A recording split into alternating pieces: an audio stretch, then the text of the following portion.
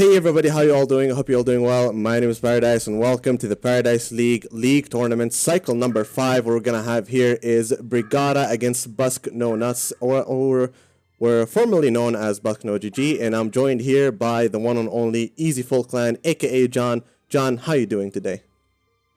I'm doing wonderful, Paradise, and yourself? I'm doing fantastic, and I'm very excited for this cycle. It's a tiebreaker, John. This one is a tiebreaker. Everyone is very close to each other in points. So who wins this Yes, one? absolutely. Who wins this Yeah, one will this be is qualified to the grand finale. yeah, and I mean this is the winner brackets first match, I should say, of the winners bracket semifinals, and we'll have let's see, it's 2 matches today, and then we'll conclude the cycle tomorrow. Is that correct? Yeah, that is correct. Today was delayed by an hour. Tomorrow will be just same time as always. What we're gonna have today is a winner bracket semifinals 1 and 2, and then winner bracket finals. Tomorrow is gonna be the loser bracket semifinals, loser bracket finals, and the grand final. We're gonna see the Okay, winner and who's gonna be qualified for the grand finale. So yeah, it's very wonderful. exciting stuff.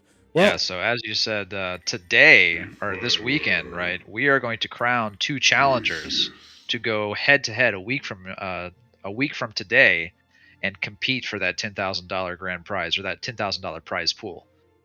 that is true. And if two teams do tie somehow, some way, which is I think is has a high chance of happening, there will be a best of 5 or a best of 3, depending on the players' free time, because it's gonna be played in the middle of the week, where they're gonna compete for the one of the slots in the grand finale. We will see if that does occur, though. Anyways, the game has started, and it really Of moved course. quickly with the picking phase. Take it over from here, Yeah. John. Thank you so much for that introduction, Paradise, and that explanation of the events leading up to this week, and of course the continuation of this weekend cycle, and the following weekend's grand final that we anticipate very highly. So I'm very excited to see which teams are going to make it there, and exactly what strategies they bring to the table to try and battle it out to to just battle through that long road of getting there. As of course, there's a losers bracket that we have to anticipate. So every team going to be playing many games through here. But before I drone on and on, I have to tell you guys about the bans.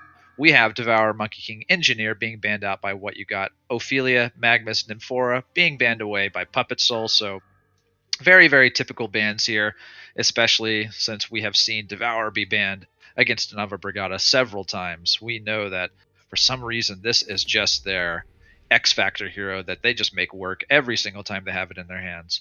And then we have a Rally first pick. Very interesting first pick. Very flex, very typical position 4 hero that What You Got likes to run. Into the Defiler Glacius pick, followed by Andromeda and Forsaken Archer. So very nasty looking tri lane being rostered up here in the first section of the picking phase by What You Got. This is almost certainly going to be an Andrew Forsaken rally tri lane, and it does look pretty feisty. We'll see if they decide to run it aggressively, and of course Forsaken Archer just being somewhat of a premier carry here in all of these cycles of the Paradise League, doing extremely well. But of course, a lot of the roster to be figured out over here on the side of Denava, as they already have their mid hero picked up, and it is a very strong one. Defiler is probably an S tier mid hero, and transitions into a very strong semi carry, and can open up a lot of space and tower push potential with the Unholy Expulsion, as we know. But as we see, Behemoth has been picked. Let's go ahead and just talk about the heroes that were taken away. And actually, if you steer your eyes towards the bottom right corner of the hero pool, you can actually see that the majority of the heroes this game banned out are actually Hellborn strength heroes, very interestingly, all stacked up there in the corner. But we have Electrician, Lord Salforce, and Kraken. What You Got, Puppet Soul opting to ban those 3 strength heroes. So some really power mids, power solo strength heroes that are have been run many times in this tournament, going to be taken off the board versus the Lodestone, Deadwood, and Prisoner. So all 6 of the heroes banned in the second phase are indeed strength heroes, whether or not they are just strong solos or strong position 4s, initiator ganker types.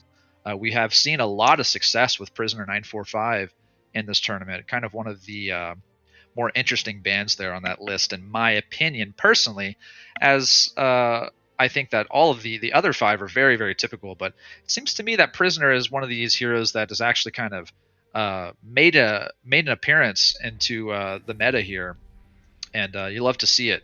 Love to see a new hero kind of coming in, shining very brightly, and having a lot of success, especially as seen it done very well as a second support in a tri lane.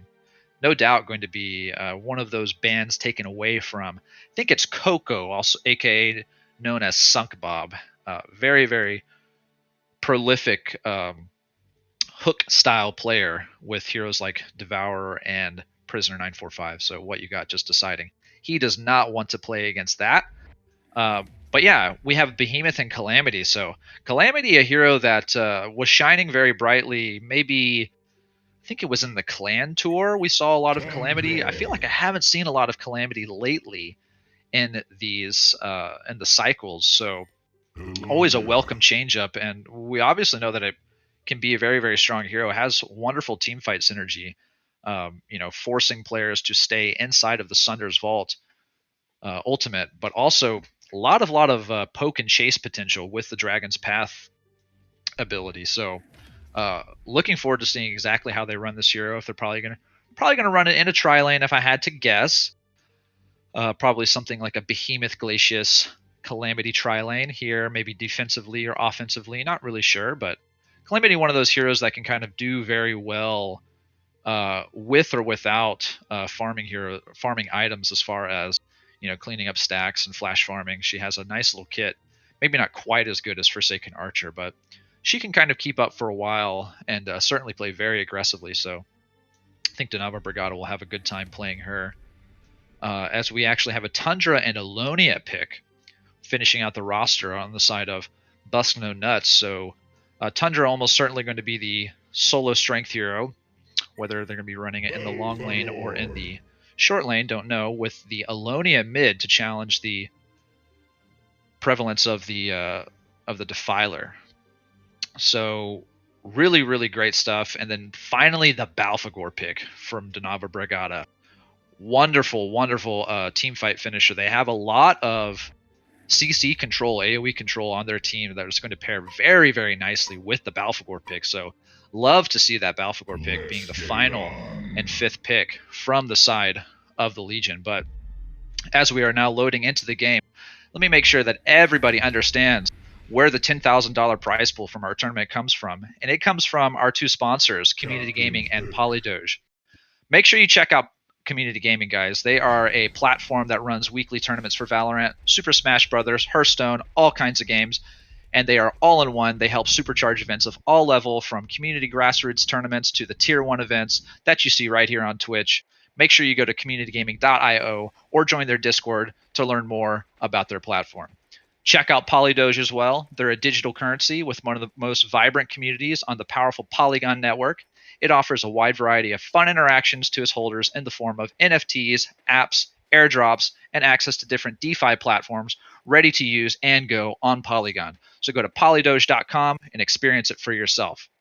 Make sure you put some traffic into these 2 sponsors, guys. Go ahead and click the sponsor links, type !ad in the chat, scroll down, check out those links, create accounts, all that good stuff, because depending on the amount of traffic that they get from their sponsorship, they could potentially increase this $10,000 prize pool into an even greater sum to motivate these fantastic teams to play even harder and just really, really put it all on the line to just go head to head as well as they can in this final tournament for HoN. So anyway, back to the game, guys.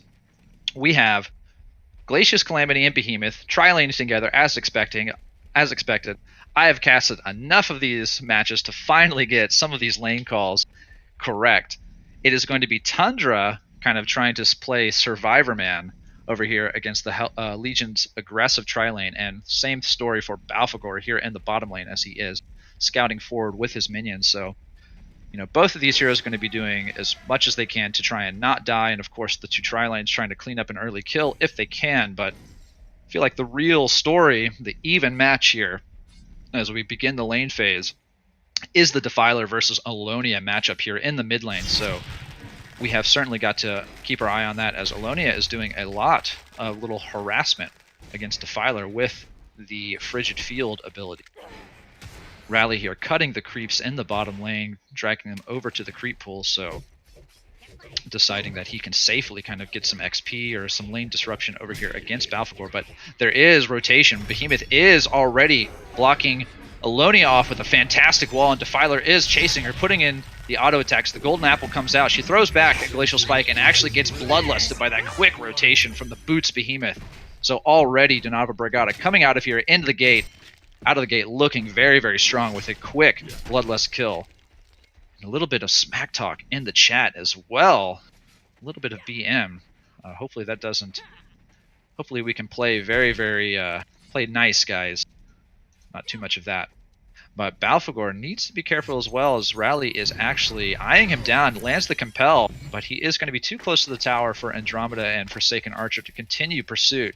But here comes Behemoth again, and he is going to wander through this ward in the Hellborn Woods. I actually wonder what happened there in the first Bloodless kill, because that ward has actually been there for a little bit. Maybe Alonia just took her eyes away from the minimap just at the wrong moment and just didn't catch Behemoth's rotation. But Rally here going ahead and sniping out the bottom rune. Behemoth saving that regen rune. Nice little rune for Defiler here at the top rune location. And things are slowing down. We have Tundra taking quite a bit of harassment in the top lane, but he's doing just fine. He's actually level 3.5 on his way to level 4. Not doing too shabby, but Behemoth and Rally both kind of flanking this mid lane, trying to see if they can make something happen. It's a little 2v2, banter here in the mid lane, but nothing going to happen just as of yet. The creep score is looking pretty... okay, Rally actually... Excuse me, Alonia takes the Fisher stun. Rally is there to save her if need be, but Balfagor here in the bottom lane being very, very low. He is going to be able to health pot up behind the tower, so pursuit is going to be thwarted for the moment. But actually Tundra is the one that's going to fall in the top lane to the Calamity Glacius combo, so those dragons putting in a lot of damage. Tundra is going to fall, so it is now 2-0.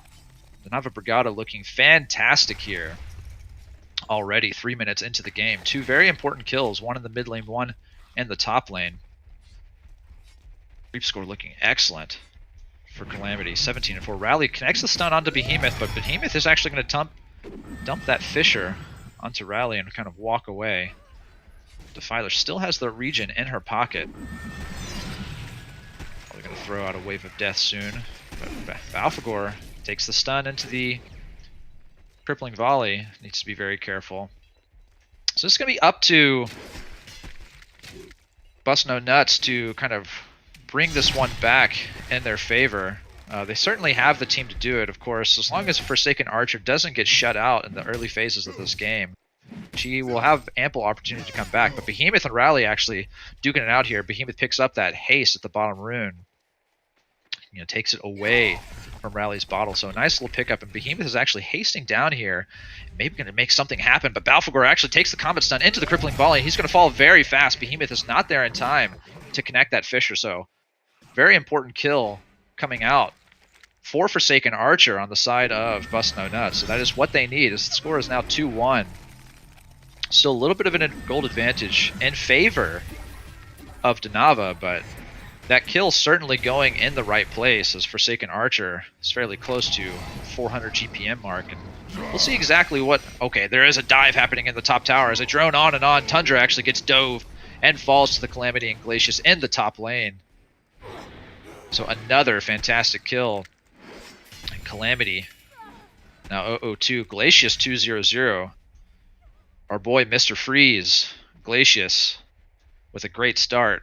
Always love to see this hero kind of getting what it needs in the early phases of the game. Glacius, one of my favorite support heroes personally. It's nothing better than a well-placed Glacial Downpour to spice things up in the middle game and those heavy, ability-heavy team fights. But Alonia needs to be very careful here. Actually, that wall is not going to connect, but Rally compels in to try and save her and actually dies right to the Unholy Expulsion. Andromeda connecting the Aurora, trying to see if she can get the Comet Stun in there, but Defiler about to heal up from those spirits, back up to full HP. So it is now 4-1 for Donava, and they are just looking unassailable at the moment. It's really going to be up to FA to see what she can pull together for her team, at least as it stands.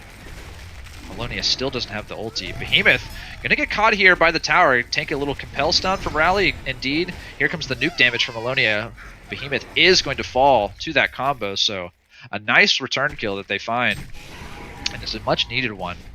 It's just a lot of harass coming out here in the mid lane. Melonia just really struggling. The 240 GPM versus the 450 of Defilers. Defiler just a monster here in the early game stages. Top farmer in the game, but not too far behind FA at 405. So, and we know that she can certainly snowball a bit quicker if she can get towards some larger stacks there on her side of the map, as we actually see some stacks starting to grow in the Hellborn jungle. So we'll see exactly who is able to take those in the most timely manner. And Tundra actually, he has died twice in the top lane, really struggling gold-wise, 160 GPM, but he does manage to get to level 6, so certainly in a spot for making plays, as he has level 3 piercing shards and the ultimate available to him. And of course, who can forget the cover of vision that Shiver provides? Always going to be a relevant tool throughout the remainder of this game. So potential for him to gank somebody is there, but Andromeda is going to get ganked over here by Behemoth and Glacius. So actually Glacius taking a lot of damage from the Forsaken Archer. Andromeda's going to fall first, but Glacius able to duck out on very low HP, but Rally connects the double stun on Behemoth and Balfagor, but Balfagor with the Hell on New Earth, but gets stunned out by the Avalanche. So all in all, it is a 3-for-2 in favor of Bust No Nuts. So, and the FA was one of the casualties, so perhaps you could say a little bit on the even side, as they do lose their main carry farmer, and Defiler in the meantime does pick up a very important mid lane tower kill. As we know, that opens up a tremendous amount of space for her team by accomplishing that. But the Frigid Field, Melonia ulti is going to come out on Defiler, but Defiler is very tanky with her current items. She actually is able to heal up just a little bit with the Siphon Soul, but she will fall to the trio of heroes here at the bottom river. So that is certainly a key kill for Bust No Nuts. They were looking for that kill on Defiler for a while to try and slow her ascent into the game. She was pushing close to 500 GPM prior to that very important death. Forsaken Archer rotating up into the top lane. Calamity doing so in kind, rotating to her safe lane. So a little lane swap happening here, but there actually are 3 heroes up here for Donava. Same can be said here about Bust No Nuts, but Alonia is actually not really making her presence felt in that top lane, as she actually is the one to clean up the stacks early on. So one of the nice things about a hero like Alonia, but there is a kill. Calamity gets caught out by Tundra and Rally, so excellent stuff. The position 1 farmer getting picked off here. Puppet Soul unfortunately taking that death, but not so soon. Not so soon to talk. Here comes the crippling volley piercing arrow. Behemoth is going to die very quickly. Defiler, though, pushing forward with the Unholy Expulsion activated. Not going to be able to make anything happen. It just looks like it's going to turn into a tower push. So, second tier 1 tower likely to fall here for Donava. And this is a lot of team gold if they can snipe this one up as well. And, of course, map presence will grow taking out a tower like this. 2 towers for their side before the 10-minute mark. And there's a rotation here from Rally and Alonia in the bottom lane. Port comes in. Behemoth and Calamity are here together, but they have to be very careful. Shiver not pushing forward. Shiver just chilling in the trees there. Now he's moving, seeing if he can find somebody, but, can't forget about this top lane push. Defiler and Balfagor together in the same lane. I mean, this is an insane amount of tower damage early on in the game, and it looks like this tier 2 tower in the top lane is going to fall. So this is a humongous chunk of gold in favor of Donava. I mean, hold that thought. Andromeda and Alonia are actually taking a lot of damage from Calamity. Calamity finds that kill. She will fall herself, but it was a 2-for-1 exchange. There is a buyback. No, excuse me. I read that wrong. No buyback, but Behemoth is going to end up fall. So it's a 2-for-2. No, Behemoth is still able to walk away. The Compel is up very soon. The Piercing Shards actually miss, but the Compel it's up to Rally. What you got, going to connect and kill Behemoth. So 2 for 2 in the end, but they do lose that tier 2 tower in the top lane. So it's a 4k gold advantage for Danava. And, you know, this much gold early on, 10 minutes into the game, when you have heroes like Balfagor and Defiler, I mean, this is a whopping team fight tower push lineup that we have on the side of Danava. So you have got to watch out if you're Bust No Nuts. I mean, you have this great farming FA. You know, she's 5-1, 400 GPM, and they're actually setting something up here in the bottom lane as I speak. Balfagor, but this is, they might run into trouble here as there's 4 heroes, but the piercing arrows, crippling volley actually is going to drop Balfagor, but Defiler is here with the ulti, and she finishes off the Tundra very, very quickly. Rally gets swapped out by Andromeda, but she's in trouble herself. Maybe. Crippling volley, not going to be canceled. She's going to connect it onto Behemoth, and Behemoth's taking a lot of damage from the tower. He will fall, but Defiler finds that kill on Andromeda, and Forsaken Archer gets compelled out by Rally. Wonderful stuff from what you got on Rally, saving his carry, but they do lose 2. It's 2 for 2. But Defiler is here. The ulti does run out. They're going to be putting some pressure here on the defense tower. And Alonia, very, very squishy here behind the tower. She's actually going to get pursued by Defiler. And Calamity is soon to follow. The Firebomb is going to connect some damage, but it will not pull her back. Does not matter, though. She does end up falling. So Danava looking very healthy here, as they already have this Defiler with a finished Gnome's Wisdom. Balfagor, who was going against the tri-laner in the early phases, already finishes. Okay, Tundra going heavy on Defiler, but he actually is the one that is running for his life at the moment, as Defiler was there following, and Calamity drops the Thunder's Vault, and Andromeda will fall. Behemoth pursuing forward, but really looks like he's just flanking this Forsaken Archer.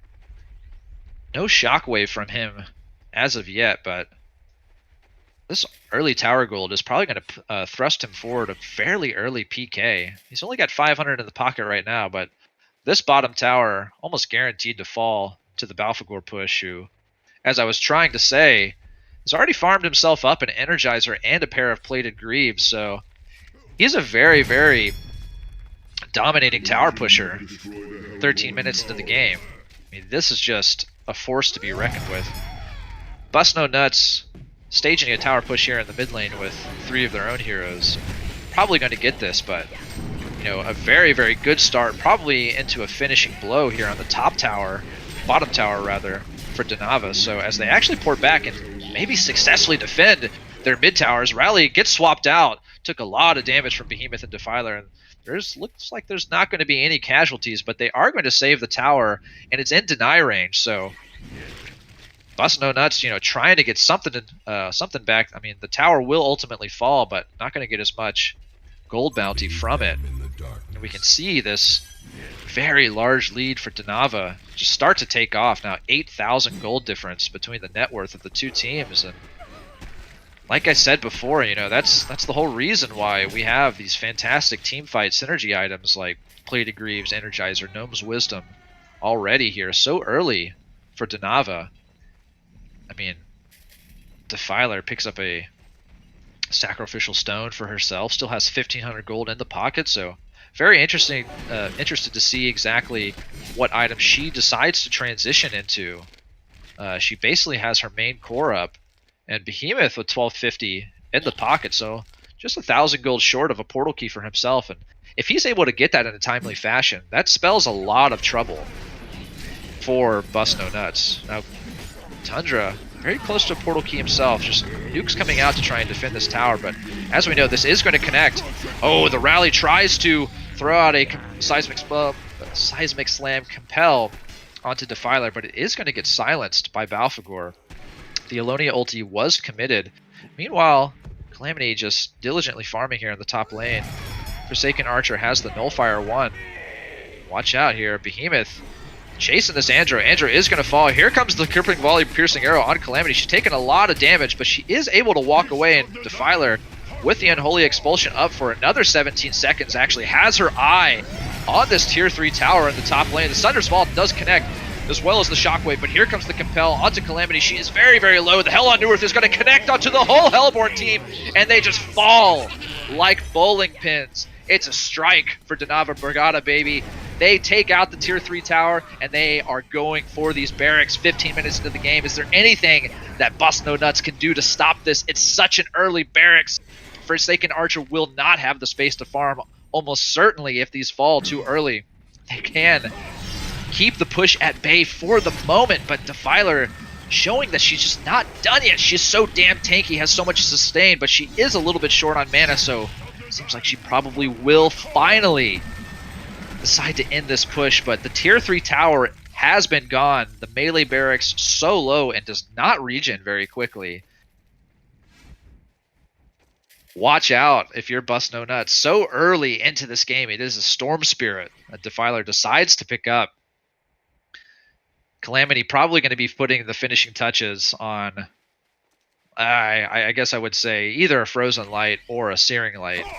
I would like to see, obviously, Searing Light, she likes the agility as she is an agility main stat hero, but I would like to see the Frozen Light come out from her as just a little bit extra tankiness, because if I were Danava in this situation, with such a large lead, no tier 3 tower to have to push against here in the top lane, they are taking it.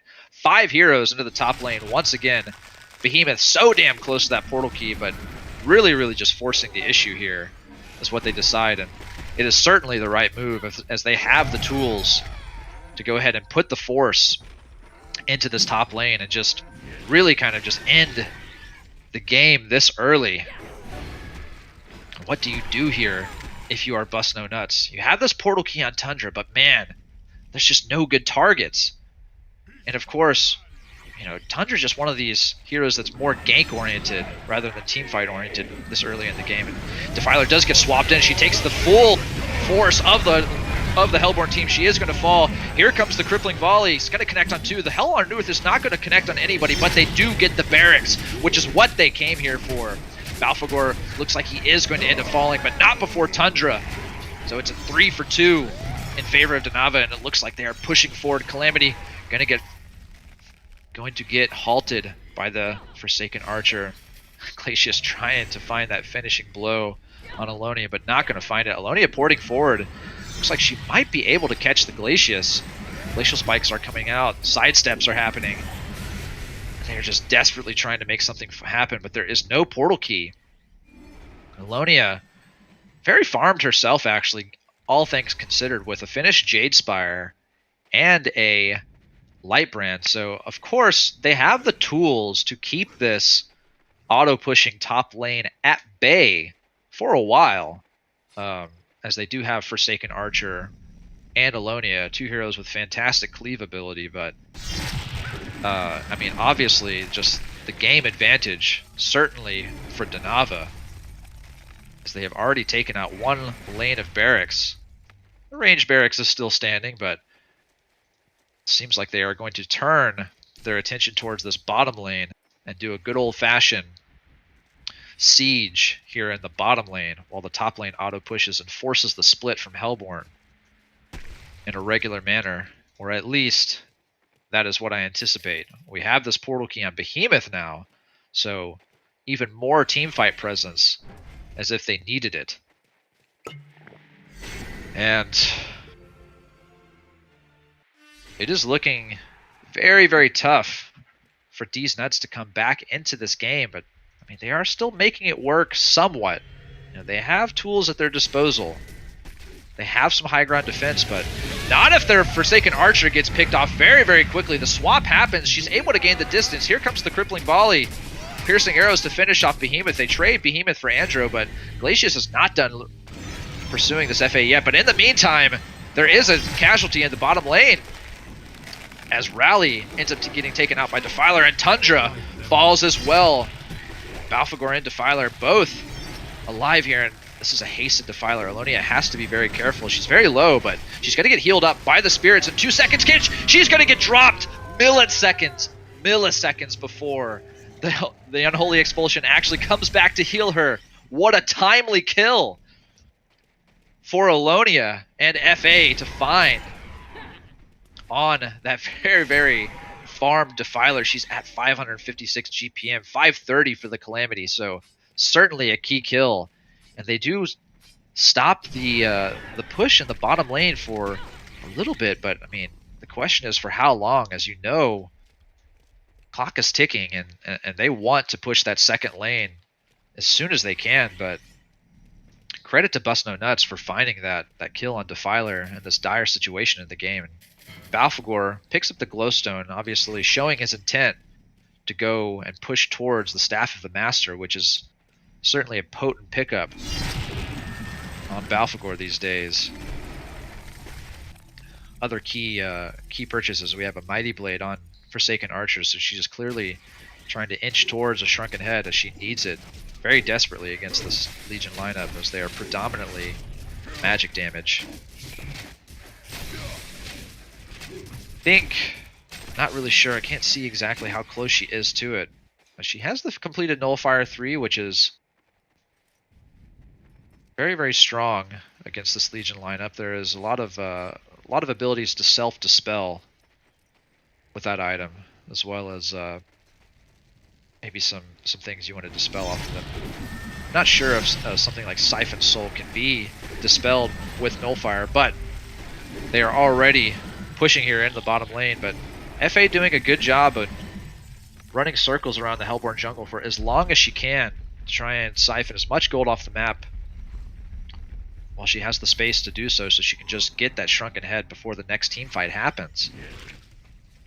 And this might be it. She might be about 120 gold away from it. I'm not sure. I wasn't able to see if she purchased a Warhammer recently.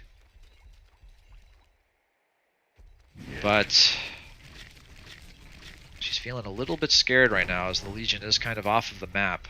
Glacius picks up that Bound Eye, so they are really, really trying to wrest map control away from Bust No Nuts as they actually decide that they want this last tier 2 tower for additional space on the map and team gold, because this tower kill is going to get their team about 10k gold ahead of Bust No Nuts. And honestly, they are in a fairly good position to kill Kongor, as we see them doing right now. They actually use the Unholy Expulsion.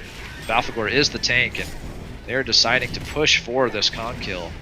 It's probably the right move, because it doesn't look like Bust No Nuts is quite ready to fight yet. They are going to find this Kongor kill and maybe even decide to rotate to their side of the map, or could they decide to end it here? It does look like they're pushing towards the bottom racks, bottom tower I should say, which is only at about 40% HP. But no, it looks like they are rotating to their side of the map. Andromeda places a little pit ward in the Kong pit, but if the Bound Eye is up in 10 seconds, it will most certainly get countered.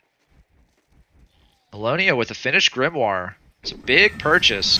She can stop these tower pushes pretty handily, but as we know, and maybe, just maybe, the Jade Spire range bonus will actually allow her to prevent herself from feeding Balfagor charges while she actually does push away the creeps off of her own tower. I'm not 100% certain, but it's certainly something you don't want to provide Balfagor with as you push away his minions from the tower. You don't want to feed the hell on New Earth, as it is just a atomic bomb waiting to erupt in the midst of a large team fight. Finished Dawnbringer now on Calamity, who has 2,000 gold in the pocket. Probably not going to wait for the Shrunken Head, I would imagine, into the next team fight, as it would be a boon, but she might be the one that's going to hold the token here. I don't really see any reason for Defiler to hold it. Yeah, they do give the token to Calamity, so really no Shrunken needed for Calamity before this team fight if they use this token duration to their advantage. And Rally is actually going to be the one that gets caught out here in the mid lane, getting the full stunlock treatment from Behemoth, so a pretty important pick-off. They do commit the Shockwave to it, but honestly, being a man up when you have this top lane actually bearing down, the creeps are actually going to be on the ranged barracks very, very soon. Behemoth is certainly going to have other skills available, though not the Shockwave. The Sunder's Vault is actually going to connect, and the two-man stun. This is a huge combo. It's going to finish Tundra and Alonia very quickly. Alonia buys back as well as Tundra. There's 2 buybacks committed, but Balfagor actually gets the hell on New Earth in the backline, drops Andromeda. Defiler is going to fall as well. Tundra diebacks, in fact. And Calamity still has the token. She's pushing forward, trying to bait it out. Here comes the absolute zero from Alonia. It's not going to end up with a kill, but Calamity very, very low. She actually is going to snipe out Rally with the firebomb, and Alonia has to run, but there is no catch for Donava. But they kind of get what they wanted from that team fight, as ultimately it seemed to be a several kill swing in their favor, maybe 4 or 5 if you include those buybacks, and they only lost 2. They did lose the token, but that's kind of what the token is for such a dominating team fight. So in the end, Calamity now has the Shrunken Head and just 400 gold. See a Hungry Spirit picked up by FA, but such massive kills for Donava. And, you know, just getting those buybacks out early certainly going to affect the late stage of this game if it comes to that. So we're still only 26 minutes in, just so much action, so much action on the side of the Hellborn base, inside of the Hellborn base, I should say. As one of the things I didn't mention that was a victory for Legion in the midst of that team fight is they actually did lose the top barracks, the ranged barracks, to the creep while all of that was happening. So they do take out another objective on top of snagging 2 buybacks. And what you got on Rally is actually 2 of 2 buybacks this game. So I think I missed his buyback into that team fight, and he ended up dying as well. So that was 3 buybacks to make that team fight hold a success for Bust No Nuts. So they hold it for the time being. And of course, FA is looking fairly good here at 525 GPM, but her team is really struggling outside of Alonia. Alonia is having a pretty good time still at 460 GPM. She has she's making progress towards a Staff of the Master with the Glowstone, but of course there was a buyback, so she's going to be down about, I don't really know how much it costs for her to buy back at this time, but probably 1,000 gold roughly is what I would say if I had to estimate. But you know, in the midst of this pause, we can see that a portal key was picked up on Defiler. So pretty interesting pickup, and just making her intention shown that she doesn't really need any more items to remain a threat. I think that she decides to pick up this portal key just because positioning is such an important aspect of playing Defiler.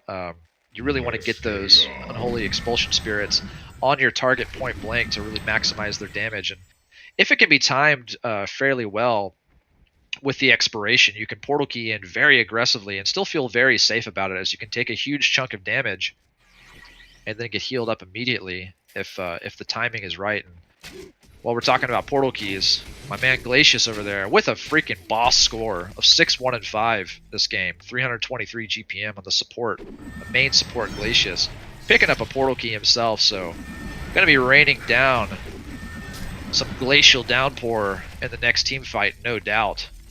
Really, really want to see it happen. There's the Mighty Blade purchase from Alonia, so we know that she is about halfway to her completed Staff of the Master. And a pretty important item if she can actually get it, but all 5 heroes here for Donava kind of collected in the bottom lane, and just going to let Balfour slowly push this wave towards that bottom tier 3 tower, which they haven't really poked in a while. And Forsaken Archer and Andromeda rally here in the top lane, looking like they might be able to take this tier 1 top tower and clean up you know, a little team gold for their side, which will push Alonia closer towards her Staff of the Master. After this tower kill, she'll only be about 1,000 away from it, but she will not have buyback, which as we saw in the previous engagement, that was a pretty important part of their hold. But they do have some fantastic range nukes to just keep these creeps at bay. But inch by inch, they're just taking out this defense tower. The Fisher comes out to secure it, so the tier 3 tower actually is going to fall in favor of Donava, and they're just going to diligently put a rally here in the back. Not really sure how he got there. He even snuck up on me. Thunder's Vault is going to catch Andromeda, and she's not going to swap anybody in, of course, but the two-man Fisher connects Forsaken Archer and Tundra, and the HoN North, which is now Staff of the Master, is going to just delete Tundra, who buys back, and Forsaken Archer falls as well, is not going to have buyback. Behemoth, no, she will have buyback, so she's coming back in strong, but Tundra with the dieback. Now Forsaken Archer putting her gaze towards Calamity, but in the meantime, Defiler and Balfagor potentially taking out this barracks. So many buybacks happening. Calamity buys back as well, and she's trying to make her way towards the bottom lane. She's a little bit slow. 4 heroes still up for Denava. Of course, they're waiting on Calamity to join the fray. There's some respawns happening for Bust No Nuts, but they really, really want the second pair of barracks to fall. It could certainly mean the game. So hard to come back from being down 2 Raxes in a game of HoN, but Forsaken Archer trying to push forward, just thinking twice. This melee barracks is falling so quickly. Balfagor trying to get in. Defiler is in. Portal Key Shrunken Head is up. Forsaken Archer finally falls. She has no buyback. Rally is able to compel out for the moment. Here comes the Glacial Downpour just for a moment, but they turn around. Calamity and Defiler pushing forward. Alonia is going to fall. The Storm Spirit comes out on Calamity. Tundra trying to finish off Calamity so hard, but he is going to fall, and that is almost certainly game, as it is a full team genocide. And Denava takes game 1 in a pretty secure fashion. Prior to the 30-minute mark, we saw that 15-minute Rax come out, and their push team fight lineup just really came to fruition in this first match of this best of 3, and it's going to be up to Bust No Nuts, I should say, as they are called now, to really turn this one around in game 2 and see what they can muster up to try and just steal the momentum away from Denava, who are just looking fantastic. But we'll see exactly what they can bring to the table to try and make it happen and keep themselves alive here in the winner's bracket. Don't go anywhere. Fantastic game 1 concluded, and we await game 2 in just a few minutes. Keep it here.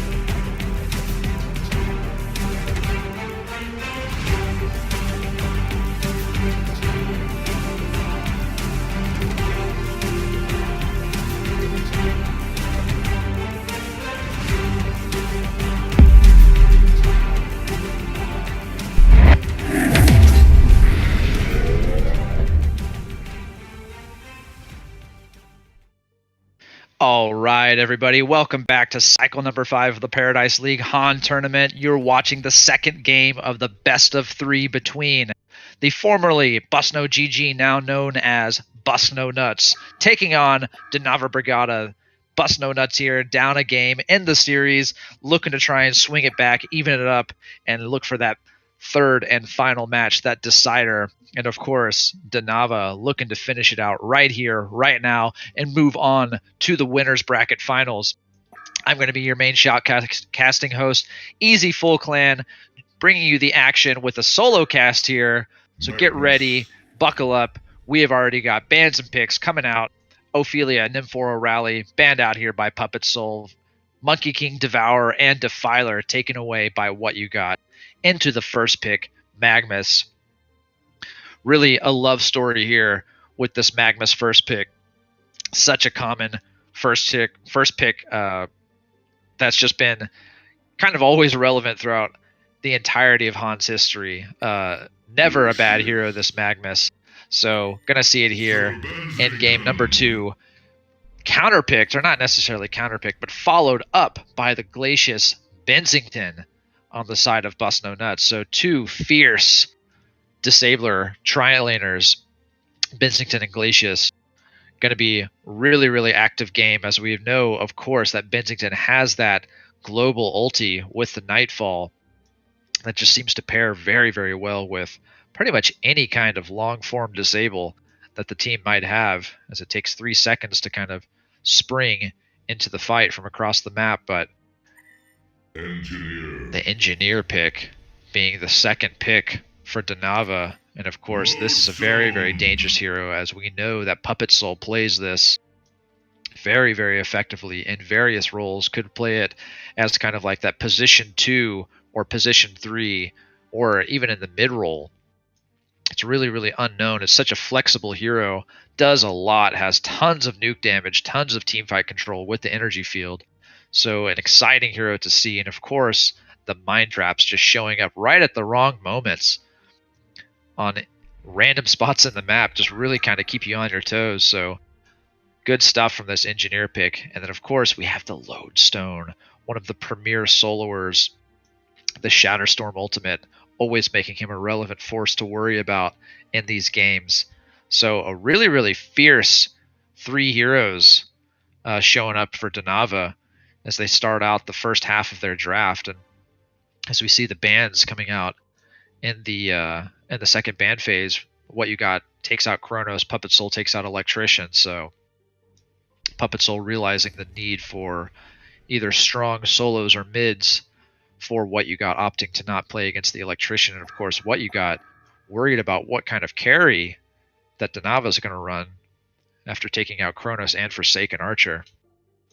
The Kraken has been removed off of the board, similarly in the last game. So definitely some different bans coming out here in game number 2, as in that first pick phase, we see that Rally and Defiler were both banned, and they were both played last game, as well as the Forsaken Archer was played last game. So going to be seeing some much different drafts here. As actually the only hero between these 5 that are on the board at the moment that were in the previous game is Glacius. And Glacius actually performed extremely well for Dinava. I believe it was Novi Pirate piloting the Glacius. And the bans have been finished out here. Pharaoh being the final ban. Ban that makes a lot of sense. It's such a fantastic teamfight presence. Really, really strong. Top tier initiator, does not rely on the portal key for long range initiation. So going to be taken away this game as we await the 3rd and 4th picks for Busno Nuts.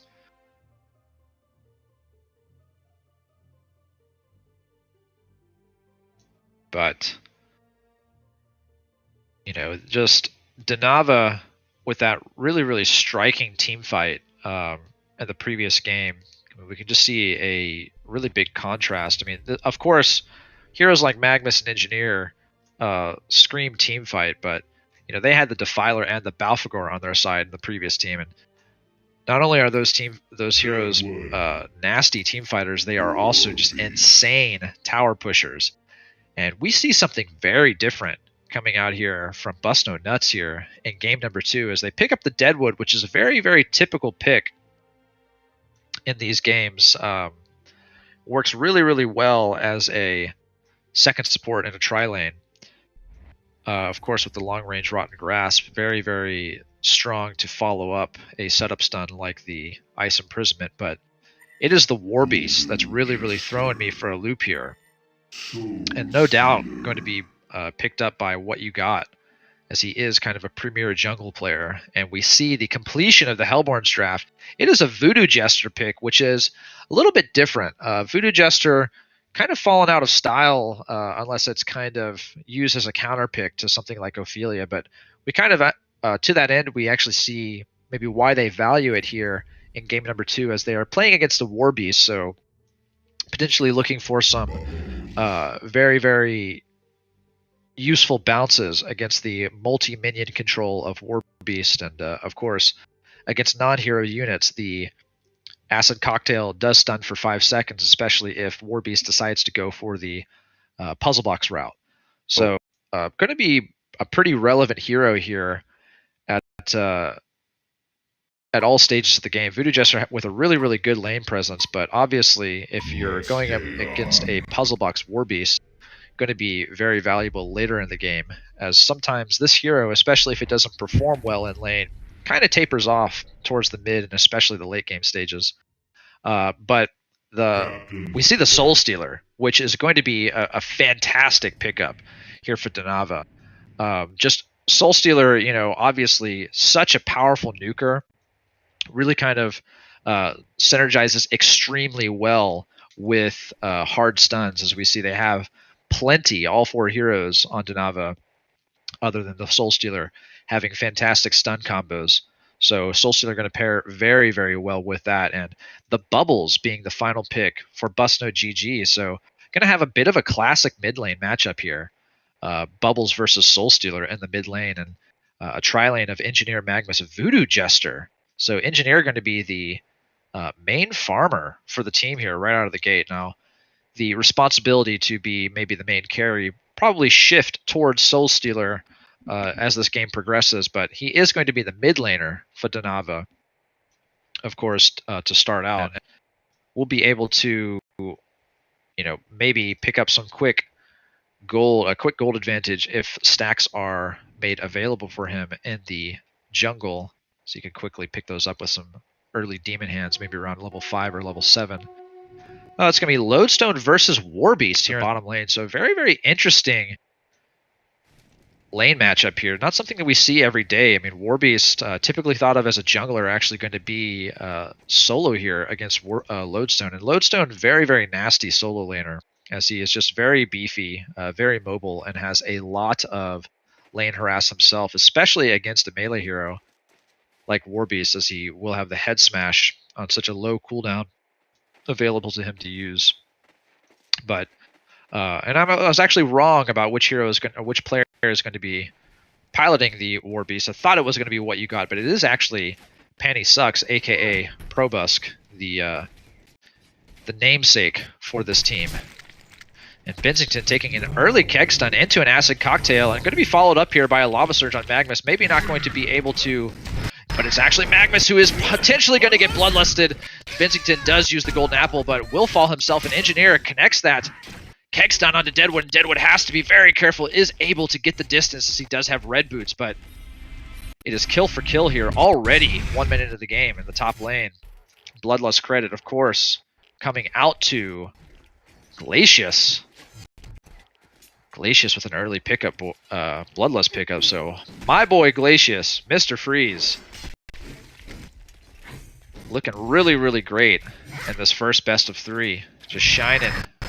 Oh, and the long-range Joust is going to connect onto an Engineer as he does use the keg on a creep. Rotten Grasp is followed up, but here comes Acid Cocktail, is actually on cooldown. I missed its usage. Magnus not in position to land that Lava Surge. A lot of lane harass here coming out. Bensington on pretty low HP. Has to be very careful a little bit. Warbeast, just if I can quickly look at the creep kill here, and the creep kill situation in the bottom lane, it's looking fairly even. Warbeast with the 5-0 versus the... But actually, Soulstealer getting gone on by Bubbles here, and the Demon Hand is actually going to miss. Bubbles putting the harass, looking to try and finish off Soulstealer, but not able to. Meanwhile, Glacius is going to fall in the top lane. Shell Surf is ready. Will Bubbles decide to throw it at Soulstealer, who has assistance from Deadwood. The Rotten Grasp is going to connect behind the tower, and Bubbles finds a fantastic kill. Very important one on Soulstealer. As we know, it's kind of important to shut down Soulstealer at the early levels before he's able to accumulate too much damage on his Soulsteal ability, racking up extra attack damage from creep kills, and of course the Demon Hand ability that just allows him to safely and effectively push out the mid wave and try to keep rune control. Still a 13-3 Bubbles against a 12-0 Soulstealers, looking fairly even in spite of that hero kill, but it could be what Bubbles needs to send himself into the position of advantage here in the mid lane, but still a very, very even game.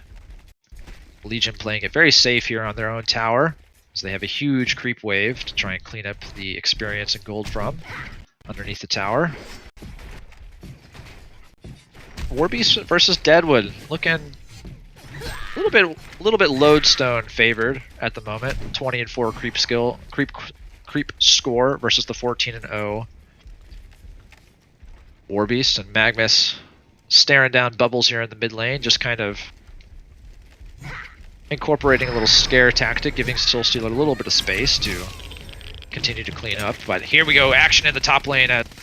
Spells are burned. Benzington and Engineer going toe-to-toe. See who's going to fall first. It is actually Engineer, followed quickly by the Benzington. So another kill for kill. Double Lava Surge just going to connect onto Deadwood and Glacius taking a lot of heat. Auto attacks coming out from the Boots Magnus. There is only one more needed. The health pot tries to come out, but not going to be in time. Falls to the Acid Cocktail of Voodoo Jester, and the stun combo actually connects from Magnus and Voodoo Jester together. It's a hat trick for Voodoo Jester. So talking about that early lane presence of Voodoo Jester and how he needs it to come to fruition. Nothing better than a hat trick here at the 4-minute mark inside of a tri-lane. Things are slowed down for the moment. Voodoo Jester has a finished Grave Locket on the way. Really, really fantastic support item. Gonna help him remain relevant throughout this game. Soulstealer creating a nice little triple hard camp stack for himself here in his jungle. So he actually needs to be careful, and maybe he knows it in the mid lane, as Deadwood is here and Bubbles is level 6 now with the Regen rune bottled. Bubbles probably going to toss out that Shell Surf, scout things for himself, burn that Regen, and look to maybe use the Kelp Field here on Soulstealer. But Magnus is here. He's going to try and assist with the gank and the ultimate usage of Bubbles. Deadwood very aware that Magnus and Soulstealer are there together now. And Bubbles is actually going to use the Shell Surf aggressively and potentially get stunned, but no, he will have a very, very excellent port to his Shell Surf, and now the Kelp Field comes out on Soulstealer, but the Demon Hands are here. And it's actually Bubbles that needs to be very careful, but the Shell Surf is going to connect. So Bubbles deciding to not port forward. Bubbles actually getting Acid Cocktailed. The take cover is going to be able to avoid that Magnus Lava Surge, but he will end up falling to the dot damage from the Cursed Ground, and it's actually a 4th kill. Excuse me, that is a 5th kill for Voodoo Jester. Now 5-0 on a legendary streak. Finding that kill on the mid laner for Busno GG. Busno Nuts, I should say. Engineer. We can kind of see that Denavo is starting to pull themselves together a game here. So they have 370 GPM on their Lodestone. Top farmer of the game, having a very fantastic time against Warbeast, but Warbeast not too shabby himself here at 300 GPM, and Magnus looking like he wants to put a Lava Surge on somebody here in the top lane, but not going to find it. Uses the Steam Bath defensively. Meanwhile, we see that Soulstealer having a day farming here at the hard camp in his jungle, using those demon hands to great effect. Cleaning up level 7, ready to stack, triple stack this medium camper. Actually, no, just nukes it down himself. Acquisition of gold for Soulstealer, able to bounce back here in the mid lanes after suffering that early death to Bubbles. Now farming above Bubbles, so starting to see a pretty noticeable lead. Bubbles Shell Surf actually is going to connect. He's going to leap forward and use the kelp field, and here comes the ulti from Warbeast. Warbeast putting a lot of damage onto Soulstealer, going to find that kill using the Metamorphosis to close the gap very, very quickly. And Glacius going to get spotted out here by Magmus, but Magmus thinking twice about committing the stun onto Glacius, especially with the distance from Engineer. There is no follow-up. Engineer coming with the keg stun ready, but not going to commit it. Take cover out, comes out from Bubbles. And Magmus in a very, very tight spot. Does not have the mana to Lava Surge away. It's actually Engineer who is in a lot of trouble here. Gets finished off by Warbeast, so it's now Warbeast with 2-0 creep score, or kill score, rather. 380 GPM. The Ice Imprisonment going to connect onto Voodoo Jester, who puts the Curse Ground onto Glacius, who will fall to the Demon Hand Curse combo. But Voodoo Jester gets killed by Deadwood, who is able to safely walk away, and Magmus thinking about putting some sort of stun onto Bubbles, but will not commit to it himself. A lot of action here in the mid game, and actually mid lane. The game actually has evened up golden experience-wise, more or less. Kind of a trivial amount. Trivial lead for the Hellborn here. 8 minutes into the game, so Legion definitely evening up the kill score and turning it into a game here in the second match.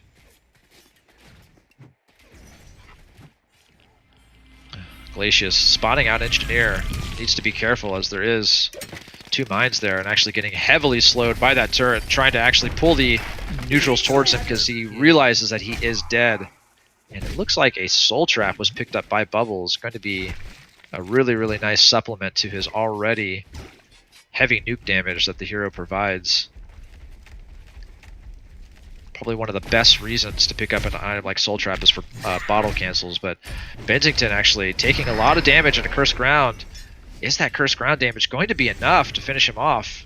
He's got 2 more heavy ticks from the damage, but Bubble's actually going to get caught out by that keg inside of an energy field. He is actually going to fall. Bensington did fall as well, and now it is Deadwood who is trying to walk away. It is a triple kill in the top lane for Danava. 2 kills for Voodoo Jester, 1 for Engineer. Getting that very important kill on the Legion mid laner. The Bubbles, one of the ones that fell. This Ice Imprisonment, Tundra Blast is going to be used on Engineer, but Glacius potentially getting dove here by Voodoo Jester. He thinks twice about it. Now Soulstealer, level 9, having a very wonderful time. Just using the space, using the commitment of the Legion side in the top lane to just find that space to farm here in his own jungle very, very efficiently. Pushing very, very close to level 10 now. And of course, level 11. Very, very big power curve.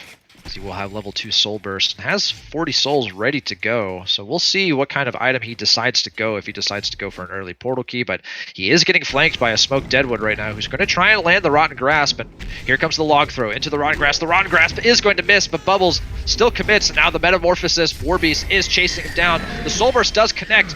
He's very, very low. Deadwood is going to have the finishing blow. No, it's actually the Soul Trap from Bubbles, but Deadwood does trade his life, and Magmus connects the stun. The Cursed Ground is there, but it doesn't look like there is enough damage. But Bubbles uses that take cover rather early and might suffer a stun here from Magmus because of it. Actually does connect that stun, and now it's up to Bubbles to try and live against this Magmus. Burns the kelp field. Bubbles is able to walk away from this, but that's a pretty big cooldown usage. This kelp field actually has a pretty long cooldown for the level 1 of the ability, and Lodestone, you know, just quietly taking out the bottom tier 1 tower while everything has happened. I mean, we actually haven't seen him move from the bottom lane one time this game. You know, letting the Warbeast do the ganking, who actually has the Blood Ruby in his inventory, so clearly going for the puzzle box route this game, as we talked about earlier. Deadwood looking like he's going to try and clean up some levels for himself, push himself to level 6. Very important mark for Deadwood to reach. But Lodestone is he has a portal key in his inventory, and he has the Shatterstorm ready. He is going to connect the Rocket Drill. Here comes the Shatterstorm usage. He's actually going to get punched by Deadwood, but the Nightfall is here. Lodestone rather, needs to be careful. The Joust is going to connect, and it is actually a return kill. And meanwhile, Magmus very aggressively positioned. Looked like he was going for the tier 1 tower here in the mid lane. It does get denied. He gets sniped out by Bubbles. 2 kills in favor of Bust No Nuts, but they're still down 3k gold, so pretty noticeable lead was starting to show up for Donava, but it does get diminished slightly as we go tower for tower in the mid lane, and Legion gets the full bounty while Hellborn actually only gets the denied bounty. But Deadwood trying to put the defense here in the top lane. Big items starting to come out here for Bust No Nuts, and looks like on the side of Donava as well, as Spell Shards 1 makes its way into the inventory of Engineer. And we actually have action in the mid lane. Curse Ground comes out onto Bubbles, but probably going to be just fine. Kelpfield was used, so an attempt was made on Soulstealer, but here comes the Eruption, Lava Surge, making quick work of Deadwood, but now the port is coming in. Warbeast actually ports into the energy field, takes the Perplex, but the Metamorphosis comes out. Magmus actually able to do a nice Lava Surge over the hill.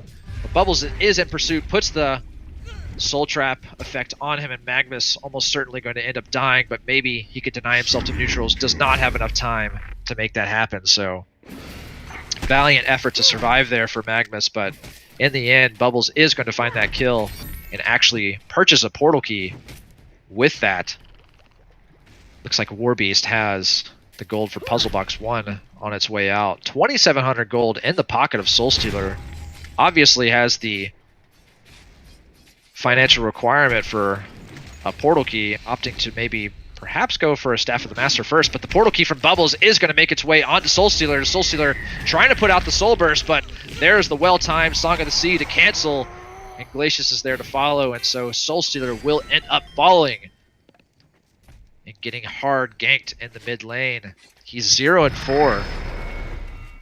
Really, really hard time for some of these core heroes for Donava to get well, mostly Soulstealer to get his feet off the ground. He has some gold in his pocket, but looks like he's really just saving up for the Staff of the Master. And who can blame him?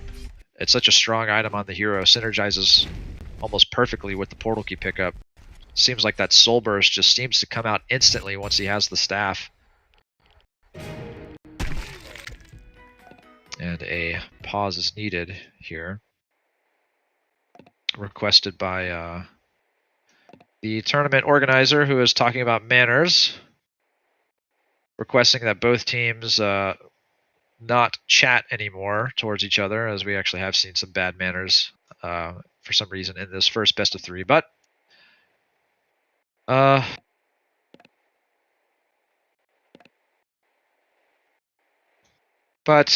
that aside, Puzzle Box 1 in the inventory of Warbeast.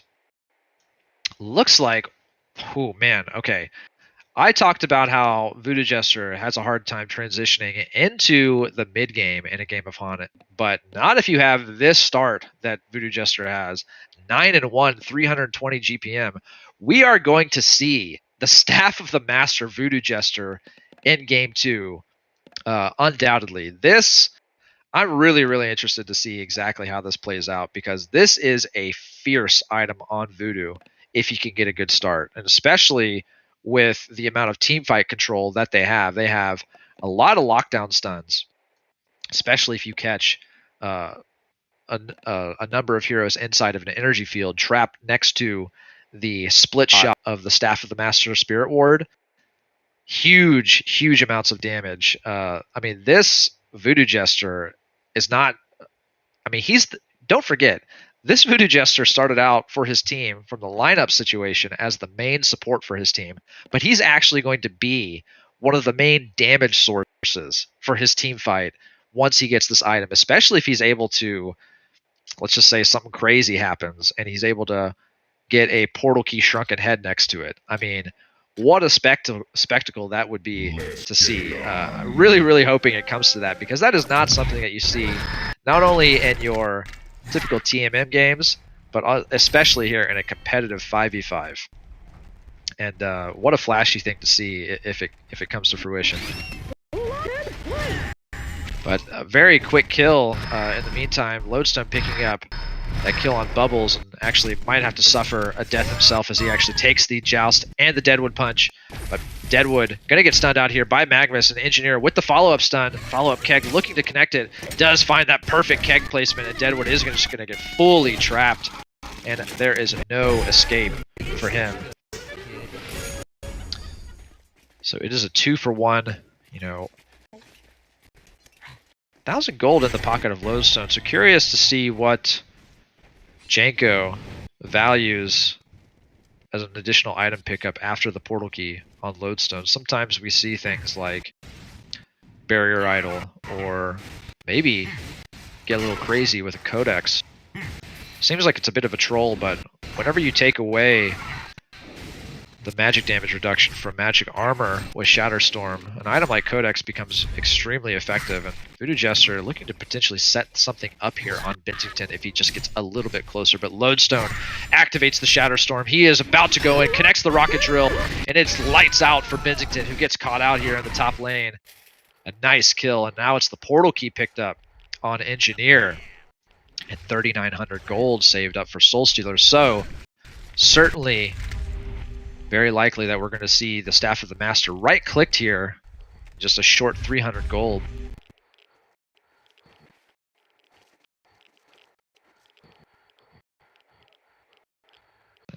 And there it is.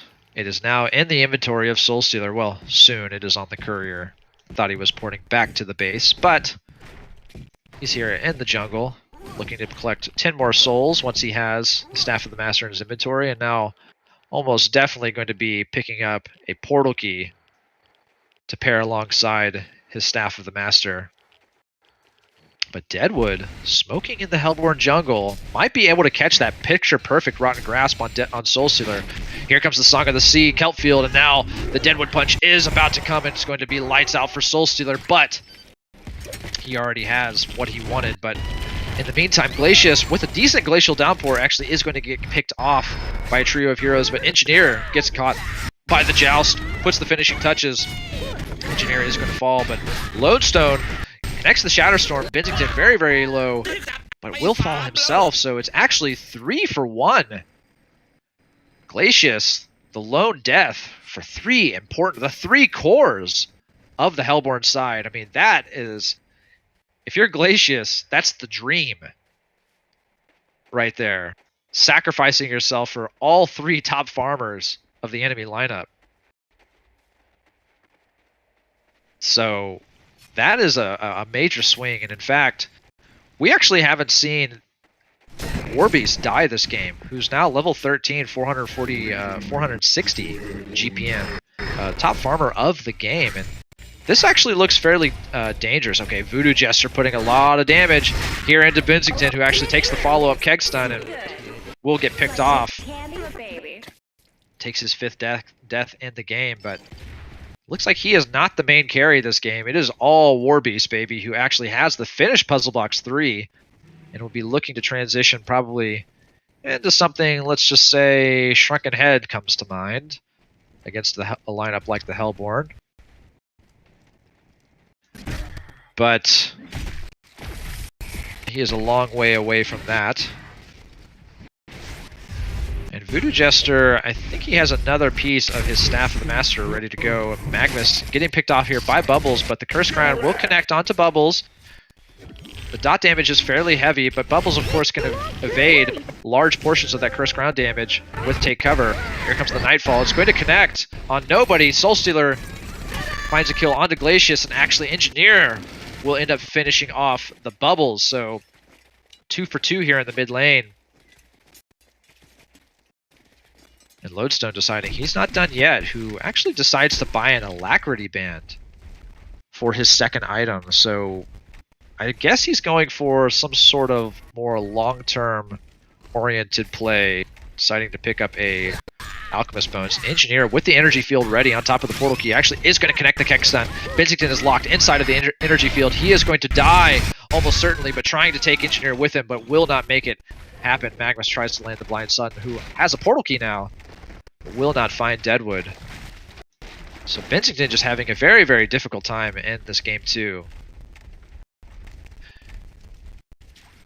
Yep, and Voodoo Jester, here we go, just 1,000 gold away from the Staff of the Master, and we see Warbeast here is smoked, thinking about going on somebody if he can spot them out, but will not be able to go on anybody. But Bubbles here getting picked out by Lodestone and Magnus, who actually aren't able to make anything happen. Lodestone with the haste bottled, but he is going to get stunned by the Kelp field, and Warbeast is there to get the last blow.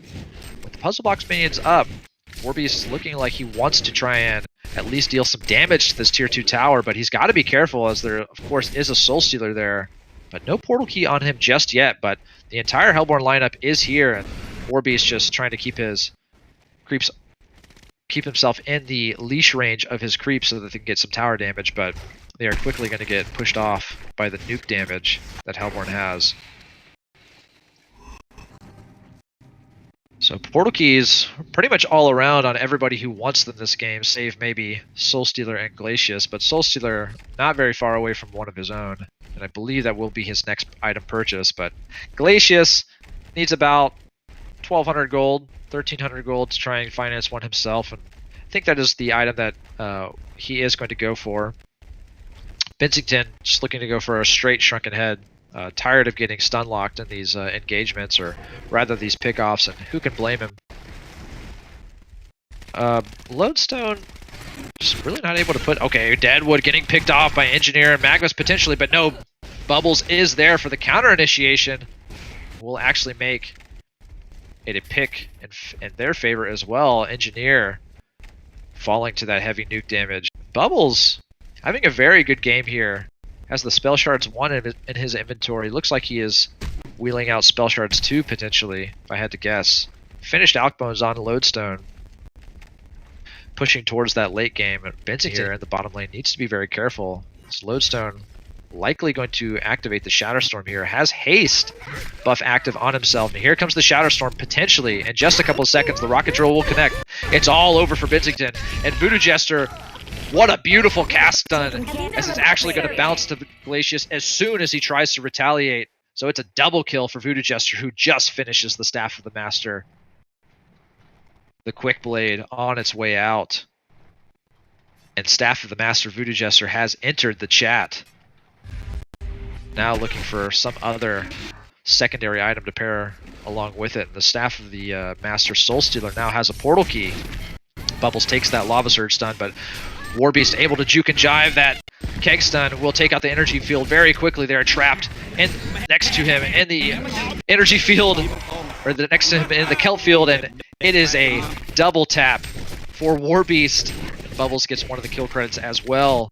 Things looking really, really great for Busno GG here in Game 2, as they seem to be on their way to taking out the lead for their team.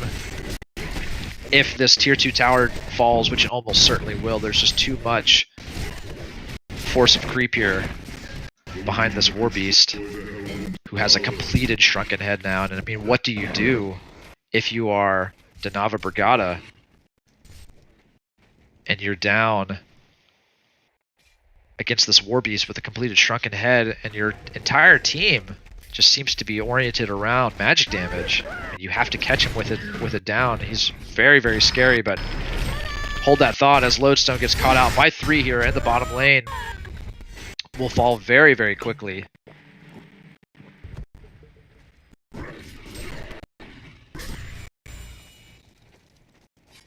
Warbeast, now level 16.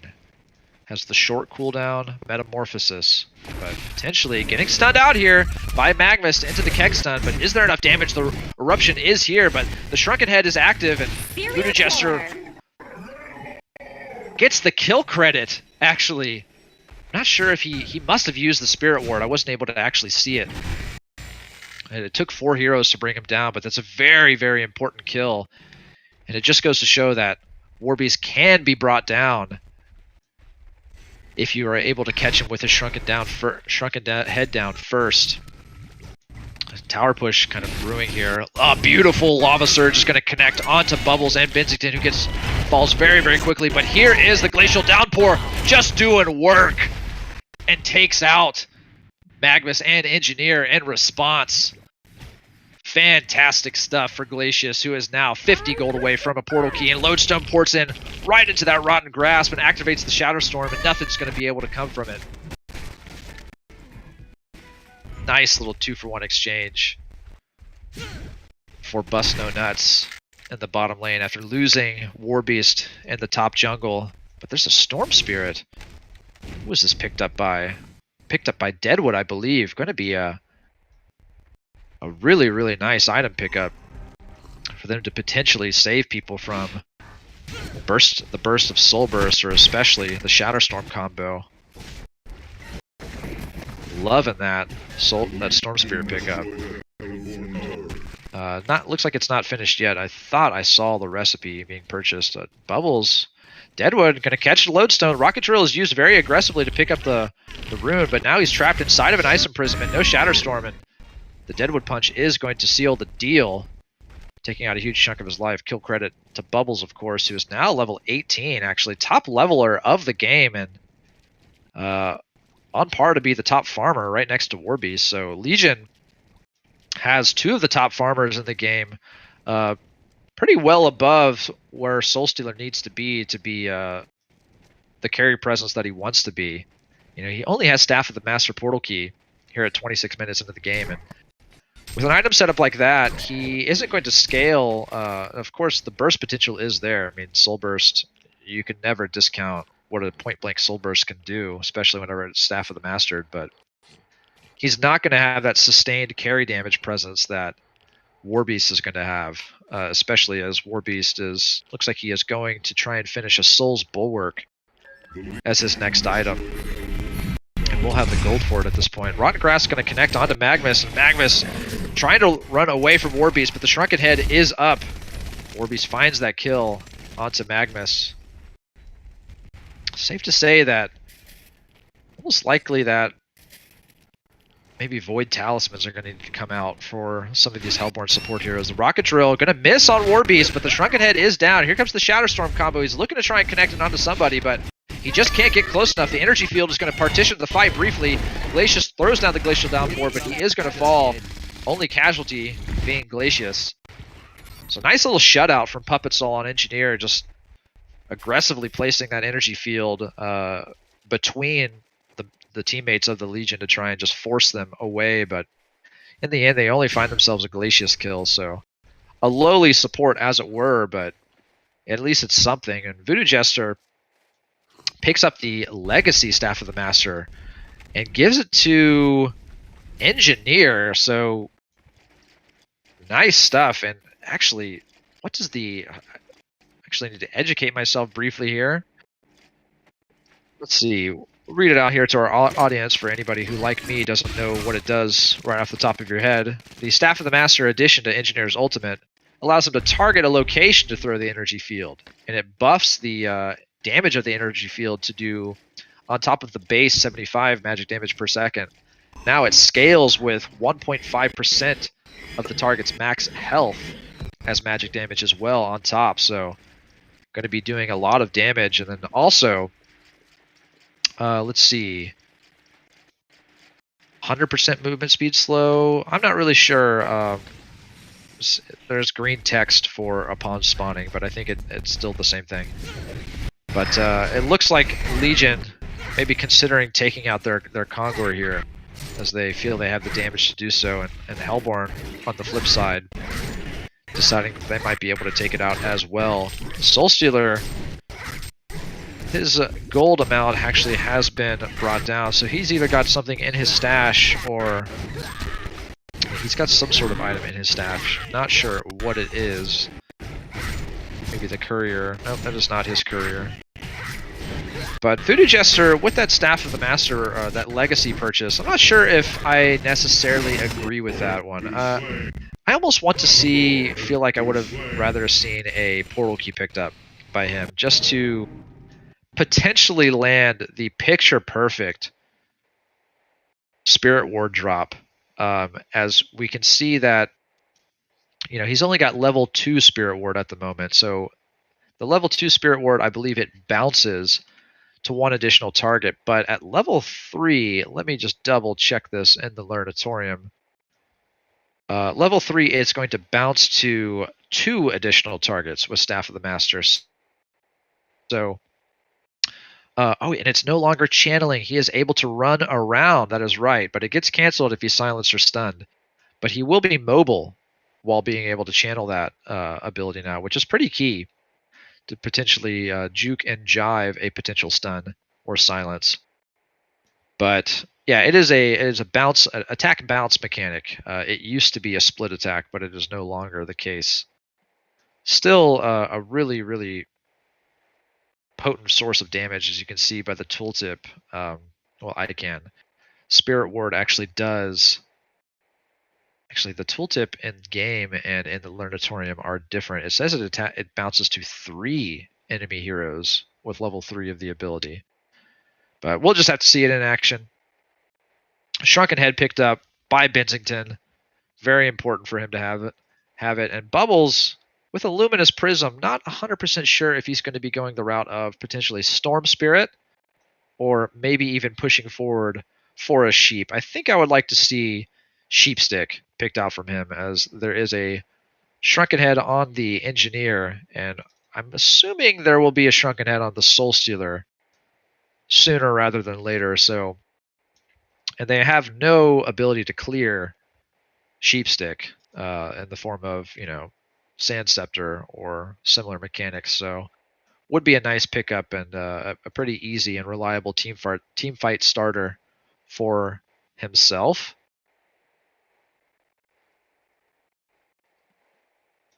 There's that completed Soulsborg on the Warbeast. And that just about covers all the items. Lodestone has 2 charges on his Alchemist Bones. I suppose maybe the reason Lodestone picked up the Alchemist Bones, outside of the fact that obviously they're going to provide him gold in the long term, is he actually might be looking to save those charges up for trying to counter the puzzle box spawn of Warbeast, which actually not a bad idea, as it is quite a bit of his of Warbeast's damage source at the moment, and he basically is the main physical sustained damage for his team at the moment. But Bensington's starting to come back up in this game at 340 GPM, so you certainly cannot count him out yet, and not 100% sure what item route he's opting to go with that Quick Blade in his inventory. Could be a Firebrand, could be a Nullfire Blade. Both of the items certainly an option. Wouldn't disagree with either one. I think I favor the Nullfire pickup slightly, but making progress towards a Geosbane, never a bad thing, as Geosbane is one of the best items in the game, no doubt. But it's still just a very, very even match, all things considered. I think it's slightly Legion advantaged, as it feels like Hellborn is kind of losing time on the efficacy of their lineup, as they are very magic damage reliant and kind of wombo combo oriented. But when you have a team lineup such as that, you're never, of course it can become harder and harder to find those kill windows, but they're always going to be present, especially with something like Shatterstorm to boot. And so we're never going to be able to count them out, but it looks like it's going to be an uphill climb for them at this point, as the scaling potential of Warbeast and Bensington just might start to outshine what Soul Stealer brings to the table. But as said before, Soul Stealer is not their only form of physical damage. They do have a staff Voodoo Jester, which is something you definitely do not see every day. And you definitely don't even see Voodoo Jester in these games very often, let alone him actually picking up a Staff of the Master. So looks like we are finally ready to start the game up as both teams declare they're ready and the unpause happens. So back to the game. We have gone Kong for Kong here, and Soulstealer actually does have the Shrunken Head ready. It's coming into his inventory off of the Courier. So, all 5 heroes for the Hellborn running towards the Legion jungle. Smoke activated on Engineer. But looks like they're not going to be able to find any sort of kill. There is the Perpetual Cogwheel from Bubbles, so he just needs the Acolyte Staff, about 2,400 gold away from finishing a Sheepstick. So he is definitely committing to the Sheepstick at this point. Oh, he actually has the Sheepstick ready already. I had no idea that, but he does take the stun from Magnus into the Keg stun, and he is going to fall very quickly. So though he picks up that Sheepstick, not going to be available for him to use for 70 seconds as he has been knocked out with no buyback available. Danava Brigada looking at this mid-tier 2 to try and get some momentum going for their side. In the meantime, Warbeast and Deadwood eyeing down this top lane, bringing it home, deciding that they have the more important objective to be able to pressure at the moment. But Lodestone is trying to kill onto Glacius, so 2 quick kills for Danava. They have the hero advantage right now, but the ports are coming back. It's Engineer porting back to defend the barracks. And now Legion is aware of it. Bensington here in the mid lane needs to be a little bit careful as Magnus and Soulstealer are ready to pounce, and he has no team support. If he makes the misstep, he could get stunned out here into a Soul Burst. Magnus is thinking about it. Here comes the Eruption. The Lava Surge is going to connect. Here comes the Soul Burst, and he just gets annihilated instantly. Deadwood smoked up and ready, but just too late. What a beautiful connection of the ulti combos between Magnus and Soulstealer, finding just that insta-kill on Bensington in the mid lane. Lodestone poking, just poking the tier 2 tower in the bottom lane. Soulstealer with another 1,900 gold saved up could start pushing towards something that gives him an even more a carry presence to rival what Warbeast and Bensington are currently bringing to the table. But Bubbles is up with the Sheepstick ready to go, and he puts the Song of the Silence onto Lodestone and actually sheeps the Engineer, but the Lava Surge is going to connect onto Bubbles. Here comes the Glacial Downpour into the Energy Field. Energy Field is going to kill Glacius and Magnus. Bensington still is not up, and the mass ports are escaping the clutches or the chase of the Warbeast. They get nothing in return for those kills on Bubbles and Glacius, so well done to Nava Brigada. And it actually is a lot of damage from the energy field with the Staff of the Master edition. But Engineer, what's he doing here? Is looking like he's trying to bait out a little bit, but those Puzzle Box minions with the Wolves doing a ton of damage. Engineer pushing forward. Actually, we see a Sand Scepter picked up by, I think it was Magnus. So Magnus, seeing the Sheepstick and responding in kind, deciding that he wants to be able to purge it off of a teammate, whoever it comes on.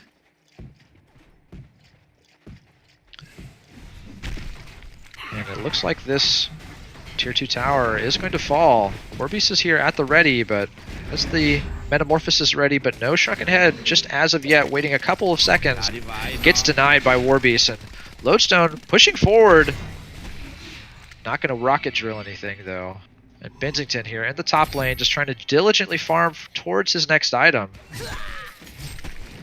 And will not join the team fight as of yet. We see the post-haste purchased by Puppet Soul, so Engineer looking to potentially catch something off, catch Bensington out alone, maybe together with Lodestone, as Lodestone is here setting up with Magnus, but I think Magnus was spotted by the ward at the top river, so Bensington smells a rat, and Magnus actually forced to run away from Deadwood. It's 3,200 gold saved up on Warbeast, but Bubbles lurches forward, actually catches the Sheepstick on Soulstealer. Here comes the Nightfall. Huge damage combo, quickly eliminating Magnus and Soulstealer from the map. Engineer and Voodoo Jester maybe having hopes of potentially catching somebody out here in the bottom lane, but not going to happen as Lodestone actually forced to play very defensively in the trees here and actually will get caught out by Bubbles, who doesn't have the Sheepstick cooldown up yet, but the Song of the Sea and everything else comes out. The Shatterstorm has been activated to try and extend his life, but he is going to fall as soon as it comes out, as his own defenses will be eliminated as well. So Bust No Nuts finding some very important picks there. 35 minutes into the game, and I mean, the net worth is almost identical between these two teams, and the Shrunken Head comes out onto Engineer, who gets initiated on by Bubbles, and Bubbles falls into the mine trap and just gets deleted instantly, able to port out away before Deadwood can potentially interrupt his port. Very big kill for Puppet Soul on Engineer. In answer to my question earlier, it is a Nullfire Blade on Bentington, so starting to be a bit of an auto attack presence himself, but he needs to watch out here as Engineer is roaming towards him, and he actually does manage to joust out in time. That Nullfire Blade level 2 now in Bentington's inventory.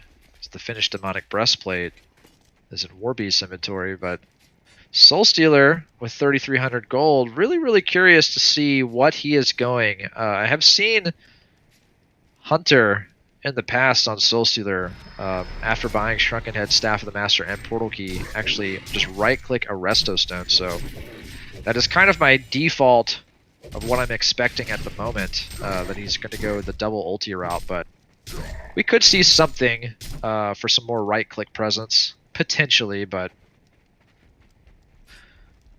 after having watched him in a game or two play Soulstealer, I think we're going to see the Resto Stone, which is always a fun addition into Soulstealer's inventory, especially whenever having a Staff of the Master already present. 4,200 gold now. Really just the main, looks like the main item purchase that we are awaiting. Bubbles with the Mighty Blade purchase. Looks like he's probably going to be going the route of Shrunken Head, if I had to guess. Aha, okay. Soulstealer opting not to go for the Resto Stone and instead picks up the Nullstone to try and counter the addition of the Sheepstick in the game. Pretty wise decision, and it will obviously give him some additional region sustain to just continue to farm up big, as he's about 500 GPM right now, competing with Warbeast. Obviously would like to be a little bit higher, as Soulstealer is kind of one of those heroes that wants to explode in the 600 to 700 territory when it comes to GPM, but not doing very bad here at all. Especially now that he has a Nullstone and a Shrunken Head together in his inventory, and has inventory space for another major item coming up with following the selling of the bottle, which will undoubtedly happen at some point.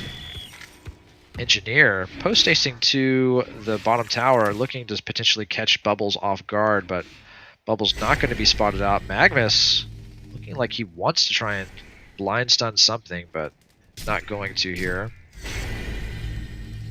And Warbeast is actually almost gets stunned out by Magnus, but decides he didn't even need to use the Shrunken Head to secure that port. I was very scared for him, but here comes the Legion Kong attempt, and looks like they are going to be able to get it, but there's a lot of movement here from the Hellborn side in the Legion jungle. They are very close to the Legion's pit, so they might decide to make a move here aggressively and stage a team fight here at the Legion Kong, and they actually pull them away from Kongor for just a moment, but in the end it looks like this is going to be a Legion Kong kill, and Hellborn, having not started their own until just now, actually going to get spotted out by this Hellhound.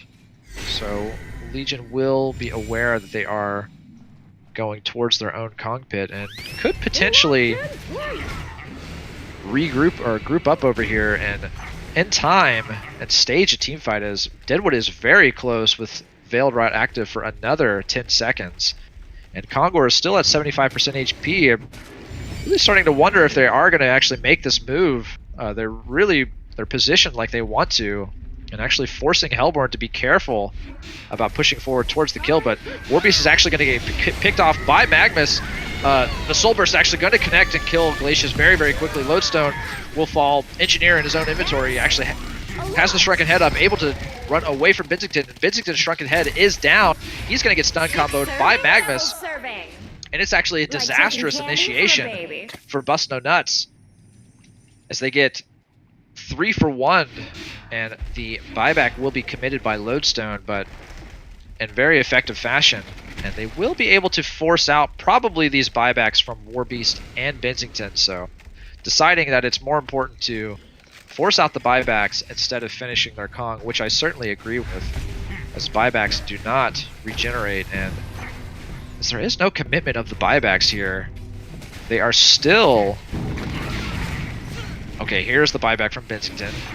Okay, oh, and the shrunken, or the sheep stick into the Deadwood Punch are going to quickly just demolish Magnus. But here comes the Shatterstorm ulti, but the Cyclone is going to be used to not allow him to connect it on anybody. And Soulstealer needs to be careful as Bubble pushes forward for him. The Shrunken Head is not up yet, but 2 buybacks were committed by Lodestone, rather Warbeast and Sir Benzington. So, Denava kind of getting what they wanted as they walk towards their own Kong pit again and decide to potentially finish up Kongor once again, but Engineer needing to be very careful as he gets sheepsticked in the mid lane, and here comes the Deadwood Rotten Grass. The Shrunken Head is active, but he's already so low. Will fall to that final auto attack of Bubbles. So, the damage, just the fact that Soulstealer is not the right click presence that you sometimes see him being, starting to show up here as this Kong kill is coming out very, very slowly, and it's giving Bust No Nuts the time to regroup near the pit, and they are forced to back off of it. Could actually potentially see a Kongor steal here. Smoke Magnus. Here comes the buyback from Engineer. Oh, it's a triple stun into a Soul Burst. It's a massive ultimate coming out for Soulstealer. And you see the power of the Staff of the Master Soulstealer in full force right there. But credit to Magnus finding that triple Lava Surge, just deleting Deadwood Glacius Bubbles in the just a frame. Wow. And now they're turning this into a tier 3 tower push in the mid lane, and it's only... There is a buyback from Bubbles, so Magnus decides to leap forward very aggressively, gets sheepsticked himself, but now the sheepstick is not available to use on any of the Hellborn's cores. Soulstealer poking further at this mid tower. Mid tower is very low. Will be still waiting for the first tier 3 tower to fall this game. And I mean, good grief, guys. Look at the net worth. 43 minutes into this game, it's almost non-existent. The difference between these two teams. I mean, it's just super, super even. And we've seen time and time again, both of these teams just finding winning engagements against each other. It's still anybody's game here in game number 2. Now, obviously, Denava with the match point advantage. They're certainly much more comfortable in an even game like this, because even if they lose this one, they still are able to take it to game 3, but they are able to finally finish their own Kong.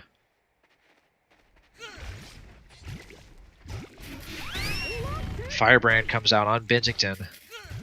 Here comes the Fabo on Soulstealer, so going the route of Wingbow this game instead of the Resto that we sometimes see him purchase. So he wants to be a right-click presence that is able to rival Warbeast. And honestly, Warbeast just not shaping up to be the right-click presence that you know, I might have expected him to be in the earlier stages of this game. I mean, he had such a great start, but looking at his inventory now, it's kind of stagnated over the course of the last 10 minutes or so. I mean, he's making progress towards another major item purchase with that 2300, but still only has the puzzle box, Shrunken Head, and Demonic to save for himself. So, you know, has a lot of team fight presence. Of course, the Demonic, a fantastic team fight aura, but in the end, I mean, he's not really that potent himself. So Soulstealer, especially with this Wingbow purchase, certainly able to keep up, having 360 attack damage with great attack speed, and of course, that whopping teamfight ultimate that we just saw. But it's actually Warbeast who is going to take the stun combo here and get deleted very quickly, and in fact, Glacius in the periphery falls as well, didn't even notice him until he just falls. So now with that the 2-kill advantage, Danava eyeing down this mid lane tower and almost certainly going to be able to break it. They will be able to force a buyback, the second and final buyback of Warbeast, I'm almost certain. Or maybe they decide that the Rax is lost either way. They actually won't give up the second buyback of Warbeast, which in the end could be the right decision, as they don't have Glacius, which is a pretty sizable portion of their team fight, in all honesty. A well-timed and placed Glacial Downpour can never be discounted.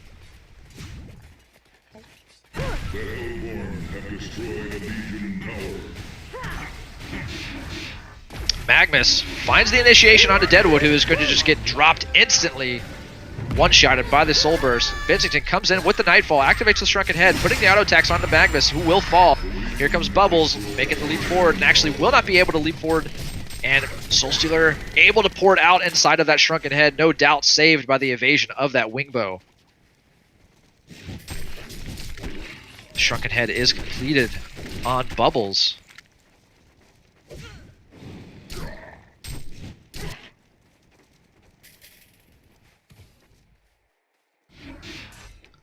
And we await. Magnus gets sheeped out by Bubbles. Here comes the Joust follow-up. Magnus falls very quickly. He actually bought back himself, but here's Engineer and Lodestone to put the punishment out on Bensington. Finds the kill return on Bensington. Engineer porting out inside of his Shrunken Head duration. Lodestone getting pursued by Bubbles and Glacius. Bubbles and Glacius. Glacius falls to the auto attacks of Soulstealer. Now Bubbles in the stun lock gets finished out by Soulstealer as well. So it is a 3-for-1, make that 4-for-1, really. But Deadwood is soon to respawn. And now certainly this game is in the finishing stages. And I just saw, did I catch that? A Restostone Engineer making its way into the game. Here comes the buyback on Bensington. Here comes the Shatterstorm activation.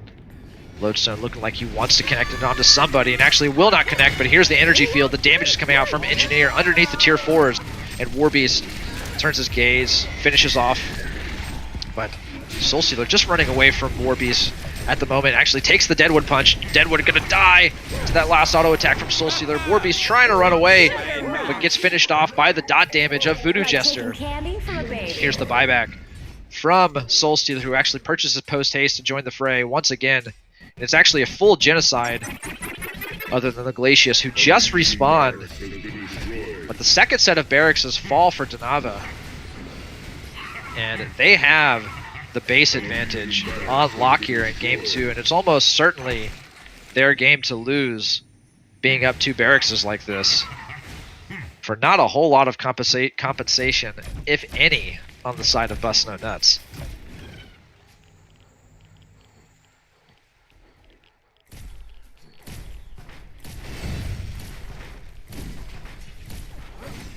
Whew. Now the lead is certainly noticeable. 14,000 gold. Soulstealer just doing so much damage, but not really scaling anymore, as he is fully 6-slotted. But what's it matter? They are now putting in auto attacks into the final set of barracks here. Still have to break this defense tower, but With no Warbeast and no Deadwood, I mean, it's defense tower is just a sitting duck. Bubbles tries to put out the Magnus, lands a 2-man Lava Surge here in the back line. The Kelpfield comes out. Lodestone with the Shatterstorm active, and Soulstealer is just pumping auto attacks into Bubbles. Bubbles actually able to run away inside of that take cover Shell Serve, but Voodoo Jester with the active Voodoo Ward. Here comes a beautiful 2-man stun with the Rocket Surge, with the Rocket Drill. Lodestone trying to find the distance, but getting dropped out by Bensington.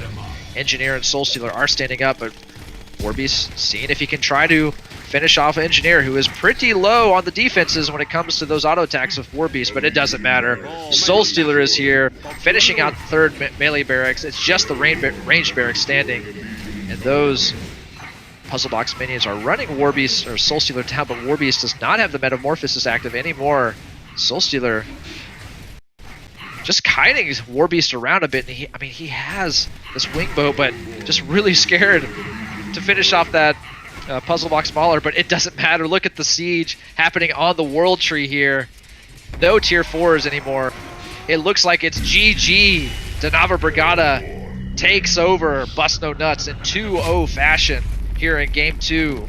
Moving on to the Winners Bracket Finals, and of course, Bust No Nuts getting knocked down into the Losers Bracket, so still able to claw their way back up following the events that will transpire tomorrow. But for now, we know that Denava Brigada is moving on, and we will see who they will be facing in shortly after this, as we know we're going to have another best of 3 between Team Tim and I believe, oh goodness, help me out, Paradise. Who's Team Tim? Team Tim versus Doghouse. How could I forget? How could I ever forget Doghouse, as they are certainly the favorites to claim this this final HoN tournament, the Paradise League. My goodness, but just goes to show you how exhausting it is to cast some of these games where it's just action after action, back and forth constantly. But we are going to take a short break, and we will give you more coverage of that best of 3 coming up here on the Paradise League. Don't go anywhere, guys.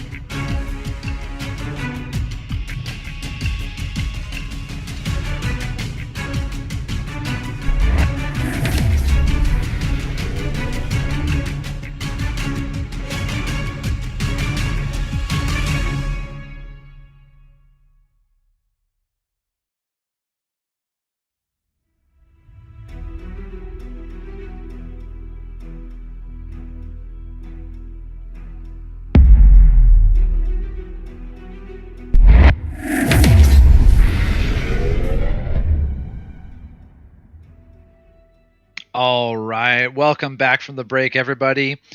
This is the Paradise League HoN League tournament.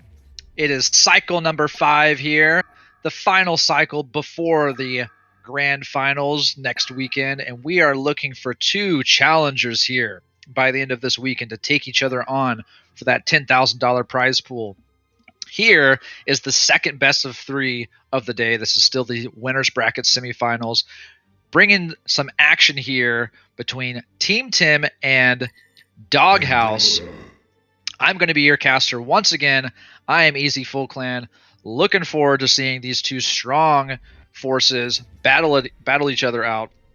We have an Andromeda pick here in the game. First pick following the bans of Magnus Rally and Forsaken Archer, as well as Dr. Repulsor, Trimble, and Sir Bensington. So Snooki banning out some very typical initiation style and obviously that premier Forsaken Archer carry, while Imba Boy, on the other hand, banning out some very prominent fall heroes, the Dr. Repulsor, Trimble, Sir Bensington. So we are not going to be seeing those here in game 1, but we do see the Andro, we do see the Valkyrie Electrician. So Imba Boy starting it off in very typical fashion, but who can blame him? I mean, Valkyrie has just performed extremely well in these cycles, and so has Electrician. Obviously, a very, very strong hero in the hands of Zane, their token strength solo player.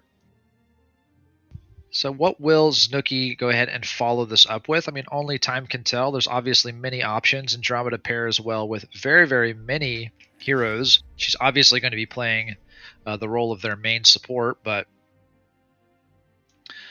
not really sure. I mean, I kind of expect them to pick up their second support here. Obviously, there's a lot of options on the table. There's the Behemoth. Maybe even could consider something like a Gladiator. I don't really know. I don't think I'm really too great with these things sometimes. I don't know. Lodestone is still on the board, and obviously Lodestone has just had such a wonderful time in these tournaments. Could even potentially see a Fade pick come out. I would love to see a Fade pick. Second support Fade might perform very well against Electrician with the mana burn.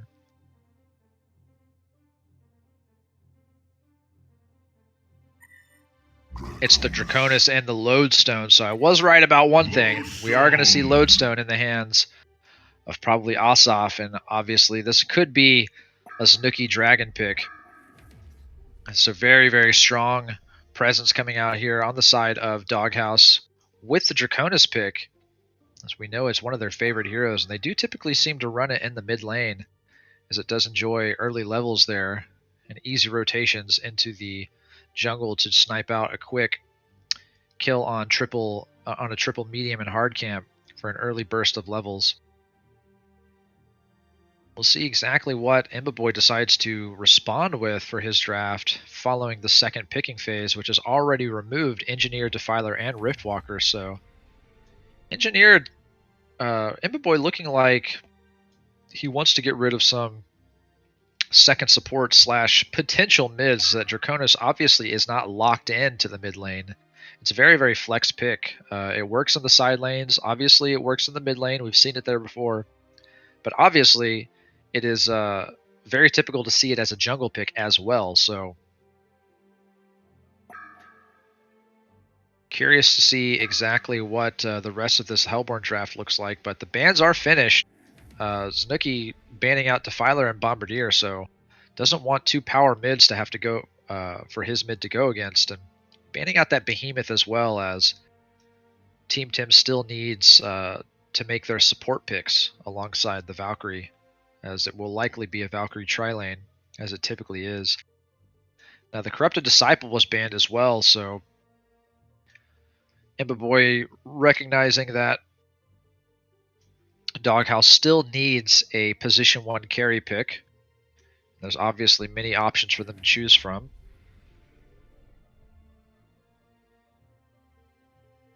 Something to probably pair with that Andromeda in a tri-lane. Obviously, Gemini comes to mind, but I believe we have seen things like, we actually have seen Gunblade picked up. I believe it was. Actually, I think that is a Donava Brigada pickup typically, so might not see the Gunblade. Could see a Chronos potentially, but it is obviously Team Tim's pick here, and they're making it, they're using their time on this one. Moira still on the board. Wouldn't mind seeing a Moira pick. It's certainly a very strong support pick, but obviously they have Nymphora. I expect them to pick up a Nymphora here. We actually have seen it synergize with Valkyrie to great effect, but it actually is the Moira pick and the Deadwood follow-up, so Deadwood, a really great second support pick. Obviously Moira, just probably one of those S tier support heroes. Just seems like it has so much applicability. It's able to play so safe, but able to just show up across the map with the Ephemeral Forge, and love to see that hero in the game. Really frustrating to play against. Ooh, look at this. We have a Devo pick. Was not anticipating that. Shadowblade is the carry pick for Doghouse, but Doghouse running and working Devo into their draft. So this is going to be a second support Devo, no doubt. Probably going to see a Shadowblade Devo Andromeda tri-lane. Very, very interesting, but we'll see how it's able to manage going against Deadwood, Moira, and Valkyrie, which seems, at least on paper, seems a little bit better, but honestly, you can never count a Devo lane out of the mix, as one well-placed hook is all it takes for things to swing back into your favor, even if you are down considerably. And we see the mid hero for Team Tim here. It is Parallax, baby. And we have seen Parallax perform in some of these cycles, and I fully expect it to happen once again. It is a great pick against that Hellborn lineup. There is no Intel main stat hero, and really all five of those heroes are not going to be bolstering a high mana pool this game, unless Draconis decides to, at some point, perhaps go for something like a Frostfield plate.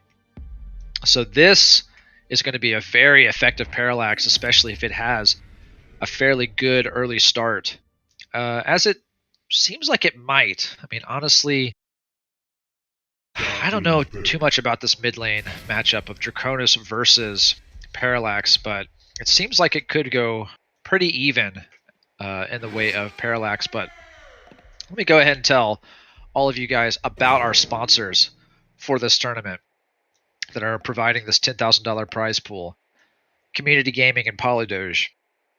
The tournament is brought to you by these two sponsors, and Community Gaming is a platform for running weekly tournaments like Valorant, Super Smash Bros., Hearthstone, and other games. They're all in one. They help supercharge events of all levels, from your community grassroots tournaments to the Tier 1 professional events. Make sure you go to communitygaming.io, check them out, join their Discord server, learn more about them. Polydoge, digital currency with one of the most vibrant communities on the powerful Polygon network. It offers a wide variety of fun interactions to its holders in the form of NFTs, apps, airdrops, and access to different DeFi platforms ready to go on Polygon. Go to polydoge.com and experience it for yourself. And make sure you give support to our sponsors, guys, for supporting us. Based off of the traffic that they receive from link clicks and account creation, they will supplement that $10,000 prize pool with an additional amount. So make sure that you go to the type !ad in the chat, or scroll down to the banners and check out the links and back to the game. So we have a pause here so we can actually kind of talk and theory craft about what we're about to see here. And I think we expect kind of what we're going to see, just especially based off of what Legion is kind of showing us at the moment. And this is actually different. I'm actually looking at some of the player hero matchups. We actually have Zane this game playing Moira, and it's playing Electrician. So it's a lot different. Zane actually playing the main support here, which was not expected, as he usually is playing heroes like Electrician. He's mostly their initiation player typically, but it looks like Volca is going to be playing Deadwood, which I kind of expect, but I almost expected Volca to be playing their main support if I'm not actually 100% sure who's on their roster that's missing, but this is a very, very surprising turn of events, seeing Zane play the main support. But obviously, he's a very skilled player, so I'm sure he will have no doubt, or no trouble playing Moira this game. But we already see movement towards the top lane from Deadwood and Valkyrie, starting that tri lane up. It looks like the game is underway. We're definitely going to see Draconis versus Parallax in the mid lane, as mentioned, and it's going to be Lodestone versus Electrician here in the bottom lane. And I think typically we expect this bottom lane matchup of Electrician versus Lode to kind of go fairly even. I think that both of these heroes have a decent time playing against each other, but I think in some situations it can actually go towards the side of Electrician, who has a notoriously good time against fellow melee characters in the 1v1 situation. But have to keep our eyes here on this Hellborn top lane of Shadowblade, Devo, and Andromeda. I mean, Devo just really a shining light here in these cycles. I mean, I never expected this hero to be taken so seriously in such a high stakes moment here at the end of this tournament.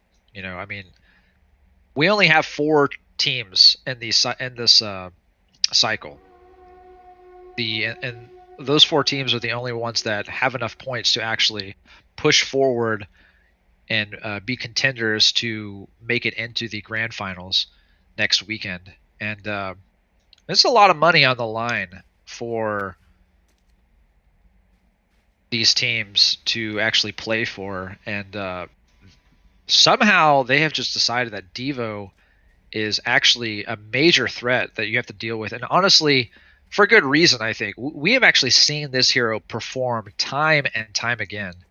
I'm not even sure if Devo has actually lost a game in this tournament yet, so really, really interesting to see this hero just make its way into the meta and just dominate, as it seems. But nice little counter ward coming out from Volca on Deadwood really early on here. It's kind of a little difference maker, as the vision advantage is going to go to the Legion side here in the tri lane.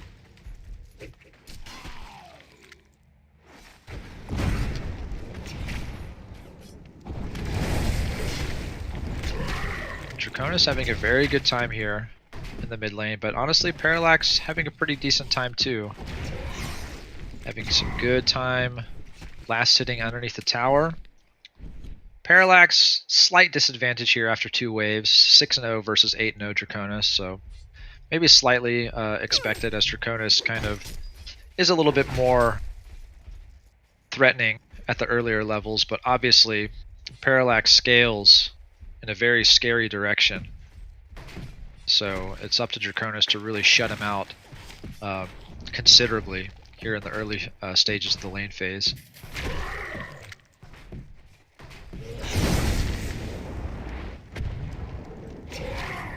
And Andromeda stacking here in the Hellborn jungle. We're going to look at this first rune spawn. Draconis already has the bottle, and he's making his way towards the bottom rune, so it could be something significant here. There's actually a haste rune picked up by Andromeda. He's actually using it to try and find a way to counter this hard camp ward, but the ward blocking the hard camp actually isn't going to be able to find it. Rotates back over here into the top lane, and they're playing very, very safe here. Andromeda just using that Comet Stun to harass. Moira actually gets hooked into the tree line here, and she's in a very, very risky spot. She's going to fall, but not before Devo does. The Bloodlust credit actually goes to Moira. So kill for kill here in the top lane. Bloodlust, the Legion advantage, but obviously still a very, very even kill exchange. All being said. Electrician pushing very, very heavily here on Lodestone in the bottom lane. You can take a look at these creeps, but can't really. Valkyrie in a lot of trouble. She's actually going to fall to Devo.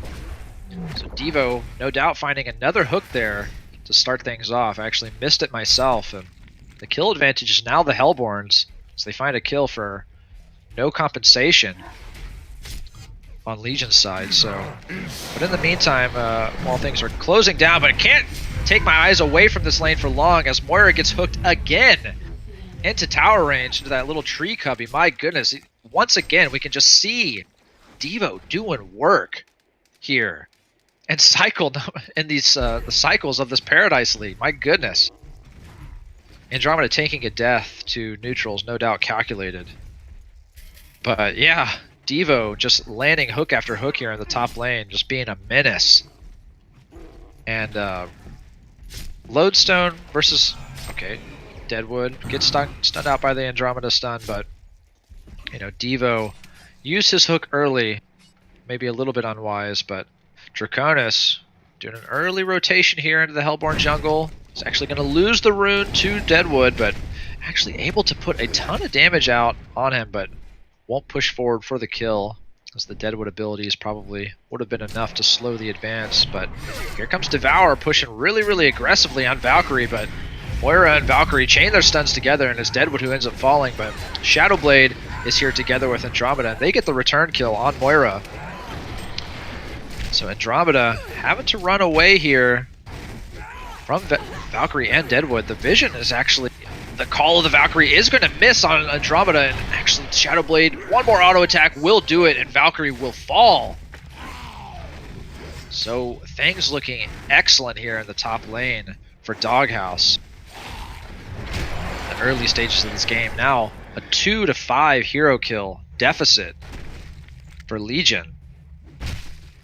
And Electrician just having a fantastic time here in the bottom lane, so something to be considered. But honestly, Lodestone, very even himself, but taking a lot of pressure here, getting walked down by this electric shield of Electricians. Electrician on his way to completing mana boots, and that's a very big deal here for Electrician in this 1v1 matchup if you can get a completed mana boots in his inventory. But there is a level 6 Lodestone in the game now, so we'll see what Asaf decides to do with his level 6. He actually is going to activate the Shatterstorm here, deciding that he can't push forward on Electrician. Electrician is going to take the Shatterstorm and will actually get head smashed while the debuff is active. So Lodestone actually finds the first kill on Electrician. Electrician's advance towards the mana ring is going to be slowed, and that's a big kill. So looks like Hellborn, Doghouse, taking control of this game right out of the gate, almost convincingly winning all 3 lanes. Just across the board.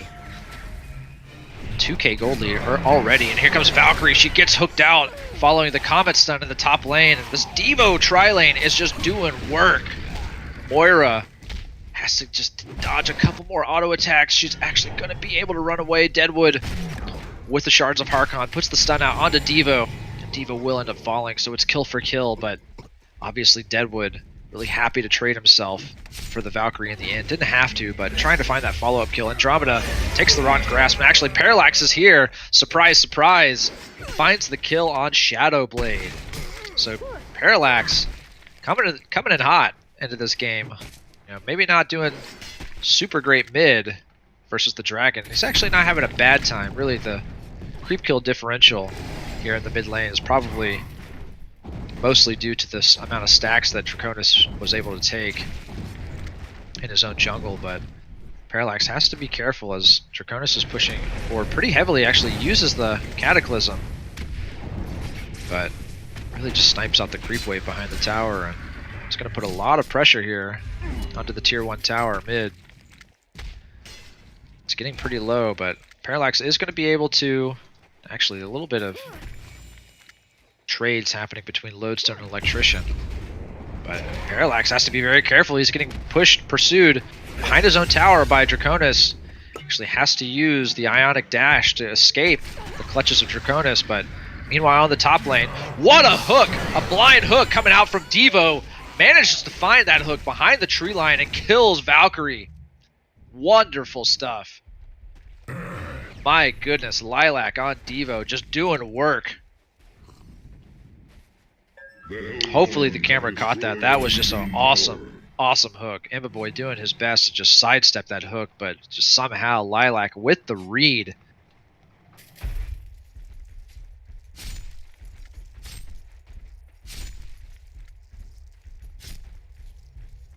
So Draconis, that 430 GPM start, 440 GPM start for Dragon.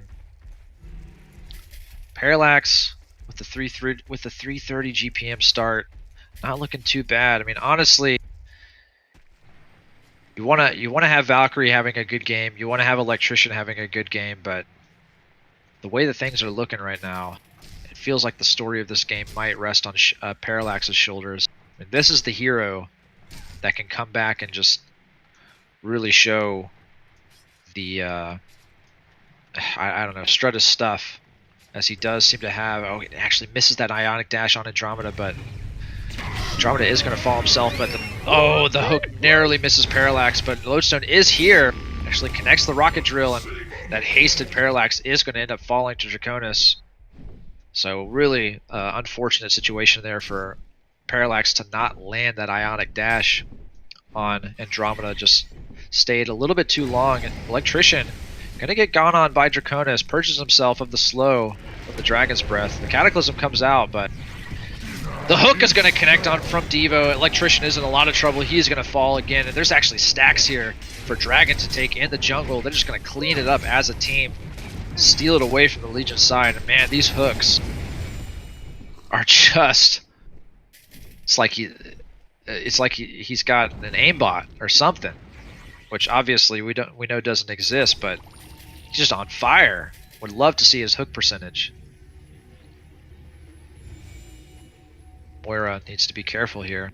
I mean, things are just looking really, really grim here right out of the gate for Team Tim. I mean, they're down 5k gold here 10 minutes into the game, and that is a massive lead to be down. Lodestone actually takes a little stun here. Arrow combo underneath in front of the tier 1 tower, but he's able to walk away.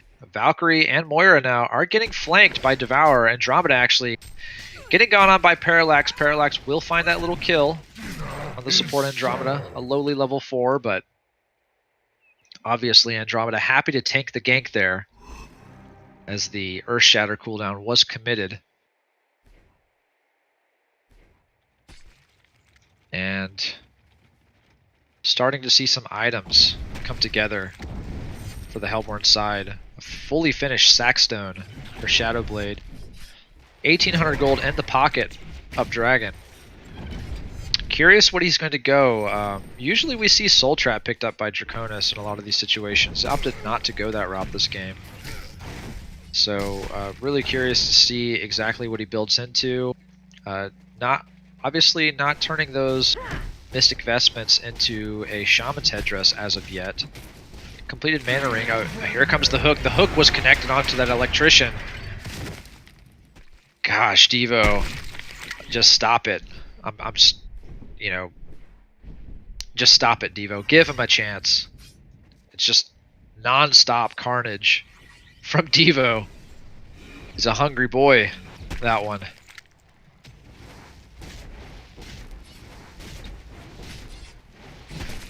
Things really, really looking tough. 2,400 gold on Draconis. I mean, what does he go? I mean, this, correct me if I'm wrong, but this looks like it could be a Mock of Brilliance on Draconis. If he's able to get this, Lodestone has to be careful here. There's 4 heroes. The Earth Shatter comes out, double Ionic Dash. Lodestone is going to fall very quickly. It's just too much damage.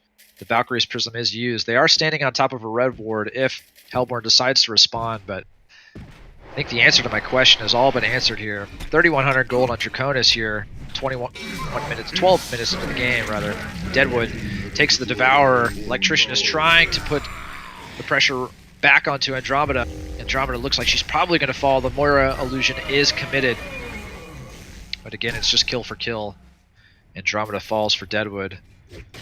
And Draconis, with 3,300 gold in the pocket, is looking to go and behind the Valkyrie and push very, very aggressively. He actually has the Cataclysm to use, but Valkyrie knows that the stun cooldown was used and able to just pour it away. But there is the Sword of the High purchase on Draconis. So we see that this is going to be a Mock of Brilliance Draconis into the game, and he will probably finish this around the 15-minute mark. So that is a very early mock for such a high-level Draconis, and this gold lead is really, really starting to show up and surmount and almost seem unassailable at this point. I mean, if Draconis can get this mock and make significant progress towards his the secondary item to follow, it seems like it could be lights out for Hellborn, or for Legion rather. Now, keep in mind they do have this Parallax, who's still having a decent game, right? 390 GPM. This hero scales well into late, especially against strength and agility carries. But I mean, you have the 600 GPM dragon in the game at the moment, and it's rough stuff whenever Draconis has such a start. I mean, this hero is naturally mobile with the Draconic defense, but we have action in the bottom river. Parallax going again on Lodestone. Will find a kill. He's on a serial killer streak now. So 400 GPM for him, and Valkyrie, who actually has, more than half of a Thunderclaw started. So they are going to be able to farm in return, but Dragon just tens of gold away from completing the Mock of Brilliance, and he actually has it in his inventory.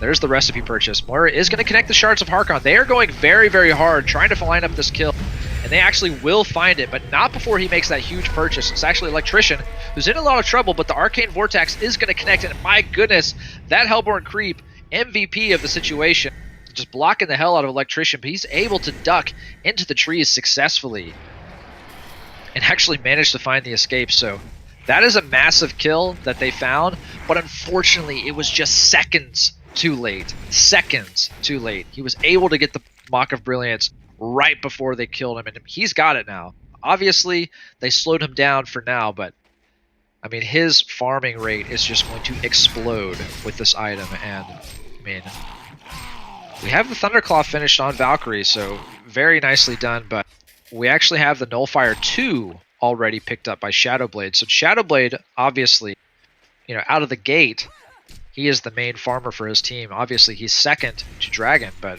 I mean, 520 GPM on Shadowblade. This hero carries super hard too.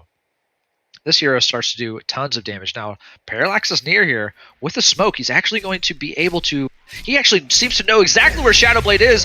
Activates the Earth Shadow. This is a huge kill for Parallax, and he is going to secure it.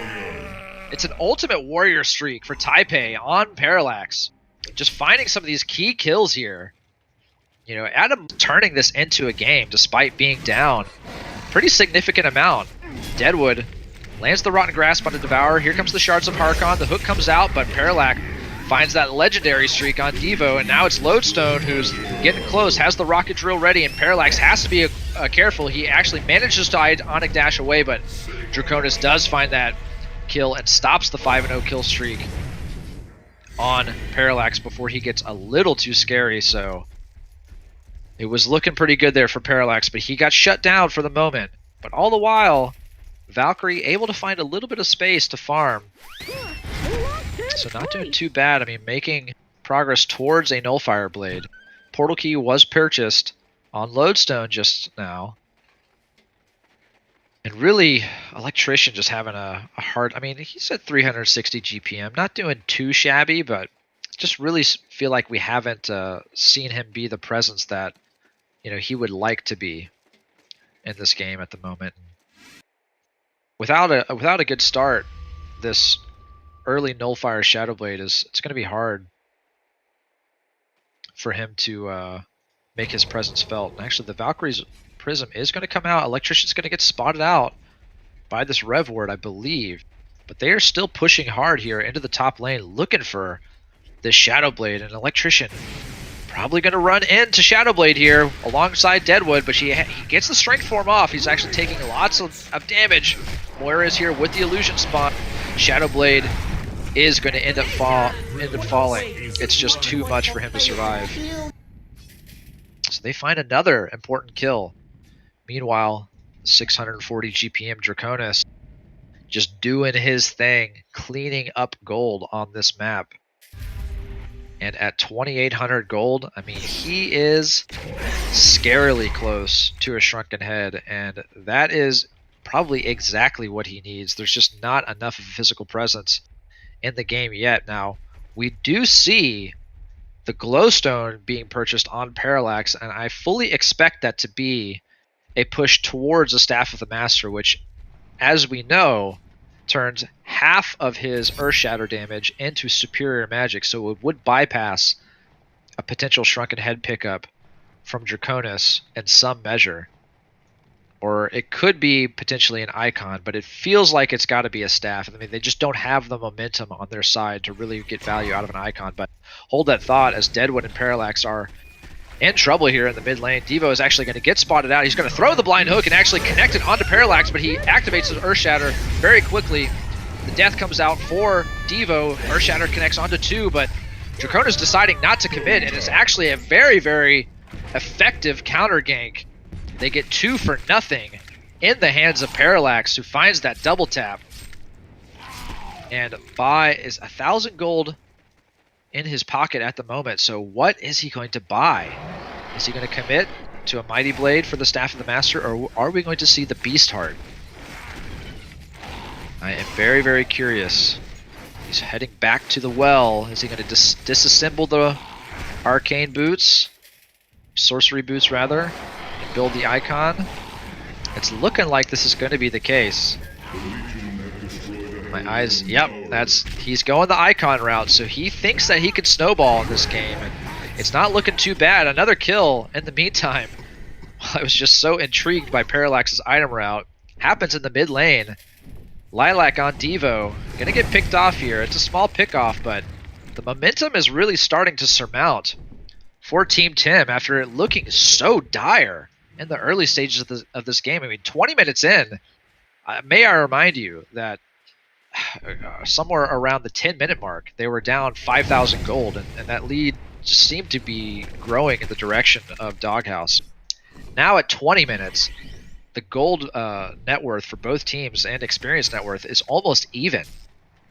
And while both teams have fantastic scaling potential, it seems like, once again, since Parallax is going against strength and agility heroes only, this hero could potentially take off and be unstoppable at later stages in the game.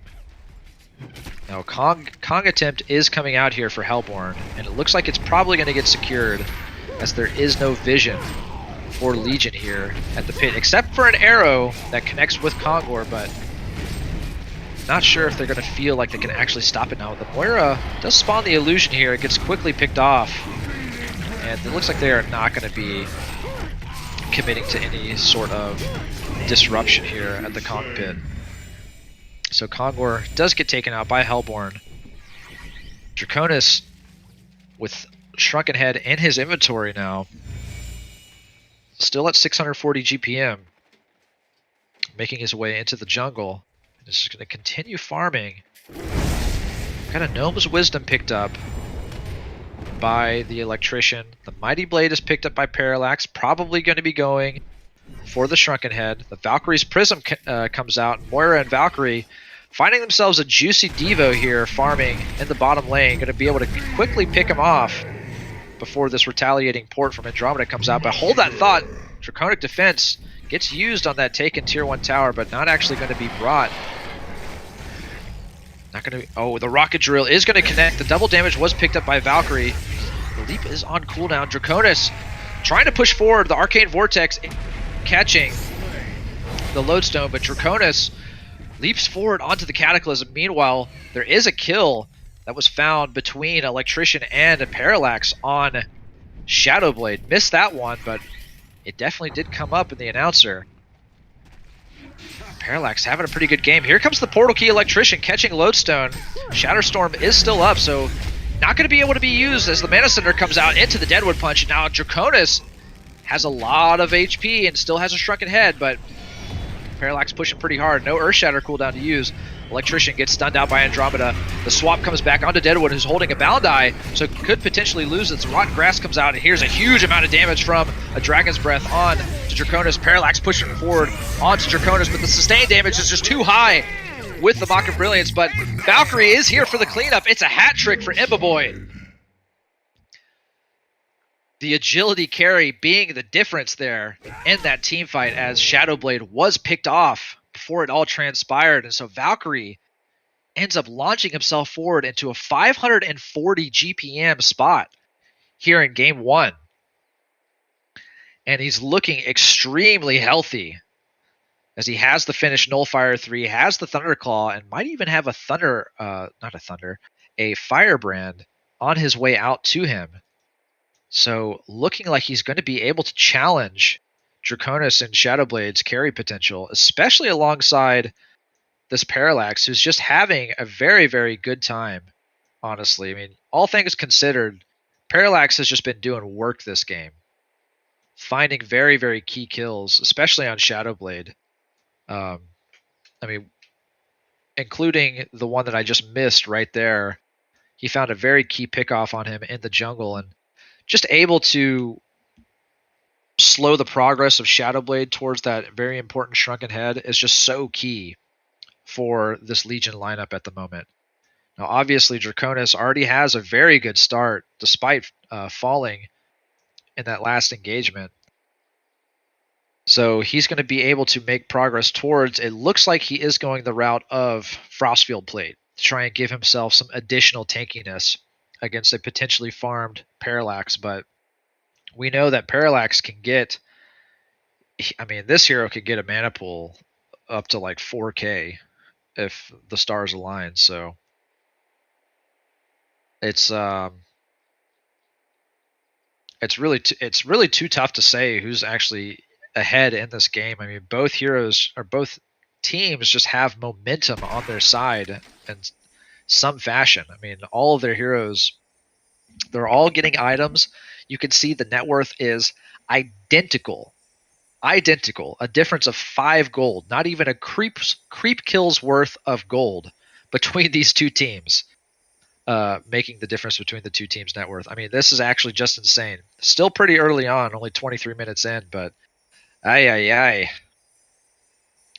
Both teams really, really showing how badly they want to secure their spot into the grand final next weekend, the best of 5 grand final. So as we await this pause, you can actually see that Valkyrie is the one holding the Bound-Eye. I'm not sure if that's going to be temporary or long-term.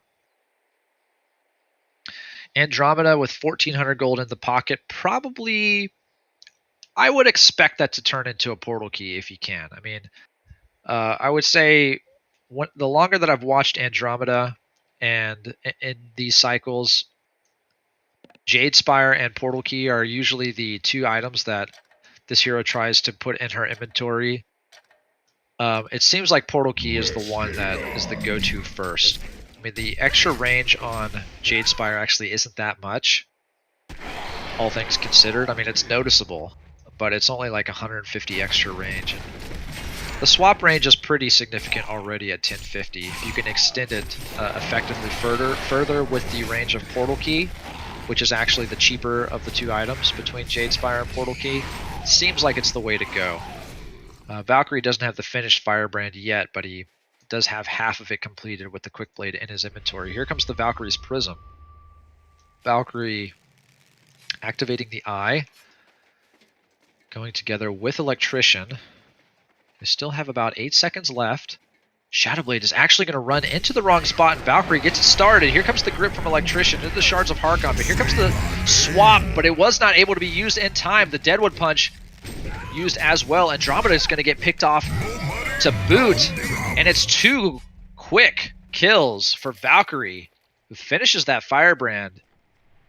And one of those kills being the very important Shadowblade, who really just needs to survive so badly to finish that Shrunken Head. But hold that thought, we have a buyback from Andromeda, but Electrician is just going to explode to the Shatterstorm and friends here in the mid lane. Now it's Deadwood, who is getting pursued, and the Moira illusion going to try and put the stun out onto Draconis is successful, but it's a pretty nice little return kill that they find on the Electrician, but obviously they just do not want to keep losing their Shadow Blade. And honestly, that swap was so close to coming out. Andromeda so close to saving her Shadow Blade. It's just inches away from being able to do it.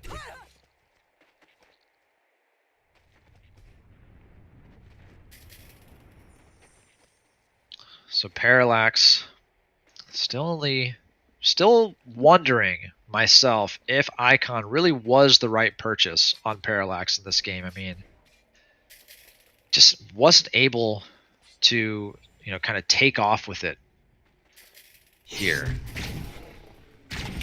Only has 1 charge on it at the moment. Really only 39 charges on the Dark Mana, which obviously, for those that don't know, I mean, this is, I think it's 12 mana per charge on this ability. And it goes up to 120 charges. This ability, almost kind of think of it as like souls for Soul Stealer. You acquire mana every time you damage okay, but Parallax is getting sandwiched here. He actually takes the hook, but able to Ionic Dash away before he gets bitten by Devour, but not going to be able to survive this one as he just feels the full force of the Hellborn team. Now the teammates are trying to make their escape. So Parallax, again, that hook was just pixels away from Electrician. But at least in the meantime, Valkyrie is able to start the tower push here in the bottom lane, but Hellborn making their intentions clear, at least to me, that they want to go for this Legion Kong, and they actually eliminate that Moira illusion very, very quickly, and it looks like they are going to be able to secure this Legion Kong.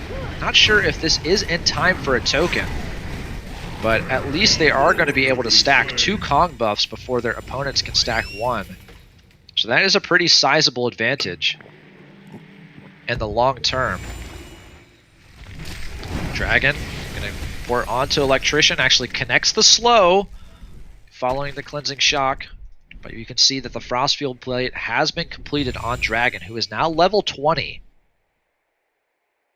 But he still has to worry about the 600 GPM Valkyrie at this point. I mean, this is an impressive benchmark coming out from Valkyrie. I mean, 600 GPM. After such a disastrous start in the game. I mean, may I remind you that in the top lane, in the laning phase, Devo was just getting hook after hook on the Legion tri-lane, just shutting them down completely. And now Valkyrie somehow has amassed 600 gold per minute in this game. Absolutely something to behold. Now here comes the Valkyrie's Prism. Valkyrie going to walk over the ward. Devo's going to see it, communicate to the team that the Prism has been activated. Everybody run away. Shadow Blade with 1800 gold, trying to put the finishing touches on his own Shrunken Head. Just needs 1100 more. Dragon with 1300 gold. I mean, the question here is, what does Dragon go for in this spot? Now, Electrician is getting gone on by Lodestone and Dragon. Shatterstorm is not going to connect, and Electrician is very tanky, especially with Moira there to save him. Javelin is going to connect onto Dragon for 5 seconds, but they just do not have the team follow-up to take advantage. Well-placed Javelin, but just unfortunately not able to push forward. Dragon has the regen bottle and just comfortably gets back up to full health and mana. The Shrunken Head has been completed on Parallax, so that is significant. I mean, if the next team fight goes in the favor of Legion, could see a momentum shift, especially now that Parallax has that completed Shrunken Head. Definitely wants to accumulate charges on that Icon of the Goddess. See the Glowstone pickup from Electrician, which is definitely key, and there could be a reason for Parallax deciding not to go for Staff of the Master himself. He actually might, the end goal here might be for Electrician to give it to him, but we'll see if he can actually make that happen. I mean, it's a pretty far ways away. Deadwood actually going to get picked off by Devo and Lodestone here, but the Earth Shatter actually comes out. The Shrunken Head does get activated. Deadwood Punch does connect onto Lodestone. There's the first kill for Parallax. The Icon has 2 charges, and Parallax is pushing forward, still has the Earth Shatter activated.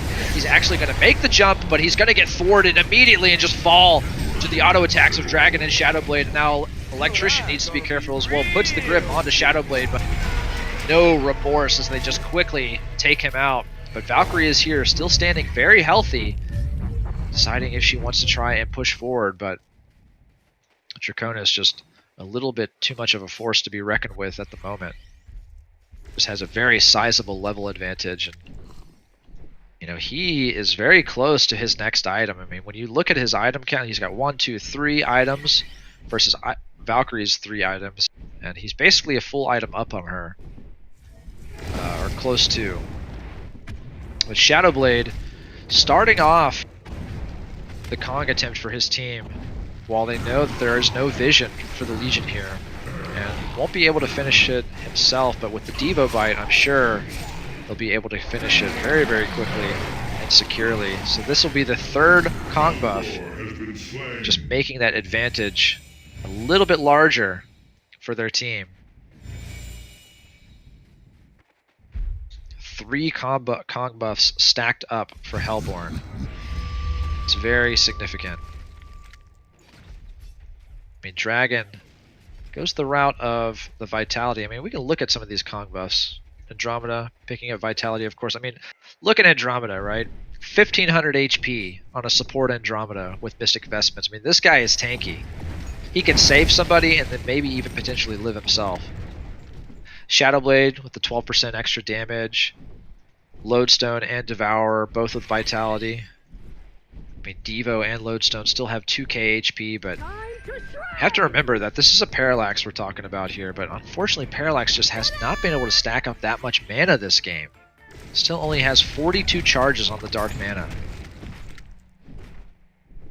You know, has a mana pool of 1900, but you can see Dragon with the Frostfield Pet Plate actually has 1500 max mana. So Parallax actually not doing a whole lot of bonus damage, but the hook comes out onto Electrician, but he is very, very tanky. Devo takes the arrow and actually will be the lamb as Lodestone makes the escape. And check out Deadwood here in the top lane. Just chilling next to this top tower. Actually letting these ballistas do work, and maybe he's gonna... Nope, it's just gonna fall. Parallax activates the Shrunken Head and runs away from Dragon, who has 4,800 gold in the pocket. Portal key picked up by Moira. There's the Mighty Blade pickup from Electrician. Really curious to see what Dragon decides to go for. I mean, I almost think it's just guaranteed to be a heart, but if that were the case, he would actually have that item ready to go already. Shrunken Head was completed on Shadowblade at some point. I missed it whenever it was, but there's a Firebrand coming to him at this point. I mean, what does Dragon go for here? This guy has 5k gold. Come on, Snooki, buy something. Spend it. Buy the heart, right-click it. You've got everything you want. I almost think it's going to be a sheep stick at this point, but again, he could sell the bottle for it, so I really don't know.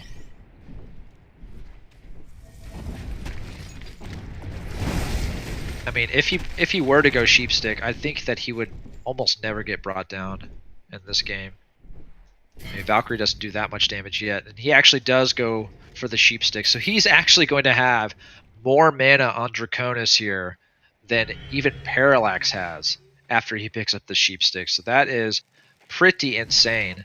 We saw the Dancing Blade picked up by Valkyrie as well, so he's obviously pushing forward for that wing bow and going to be hitting pretty hard. It's deceptively weak right now, honestly. Only 200 auto attack damage, but you know, this is a fast attacking Valkyrie, I should say. I mean, he has 2 attacks per second.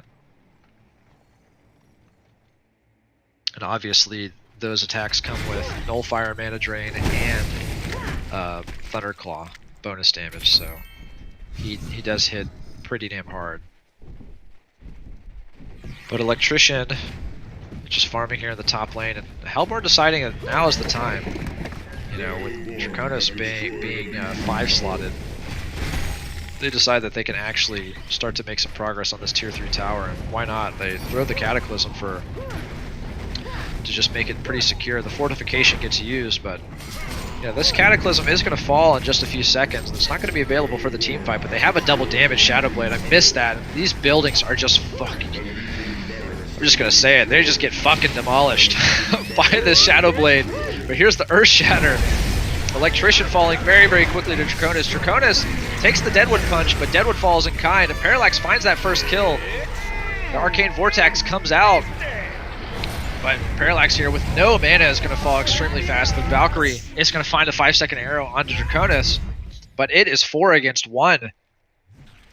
Valkyrie with no ability to save the team fight.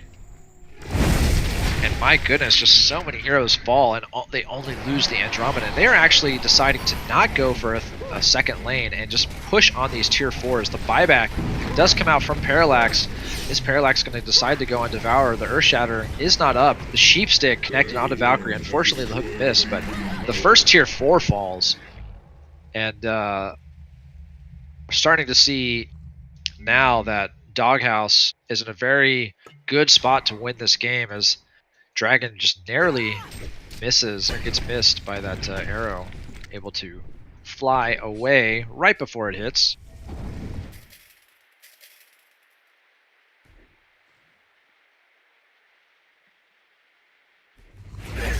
Lodestone and Devourer getting pursued here by Parallax, who activates the Shrunken Head.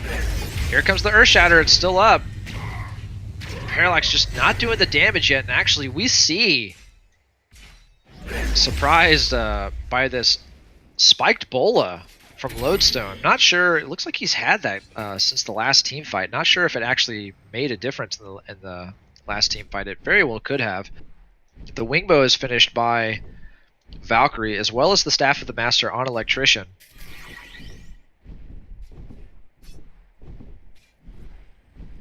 These are significant item purchases.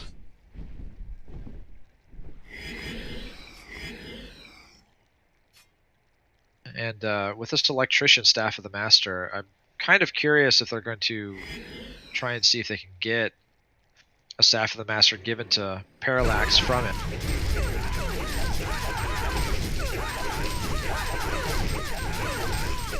Some Valkyrie illusions. Going to be doing a lot of damage to Kongor.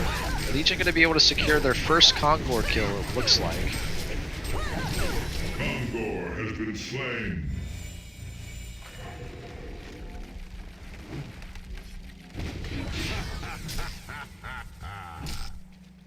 Lodestone needs to be careful here. He is surrounded, but Dragon is near. Maybe it was Legion that needed to be careful there. So they understand that one more lost team fight kind of means the loss of the game. This is a 700 GPM Draconis.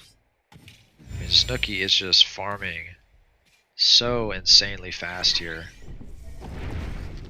He has another item saved up. Not sure what it's going to be. I mean, I've seen him buy Wingbow in these spots. It seems like Heart could be typical. No, it's actually a Resto Stone, so deciding that with 3 active items, he can actually go the route of Resto Stone. Actually hiding here in the trees. Activates the smoke.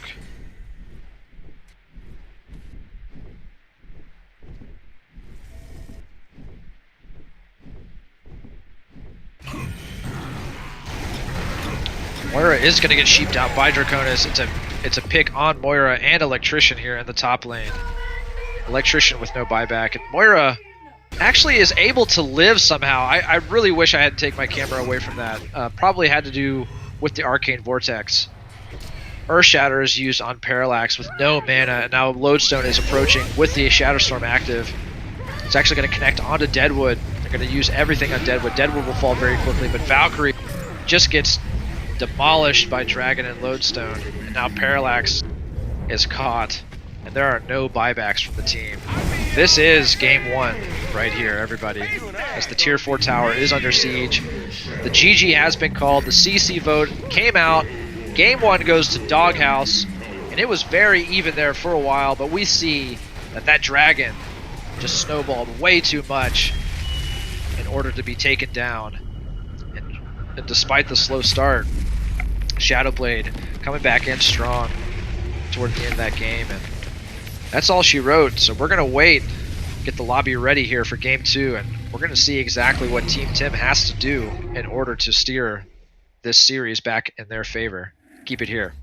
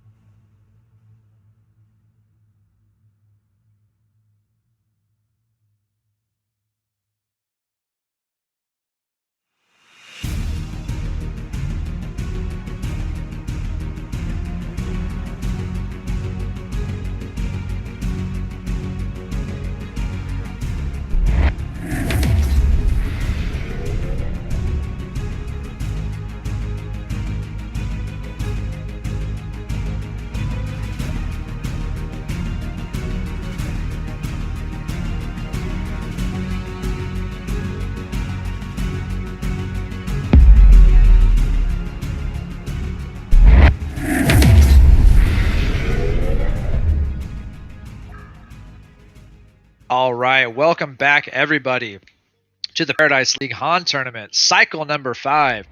We're coming back at you with Game 2 of Team Tim versus Doghouse. We just saw Doghouse take it. After a pretty even match for about 30 minutes, they eventually came and won that match pretty handily with a super farmed dragon. I'm going to be your main shoutcasting host, Easy Full Clan, joined here finally by a co-caster. You've heard her before. She goes by Trulta. Thank you so much for joining me, Trulta. How's your day been? Been good. It's been pretty good. I've done absolutely nothing, and it's fantastic. Done absolutely nothing. That means you've watched a lot of HoN, right? You've watched the Paradise League. Of course. No, have you caught any of the previous matches? Yeah, I saw the last game. I was watching the last game. So not with a what's the word? A magnifying glass, but I did peek in. Yeah. Yeah, it was on the periphery. Gotcha. Yeah, I had it in the background while I was playing on my phone. Okay, yeah. Well, we have game 2 here, and obviously it's match point, and with the advantage going to Doghouse as they want to go into the finals of the winners bracket against Nava Brigada and hopefully secure their seat into the grand finals of the Cycle 5 and eventually the grand finals of the whole Paradise League next weekend. And we already have picks and bans happening, so we need to cover that for our viewers. Dr. Repulsor, Trimble, Draconis being banned out by Emba Boy. Emba Boy making a ban change here, deciding he does not want to play against Draconis, and for good reason. It dominated the last game. Just seemed to never slow down. Got that super early mock. Snooki on the flip side, taking out Forsaken Archer, Andromeda, and Sir Bensington. So different bans on the table. Andromeda in the last game, not in this game, but Forsaken Archer, once again, not going to see her. Just a lot of people deciding that she is just too strong to deal with. And we have a Magmus first pick, followed by the Kinesis counter pick. Well picked by there. I feel like I don't see enough Kinesis picks punishing out a first pick Magmus, in my opinion. I mean, am I in the wrong here? I guess there is no wrong and right in drafting. It's all about how you want to do it. But it's an objective opinion to say that Kinesis is a good pick against Magmus for sure. Like you take his stun. One thing I just noticed, people seem to ban Andro against Team Tim when Team Tim has first pick, and if not, they just pick it for themselves. That's what happened last game. You say you don't carry a magnifying glass with you, because I certainly didn't notice that. But thank you for pointing that out. No, it's just a detail. It's not important, but I just saw that, and it's it is an important detail. I mean, that's kind of you have this read that they are liable to pick Andro if they have first pick, and it performs really well. Yeah, and it allows them to pick to ban something else, right? So when they all have the first pick themselves, then okay, we can ban a different hero than Andro because we just pick it ourselves. It frees up their shows a little bit about their drafting style. It's one hero, but it's a hero that Team Tim values, right? And we can actually see that they obviously value the Valkyrie here as they pick it up again here. So Kinesis and Lodestone obviously in response to Magmus, but then we have Nymphora and Valkyrie following that. So there's the Nymphora pick paired with the Valkyrie that I kind of wanted and expected to see in the last match. Obviously, Nymfora's ultimate just pairing incredibly well with Valkyrie's Prism. And I'm no doubt going to see these two abilities used in sync to great effect here in Game 2. But Electrician, Tundra, and Pharaoh, very strong solo initiator types being banned out by Snooki, and Engineer, Balfagor, and Devo being banned out by Emba Boy. So Emba Boy has had enough of the Devo games, as they kind of got dominated by it in the tri-lane phase last game, and just bans it away. And now we see the third and fourth picks for Doghouse are Defiler and Accursed. Defiler, obviously making a lot of sense. Just one of those S-tier mid-heroes that just provides so much. But man, oh man, do I love me an Accursed game. There's just something about this hero that is just so fun to see. It just promotes like man-up styles. It's got fantastic counterplay with the Fire Shield Dispel, especially against something like Valkyrie. I just love Accursed. I'm an Accursed fan, so. Well, And I then we've really got. don't like it. You don't like it? I mean, like, hate it might not work for the draft. I mean, honestly, No. it is. Not okay. I don't like him for the draft. First of all, because he doesn't do anything except sitting behind. Like, Right. if you compare it to an Andromeda who can actually stun, provide damage, provide vision, provide minus armor, she can do more than just save, right? Occurs to me doesn't do anything. Of course, he has Sure. a very strong shield and he has a very good heal, and that's just what he does. But his team is lacking catch. The amount of Right. catch on this team is not that big. Of course, you have the Lodestone, and the Filer can always start with the Silence, and they paired it up with the Gemini, who can launch after people, stun, and then split up and stun again. So it's a good. The Gemini pick makes sense, but to me, the Accursed is. Well, they have potential for snatching Lava Surge too, so don't forget that. But yeah, by all means. So Kinesis getting a blink, or I mean a PK, is also in the up for grabs here. But to me, the Accursed sticks out as a call it a strange pick, because all he does is just sit behind and Yeah. he doesn't catch, right? And if you want to run a tri-lane, you want to play aggressive. Compare it to the tri-lane that Team Tim is going to run, which is Valkyrie, Nymphora, and Magnus, which is 3 stuns. And two of them are line stuns, which means they can stun multiple people at once. So it's just all the only valid thing I points see. there. That's the only thing I see about the Accursed, and I personally don't like him, so I'll find any way Yeah, to that's pick what I was on going to it. say. I mean, it is one of, personally, just as a point of disagreement, it is one of my favorite heroes in the game. But I do course. agree with you that it feels like a bit of an awkward pick just for this draft. So, but regardless, I mean, it's in the game, so we're going to see exactly how they perform with it. But it removes the arrow, right? So it's not a bad pick against the Valkyrie itself. I just feel like it doesn't match. It doesn't fit. I think they only saw he can remove the arrow and didn't. Yeah. Not to pick on their drafting, but like that's maybe they didn't think too much about the value Accursed has in a lane. Like he can keep someone alive. He can keep someone alive, but what else does he do, right? Doesn't do anything Lilac, else. I feel like Lilac could have just gotten the itch this game. He might have just said, he had a fun game last game on that Devo, yeah, so he's probably high up there having fun. He doesn't care what he plays, he just wants to play. And if that's the guy I think he is, he's just having fun, dude. So he doesn't care what he plays. He's just gonna straight up have fun with the game. That's what I want to make sure I pointed out to our viewers, we do have Bombardier and Salforus as the final picks for Hellborn. And right. No, it's fine. I mean, they can see it, but just want to announce it for them as well.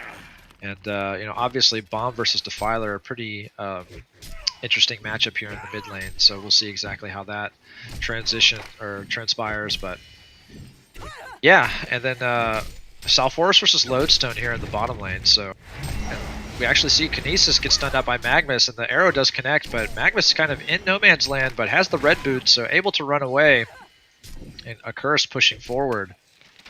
So I missed that initiation, kind of was looking at Lodestone kind of getting pretty heavily boxed out here by Salforus here in the top lane. I mean, that presence of the Dark Lord aura, just really, really strong tool.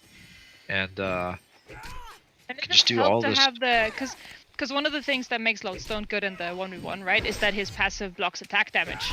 But that doesn't do much against the aura. Exactly. He's still going to take that damage. So and Salforus is strong in any 1v1 lane where he's, especially against a melee like this that has to walk up to the creep wave. So he'll have a good time here. Yeah, actually, I really like this matchup for Lodestone. I think it was perfectly drafted here by Emma Boy to try and just shut down the Lodestone lane, which had a pretty good time against the Electrician last game. Which Electrician is another one of those heroes that you think has a pretty darn good time against other melee heroes, but it is a bit reliant on the mana as well. And the Twin Feint stun actually connects onto Valkyrie, who gets the leap away, and there is no follow up. And one of the things that I'm actually liking from Accursed here, Accursed is actually manning up. Like, he's actually pushing forward with his hero. He's not just sitting back and waiting to fire shield somebody. He's in the front lines, right? Like, trying to connect auto attacks, realizing that his team is probably going to get the ones like Gemini or Kinesis are probably going to be the two that are going to be under fire, so he can actually position himself aggressively and you know, pepper in those auto attacks between spells and everything. But Lodestone actually has a double damage here and is able to put a lot of hurt on Lord Salforus. But it looks like he actually, I mean, Lodestone is very low here. And Salforus bottling up. The Lava Surge connects onto Kinesis, followed by the Nymphora stun into the arrow. The pod is down, and he actually gains just enough time to be able to Lava Surge away himself, but he will end up falling. Bloodlust credit does go to Nymphora, and Gemini and Accursed both take a double stun here from Magmus. The Seer comes out to try and keep Gemini healthy.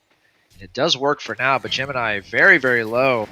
And the Courier is far away from home, so he's not going to be able to have a health pot brought out to him. He's going to have to walk over to the observatory and purchase it himself.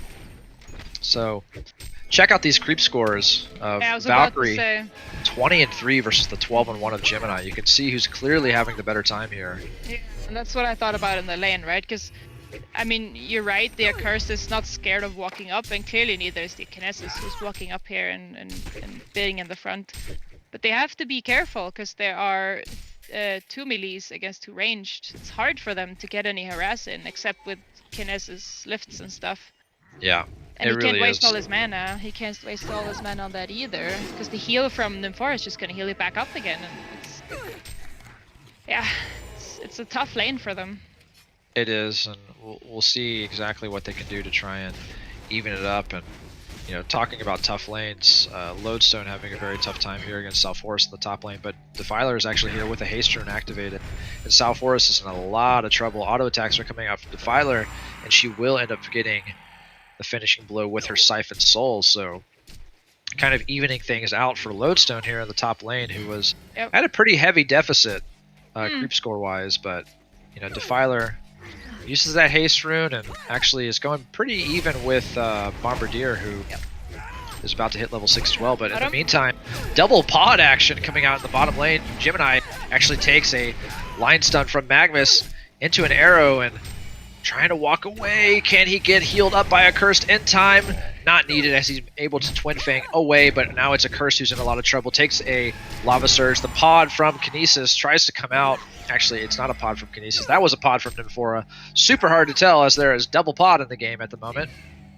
But it is a dead Accursed here in the bottom lane. Finally. And Lodestone, you know, though Salforus did end up dying, Lodestone just still having a really tough time against Salforus here in the bottom lane. I mean, top lane rather. It's just, it seems like a total mismatch, honestly. Salforus might be one of the only heroes in the game that actually gives Lodestone a pretty hard time. Yeah, it's true. But in all fairness, all the Lodestone needs is level 6. If he can TP bottom and go through the trees and somehow get an ulti off, they're gonna kill people anyway. So it's not the end of the world. He's not the hero that needs farm. But Salforus, on the other hand, he kind of needs it a little bit more. So. Yeah, you're absolutely right about that. There's the calculated death from Dude by neutrals. Always does this. Yeah, he did. But, I saw that. That was one of the things I saw last game too. He did it twice, I think. Yeah, why not? You're gonna save time on it. You actually save time on it, and you get complete refill. And if you buy out first, you're good anyway.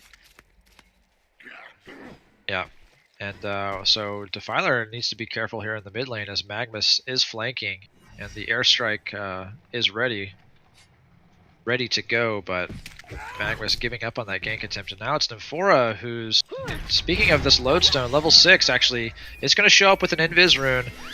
Looks to try and connect that rocket drill, but the Nymphora Zeal might have been enough. No, the pod comes out. Here's the airstrike. It's kill for kill. Make that 2 for 1 rather. Valkyrie dies for Accursed and Lodestone. Gemini has the Undying placed on him. He's only level 3. Make that a 3 for 1. Valkyrie certainly happy to make that trade. No, make that a 4 for 1. Kinesis falls as well. But in the meantime, Defiler with the Unholy Expulsion up, trying to get this mid tower, but not going to be able to take it away, as Valkyrie ports it in time to save it.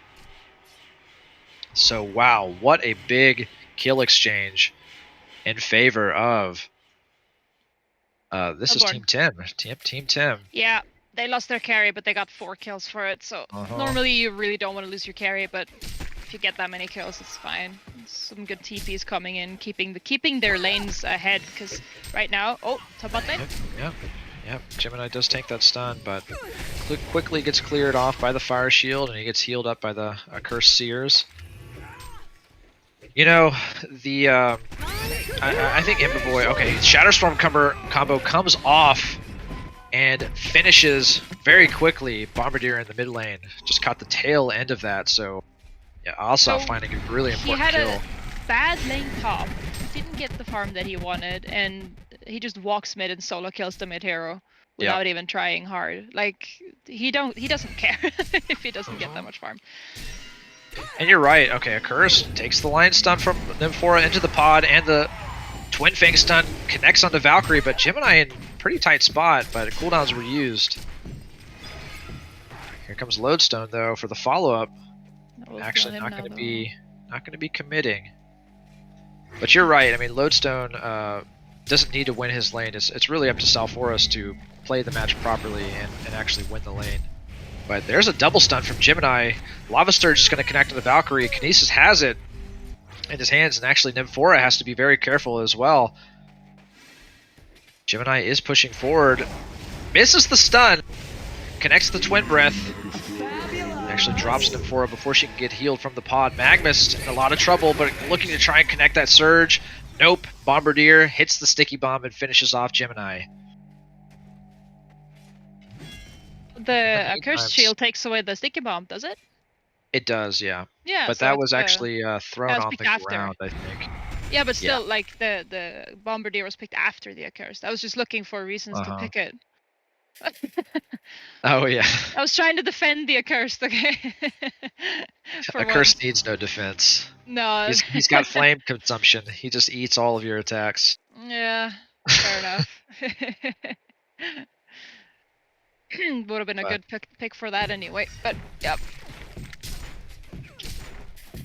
I mean, they're still having it. They're still having a decent time. I mean, Defiler is the top leveler of the game, and actually, she's competing with Salforus for top farmer.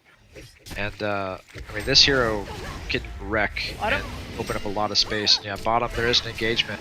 Nymphora healing up, but Kinesis throws in the Lava Surge, but actually gets thwarted. But Salforus ends up taking the Shatterstorm combo and will fall to Lodestone and Defiler together. Meanwhile, Kinesis actually dying himself and losing his right to using Lava Surge.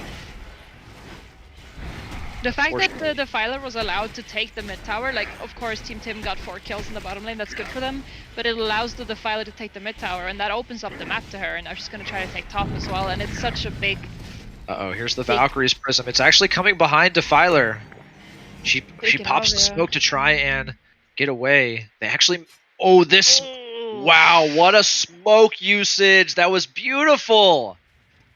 If it was not used, if it wasn't for the Veil Rod, that Javelin would have sighted her, and she almost certainly would have died being surrounded by 3 heroes, but she just pops the smoke and jukes them so perfectly.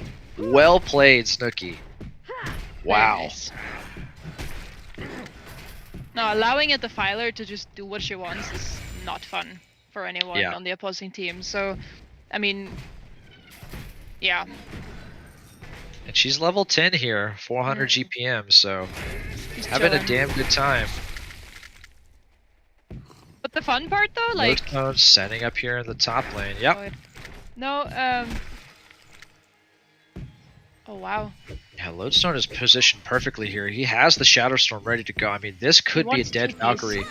The pod was used, he knows it. He's going for it, activates the Shatterstorm. Here comes the Rocket Drill, it's going to connect onto Valkyrie. She is dead to rights. And now it's Nymphora who's trying to make a safe exit. She isn't going to be able to. Well played by Ossoff, just showing excellent patience. And he actually has the 12-minute portal key in the game at this point. Even though he had not no lane, but he had bad lane, struggling a lot. Yeah. Yeah, he's even with Salforus in terms of gold now, but Bombardier and Nymphora are actually going. Nymphora's going to miss the stun, but there's just too much damage, it doesn't matter. But it doesn't matter. He has the portal key. He's level 10. Like there's so many issues for for the Hellborn to deal with. Like, they have this Defiler mid, and now the Lodestone has gotten out of hand, and because they have to, like, do something about that, then now the Gemini gets to free farm bottom. That's one of the things I've noticed about Doghouse, that they just do it so well. They just have this. They always have a double threat from their core picks, right? Last game we saw it with the Shadowblade and the Dragon, right? Like they just know how to pick these heroes that, yeah, you can shut down one, but you really have to shut down two, right? Because Hard.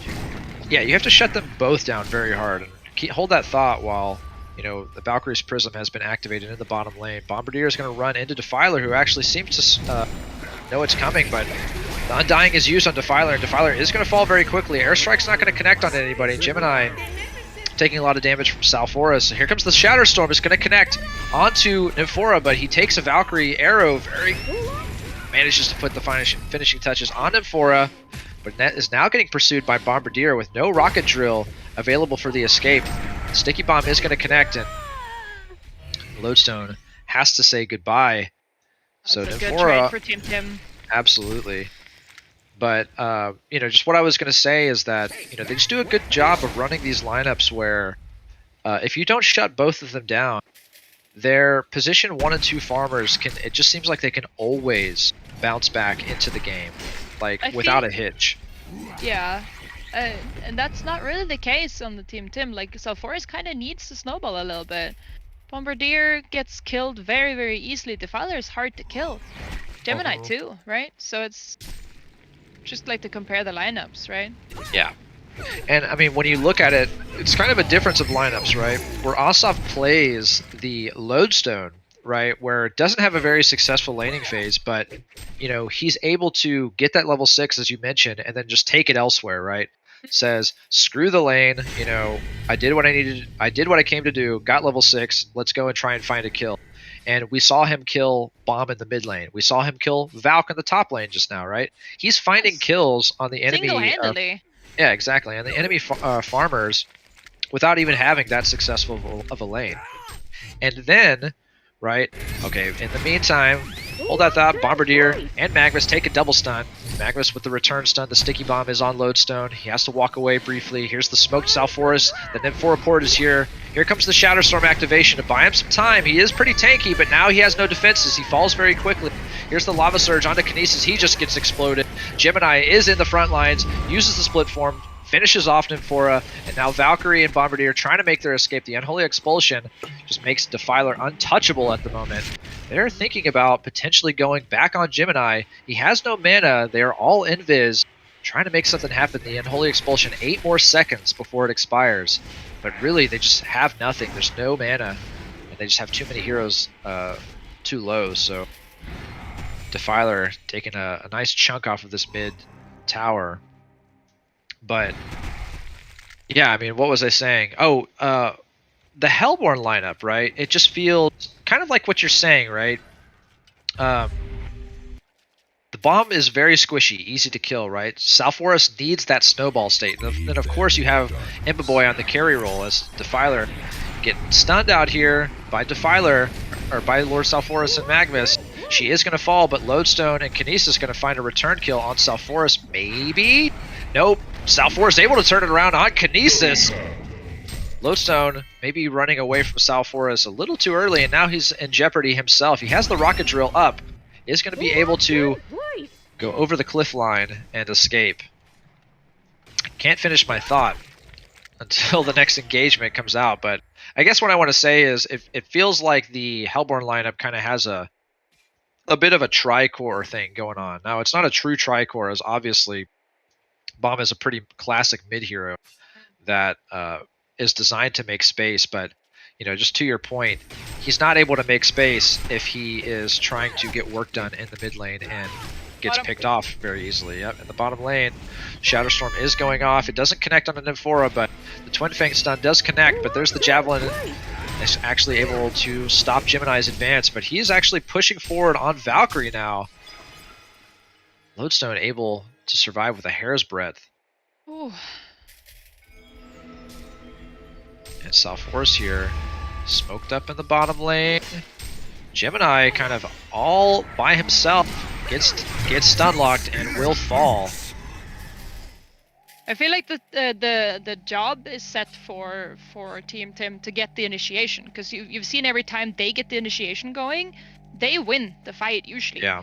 Because they burst so fast, so they pick off one hero pretty quickly. Like, so if they can get it going, then they have pretty good stuff. Because Magma's gonna get spotted out here by Kinesis. Lava Surge is going to come onto Kinesis first. Here comes the arrow. It's actually dodged by the Surge, but Kinesis will end up falling. Here's Defiler in the front lines with an Unholy Expulsion. Magma, Silence, taking a lot of damage. Couldn't get the Lava Surge off. Just seconds, milliseconds away from the cooldown being up. So it's kill for kill. Kinesis versus Magnus. that's a fair kill. But +4 Team for Tim. +4. But Team Tim, you know, has in a pretty damn good spot here with the 5k gold lead. So Salforus going the farming route of the light brand. We have the finished Thunderclaw on Valkyrie, and honestly, I mean, Bombardier Doing good. having a really good time. I mean, ha ha ha, with Staff of the 440 Master. GPM. Yeah, Staff of the Master. So He's had it for a while as well, and that's also very nice because the combination, like the obvious combination of Nymphora TP in somewhere and then Bombardier being able to help out with the ulti is super threatening. But on the counter side, you have the Lodestone, who's also a threat. Wherever you sit alone in a lane somewhere, you know this guy is going to be next to you, jumping you.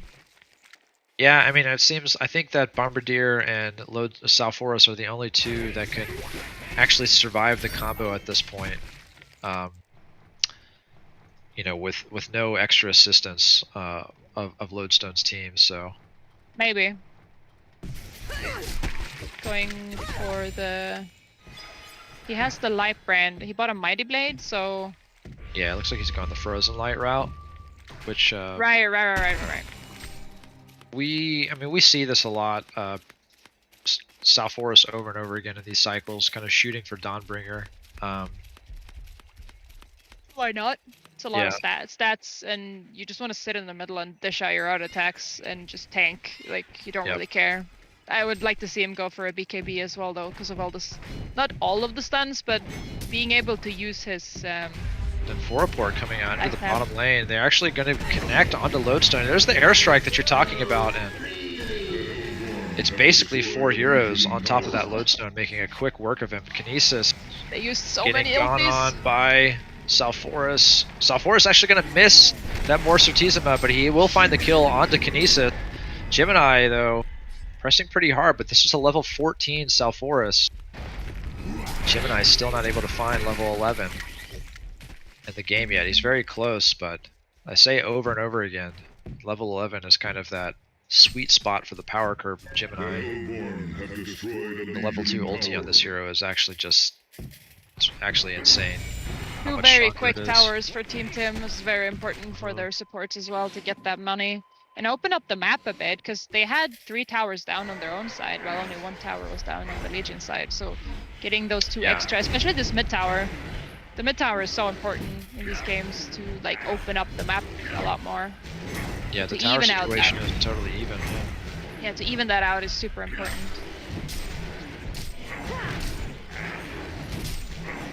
There's one thing that you'll never get tired of in HoN is the sound of someone hitting with a double damage. Boom, boom. It's fantastic. I feel like it comes from... it reminds me of... I don't know if you ever played Quake. No. The FPS Quake, but that's what double damage sound effects sounds like to me. I feel like it might have actually been lifted from Quake, which is a very old FPS title for the old gamers in the chat. They just take out this bottom tower. Like, Legion took the Kongor, and they took it ridiculously fast. But also, Valkyrie was like, okay, you guys gonna take Kongor? I'm just gonna take your tower. There's the Valkyrie's Prism. Careful, Gemini. Oh, this is going to be a double stun for Magnus, probably. He does connect it. The nuke damage comes out from Salforus. Undying is used on Gemini. He's able to find the distance with the fire shield. Actually, no kills are going to be found from this yet. Kinesis is actually trying to make an escape. In the meantime, Defiler actually gets caught out in the top lane by Nymphora and Valkyrie.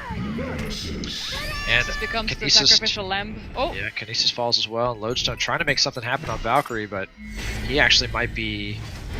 Oh, Gemini finds the return kill. Very nice stuff. Lodestone and Gemini both get kills on Valkyrie and Nymphora. But Salforus is here.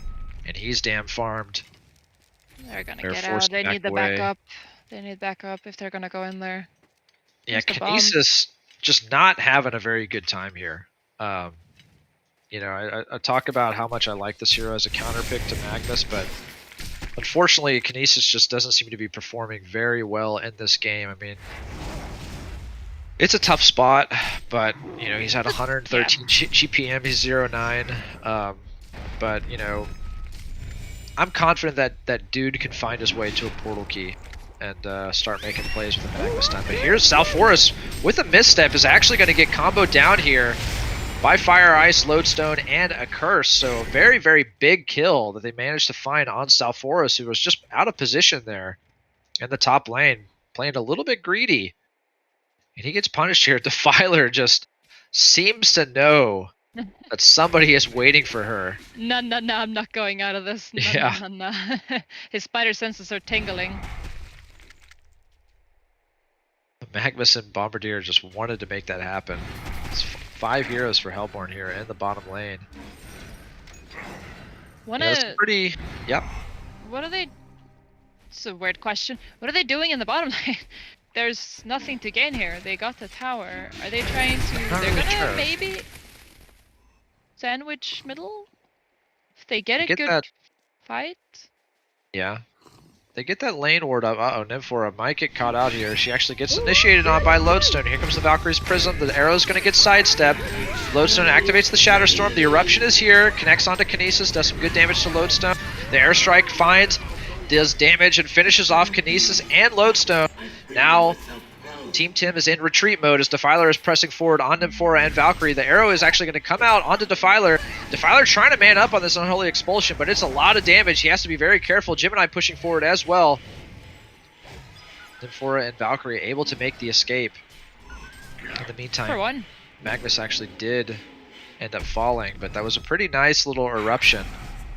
Yeah, it was really good, really good. I was in the middle of everything, and then he hits 2 people with a stun and gets his team back off after, and just does his job. Like, if he does that combo, he has done his job, mostly, in that fight. And it results in a kill on Kinesis and the Lodestone. And Volka's just having a fantastic game here on Magnus. I feel like he always has, in all fairness. He's a very, very reliable...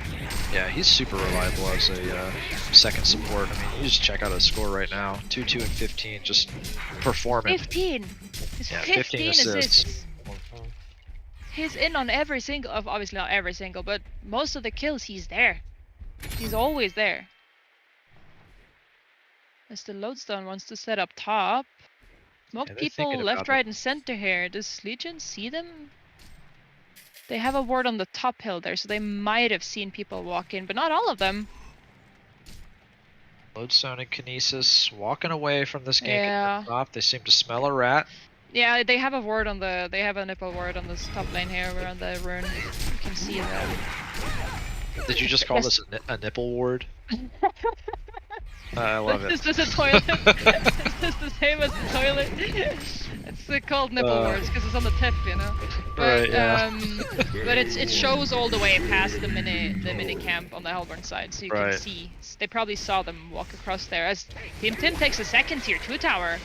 As mid is a party. Salforus getting gone on first with the Shatterstorm, followed up by a head smash. There we go, down he goes. As Gemini follows up on this poor Bombardier, trying to use his ulti, but it's not going to be enough as he goes down. As 2 quick kills for the Legion side, who loses their Kinesis, but that's not the biggest of deals. As Lodestone just catches both of them here. They're going to kill this Nymphora as well. And also, Valkyrie, she has no leap yet. She's not scared. She has follow-up with the Magnus and the Eruption. As Defiler says, nope, I'm out of here. And now, who's left? It's the poor little Curse pops his ulti. But that's not going to be a TP that you're going to get out with this amount of stuns that's on Hellborn team, and that's a huge team fight. XD in the chat. Yeah, it did require a bomb buyback, so they got a bomb buyback out of that. But yeah, that is a very, very nice team fight success there, following a disastrous start. So. Yeah, I think that there was 2 buybacks there. The Nymphora also bought back, actually. But she bought back I think she bought back a little bit after the fight there. Not after the fight, but like all the way in the end. But those are some pretty good kills that the Hellborn team got. But like Keels. they are behind kills. But winning a fight by losing 2 buybacks is not what you want when you're in Hellborn's position. You don't want to trade like that. You want to win it, right? So it's not a setback, but it's not that big of a win either. No, You wanna be definitely super not. picky. And especially because like it's a win from the team fight perspective, but you don't really net anything, right? Especially in terms of progress towards your next item, right? You actually, Bombardier got set back 1,000 gold to make that team fight happen. He actually looks like he's probably going to find a kill here on Kinesis in the bottom lane. Actually, he thinks twice about it and decides to portal key away, but this is actually really, really well played as they get the sticky bomb placed onto Kinesis, and then the Valk port just pounces on Kinesis, who just cannot hide with that sticky bomb on his head. So, Bomb was like, poor nah, I'm not dude. gonna kill you. I'm not gonna kill you. My team's gonna kill you. But this is the superior trade for the Legion side if they get this kill on Lord South Forest. That is the superior nice. trade indeed. Very nice. That's a big kill for them. He's sitting on a full-on Dawnbringer now. Yeah. Did he buy out before he died? I don't really know, but yeah, this is they're down a major player in terms of their team fight. But one of the things you have to notice, Gemini is about to come online with a pretty serious power curve. He's about to hit level 16, and he's about 700 gold away from finishing Shrunken Head. So those are 2 pretty important benchmarks that he's about to reach here in the game. And though they are down 10,000 gold, I really like Doghouse's chances of clinching this victory for 2-0 here in game 2. Oh, yeah, it would be super nice for them as Magmus. Magnus kind of blinks. Did he blink into the fog there and just kind of get blinked. surprised? He blinked and I was like, oh shit, I'm out of here. Okay, Valkyrie pops the Veiled Rot. We've got Smoked and Amphora placing a ward. Valkyrie just smoking down here into the bottom lane. Just looking at has the read on the map, noticing that Legion is in the top lane, and so now farming in the bottom side of the map. Mm-hmm. Not going for that tier 3 tower push, as he could pressure that a little bit, but kind of respecting Hellborn a little bit. Actually, he picks up a double damage here, and this will probably be a Kong attempt / kill if it goes uninterrupted. Pretty sure that's a simple conquer kill for them.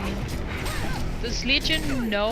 No, they don't have any wards. I mean, they could have seen the... No, I guess they don't see anyone, so they're guessing. They're like, take this top tower. It's the same thing that happened when they took Kong. Yeah, but that's actually the first Kong kill for the Hellborn side, and you can see that Legion already got their Kong kill earlier and have Kong to kill again, so they will be a full Kong buff ahead if this kill is successful for them. Hellborn should know this. Yeah, they have the vision are of it. moving. But Max towards it. And it's actually... Who knows what could happen here? I mean, Bomb actually might be able to snipe it. Now, obviously, that would spawn token, but probably won't go for that. But the Valkyrie's Prism was used. South Forest is being pursued, or South Forest is pursuing Lodestone, but the initiation happens on Kinesis first. Here comes the Shatter Storm. It's actually thwarted. It's not gonna. It is gonna connect onto Valkyrie, and she gets dropped by the Gemini to follow up. Bombardier is going. It actually has to be careful. Magnus makes the escape with the Lava Surge. Nymphora ports in on nobody, but Bombardier finds a quick kill onto Lodestone, and South Forest actually gets finished off by Defiler, and I really kind of wish I would have caught that, but no time to talk about it as Gemini is going pretty hard here on Nymphora, and Nymphora has to be very careful. It's going to connect the stun to briefly be able to live, but the Twin Fang is going to close the gap and make quick work of her. So unfortunately, they are not going to be able to take out their Kong on the Legion side yet, but they do win the team fight pretty convincingly, and I'm sure they will be able to follow up a Kong kill shortly thereafter. Filer did a super clutch Storm Spirit. Yeah. Because if she didn't, if she wouldn't have done that, then the South Forest would have killed her with his aura. I'm not surprised at all. I mean, Defiler, we've seen Defilers pick up Storm Spirit over and over again, and it's just because of the way that it synergizes with Unholy Expulsion. It's actually quite insane that she can be dealing damage with that ultimate while also Look at the bottom tower. You know, just being invulnerable inside of the Cyclone. Bottom tower. Oh, is it? Oh, it isn't deny range now. Bombardier is kind of just chilling out here in the bottom lane. Lodestone, does he need to be careful? We see Lodestone with the Codex 1. Oh wow, I mean it works really nicely with his ulti, right? Because you take away all their magic armor and then you just smack them. Yeah, make that a Codex 2 actually. It's coming out here on the courier. And South Forest hasn't really put anything down in his inventory since he got that Dawnbringer. Looks like he's trying to make progress towards a Shrunken Head.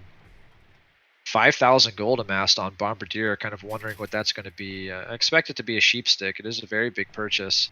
Sand Scepter already picked up on Magnus, who has a portal key, so I mean, look at the difference in second supports here. I actually don't really know who is the true second support, whether it's a Cursed or Kinesis for the Legion lineup. I think at this point they kind of swapped and put Kinesis on the 5 boss.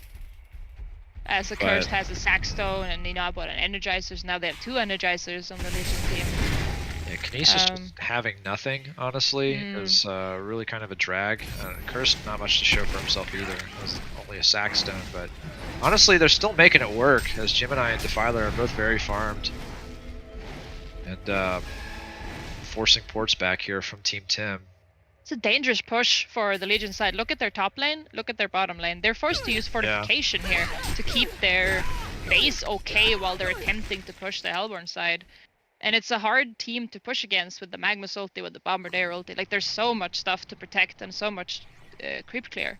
It's a very hard team to push against. They need to win a team fight in order to actually get up to high ground, as Gemini buys a Shroud. Yeah, I'm actually very surprised by that. It's not usually what I expect. Now, obviously, you know, it is one of those strong agility items once you get the Dancing Blade to boot, but kind of didn't expect him to go Shroud right out of the gate. But, I mean, it could be one of those surprise items. But he actually is going to run into a Rev Ward here. Maybe the Lava Surge connects onto Kinesis, who gets Fire Shield away, turns it right back onto Magnus, and Magnus is going to fall inside of that Stasis Smash. And Valkyrie is actually taking lots of heat from Gemini, who's pressing forward, puts in the split form, and finishes her off very, very handily. Bombardier uses the ulti, but the recombine from Gemini keeps him up, and Bombardier has to escape with the port. Does so successfully, but that's a quick 2-0 snag for Doghouse there. Jesus Christ. My dog just barked and scared the living hell out of me. Sorry, yeah? No, not a problem. But yeah, I mean, Doghouse looking really, really nice here, as, you know, just as you said, they need to win a team fight. Well, there you have it. They did so, and now they are marching into the mid lane towards this tier 3 tower, which is already pretty low, and not 100% sure if the fortification has been used or not, but I don't think they used their fortification on Hellborn. Yep, there it is. Yeah, you're right. But the Unholy Expulsion is here for 24 more seconds there. I believe that's a buy. No, that's not a buyback from South Forest. So here comes the Sheep Stick on Defiler, but it gets Fire Shield off together with the Sticky Bomb. So they're looking really good here. High chances for taking this melee barracks. Defiler is frontlining very, very hard. She's got 7 seconds left on Unholy Expulsion. Activates the Shrunken and just escapes. Dude going to be falling, not necessarily on Kinesis, able to Lava Surge away. A Curse is actually the one that's going to fall, and dude might make the escape. Actually, looks like no, as he's trying to port away and will get that port interrupted. But he does have enough for a buyback if he needs to, and obviously they got what they came for, completing the barracks objective in the mid lane. So Doghouse having a very, very fine time here in Game 2. The stats are not on their side, but the objectives certainly are. And honestly, the farm of the cores is basically equal, as Gemini finds a very, very quick kill onto Nymphora and is going to be able to destroy the Bound Eye and probably escape from Valkyrie here. No, he actually does take a stun from Magnus, and this could be enough auto attack damage to bring down Gemini, who actually has to burn the Shrunken Head in order to escape, and they are not going to pursue, so that is a clean escape for Gemini.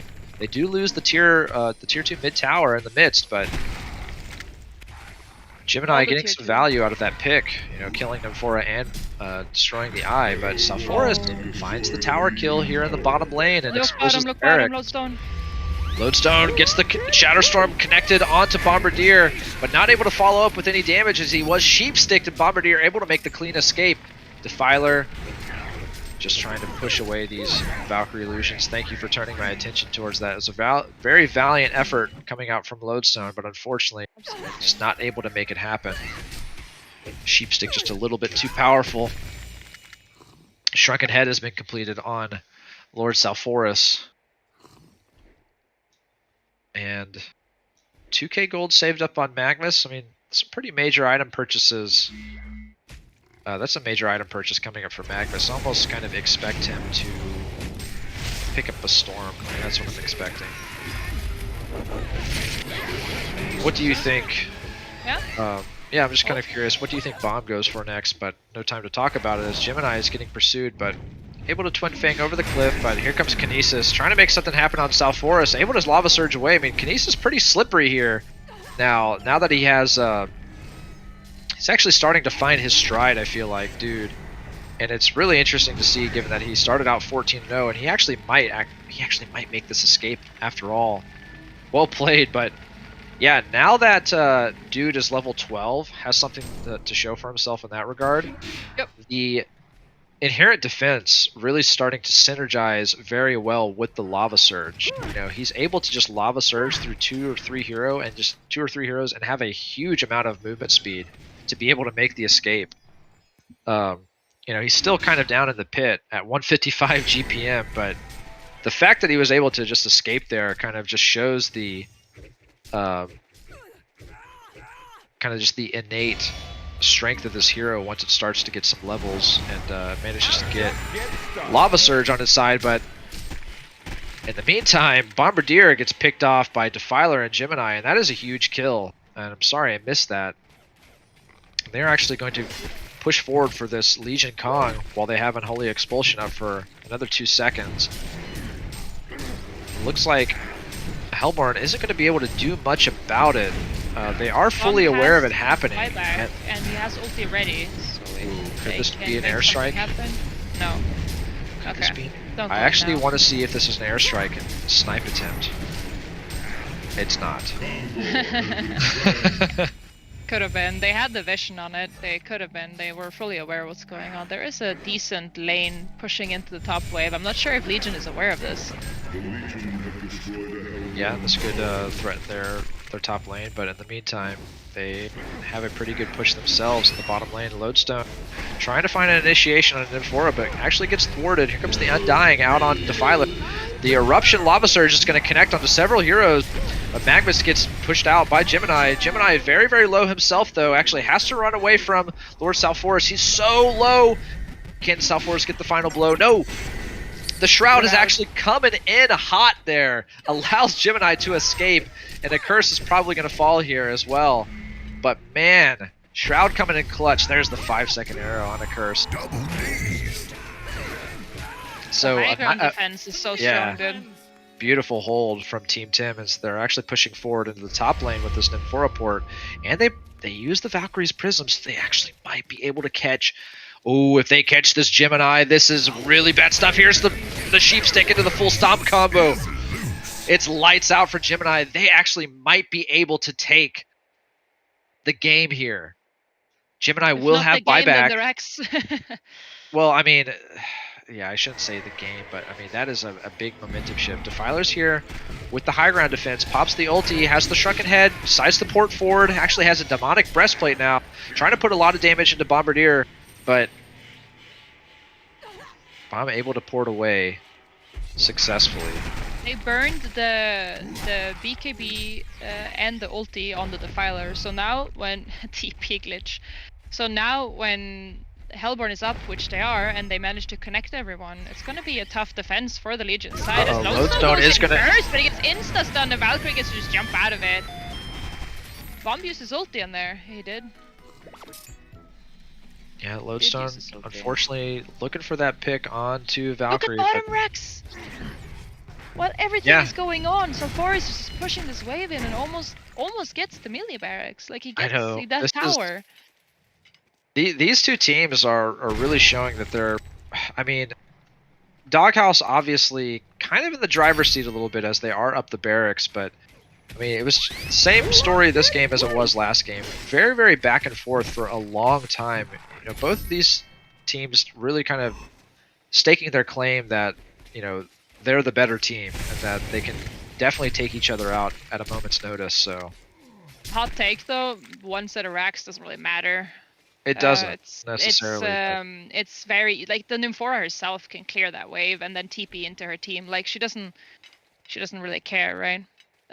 So of course it's more gold and all that stuff. As there's a party bottom.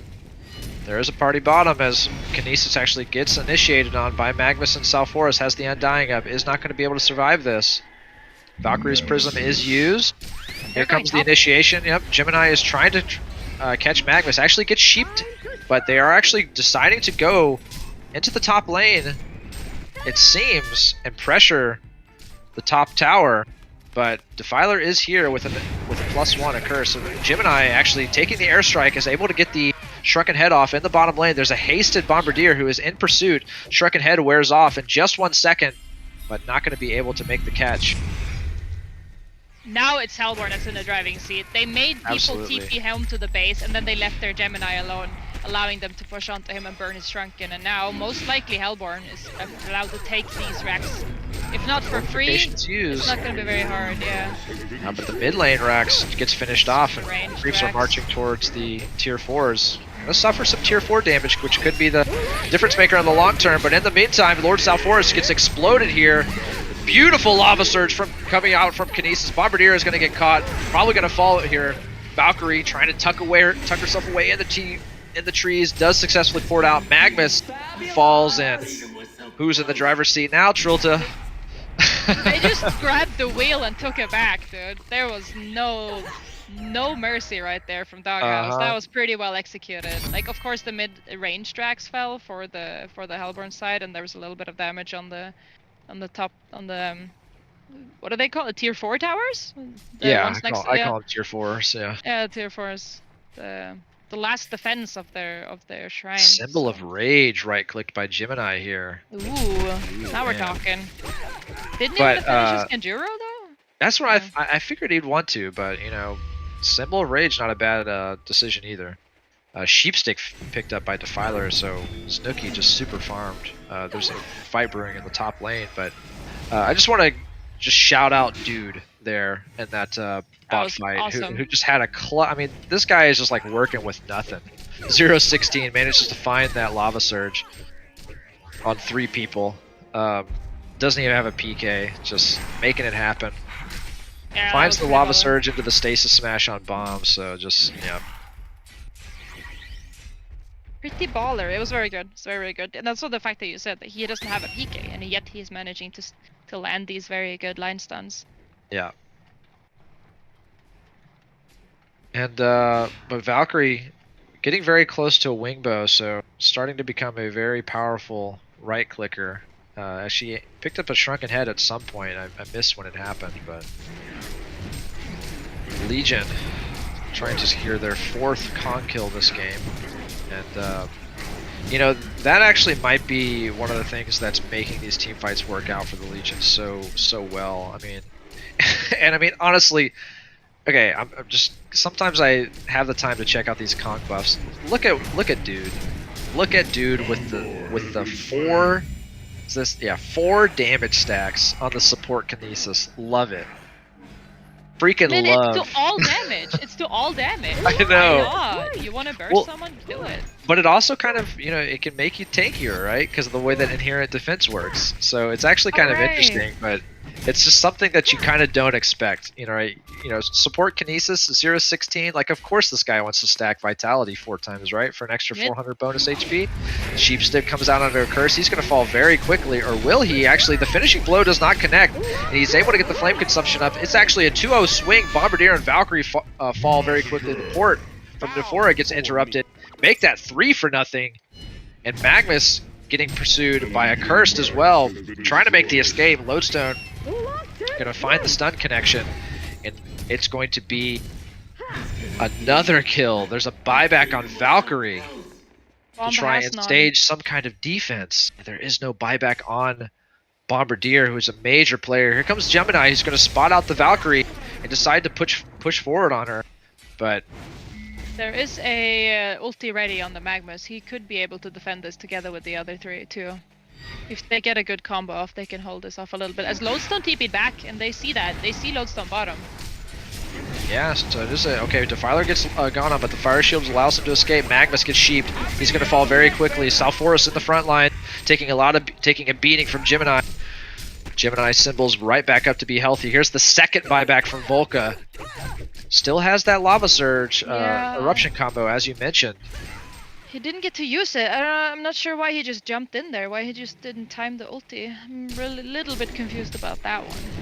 Hellborn Kongor going to be attempted by the Legion side. Once again, Hellborn has vision of this area, but deciding they might not have the tools in order to take this away. The team has fully respawned. Magnus is actually going to run in, find the two-man Lava Surge. Here comes the Stasis Smash onto South Forest. South Forest going to fall very quickly, surrounded by 4 heroes. Now Magnus, being pursued by Lodestone, has to be very careful. Has Lava Surge coming up very soon. Is he able to get out? No, the Sheep Stick comes out from Defiler. But Valkyrie and Nymphora actually port into the Legion base. And Valkyrie trying to stand his ground going against Gemini, but Gemini just a little bit too tanky. Here's the airstrike, putting the finishing touches onto Gemini. That was a surprise. And Imbaboy does buy back for the second time this game. So he is fully committed. No more buybacks. If he dies again at level 22, it's going to spell probably around 80 to 90 seconds of free time for Legion to have. No carry to fight against. And it looks like they are going to be able to get this Legion Hellborn Kongor. Maybe not. South Forest and Bombardier both taking stuns, not starting out the team fight the way they want to. South Forest is going to fall to the Unholy Expulsion. Bombardier not going to fall as well. Actually manages to take out Lodestone instead. But the Kongor credit is going to go to the Legion.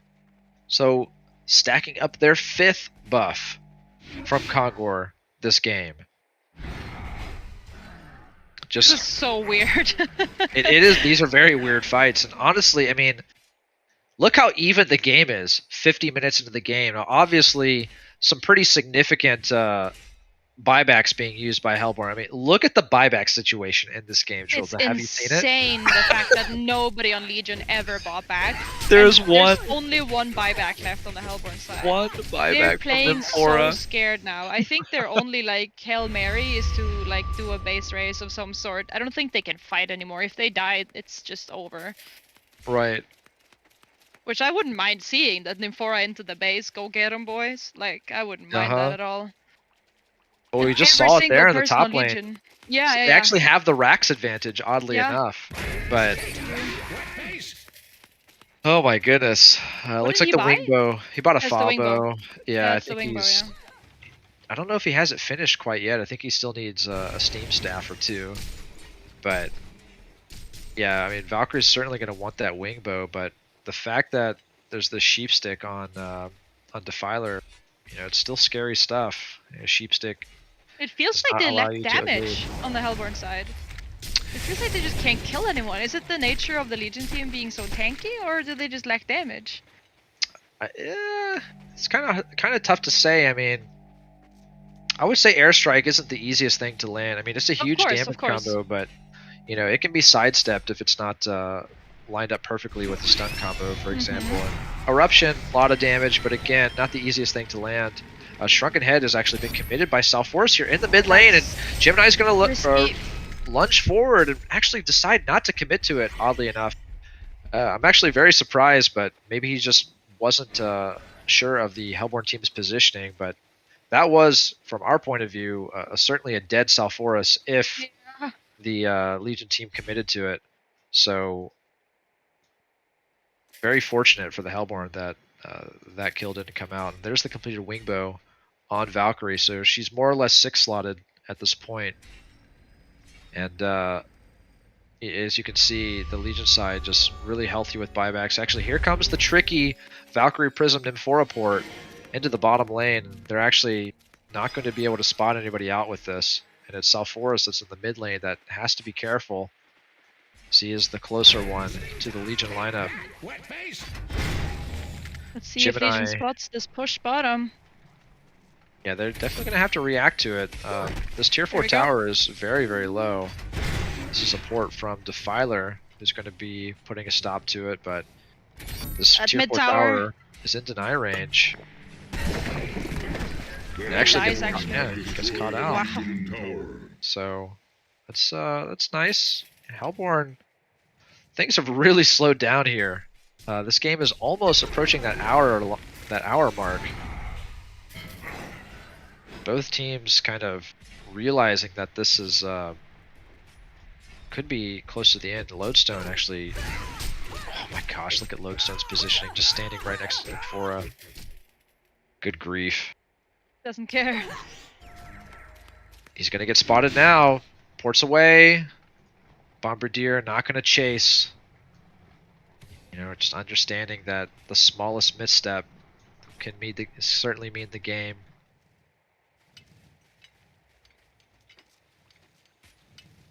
So tense. I think everybody's tense, mostly on the Hellborn side. Because if they die, they have no chance of doing anything. They need to make sure that the next move is perfect. Lodestone gets sheeped here in the mid lane. The Pegasus boots are coming out on Lodestone. Defiler ports to him. Valkyrie's Prism is used. Mostly for an escape. Yeah, it's very tense. I mean, honestly, if you're Team Tim, you have to kind of play this way as they understand that, you know, this is match point for them. Absolutely. If they lose this game, you know, that's it. And they're basically in the losing seat. I mean, I know they're upper racks, but gosh, being in this no buyback available situation is, oh, and here comes the pick on Magnus, so, you know, they're not going to have a Magnus if the next team fight starts to brew here in the next 60 seconds, so. They're gonna find top. And bomb in the top lane. Oh, Gemini has a sheepstick himself. Check this out, but he's going to get sheeped by Bombardier and take a full combo. Stun combo coming out. Gemini trying to make the escape actually is going to be able to. Even Congo tried to help out with the rock.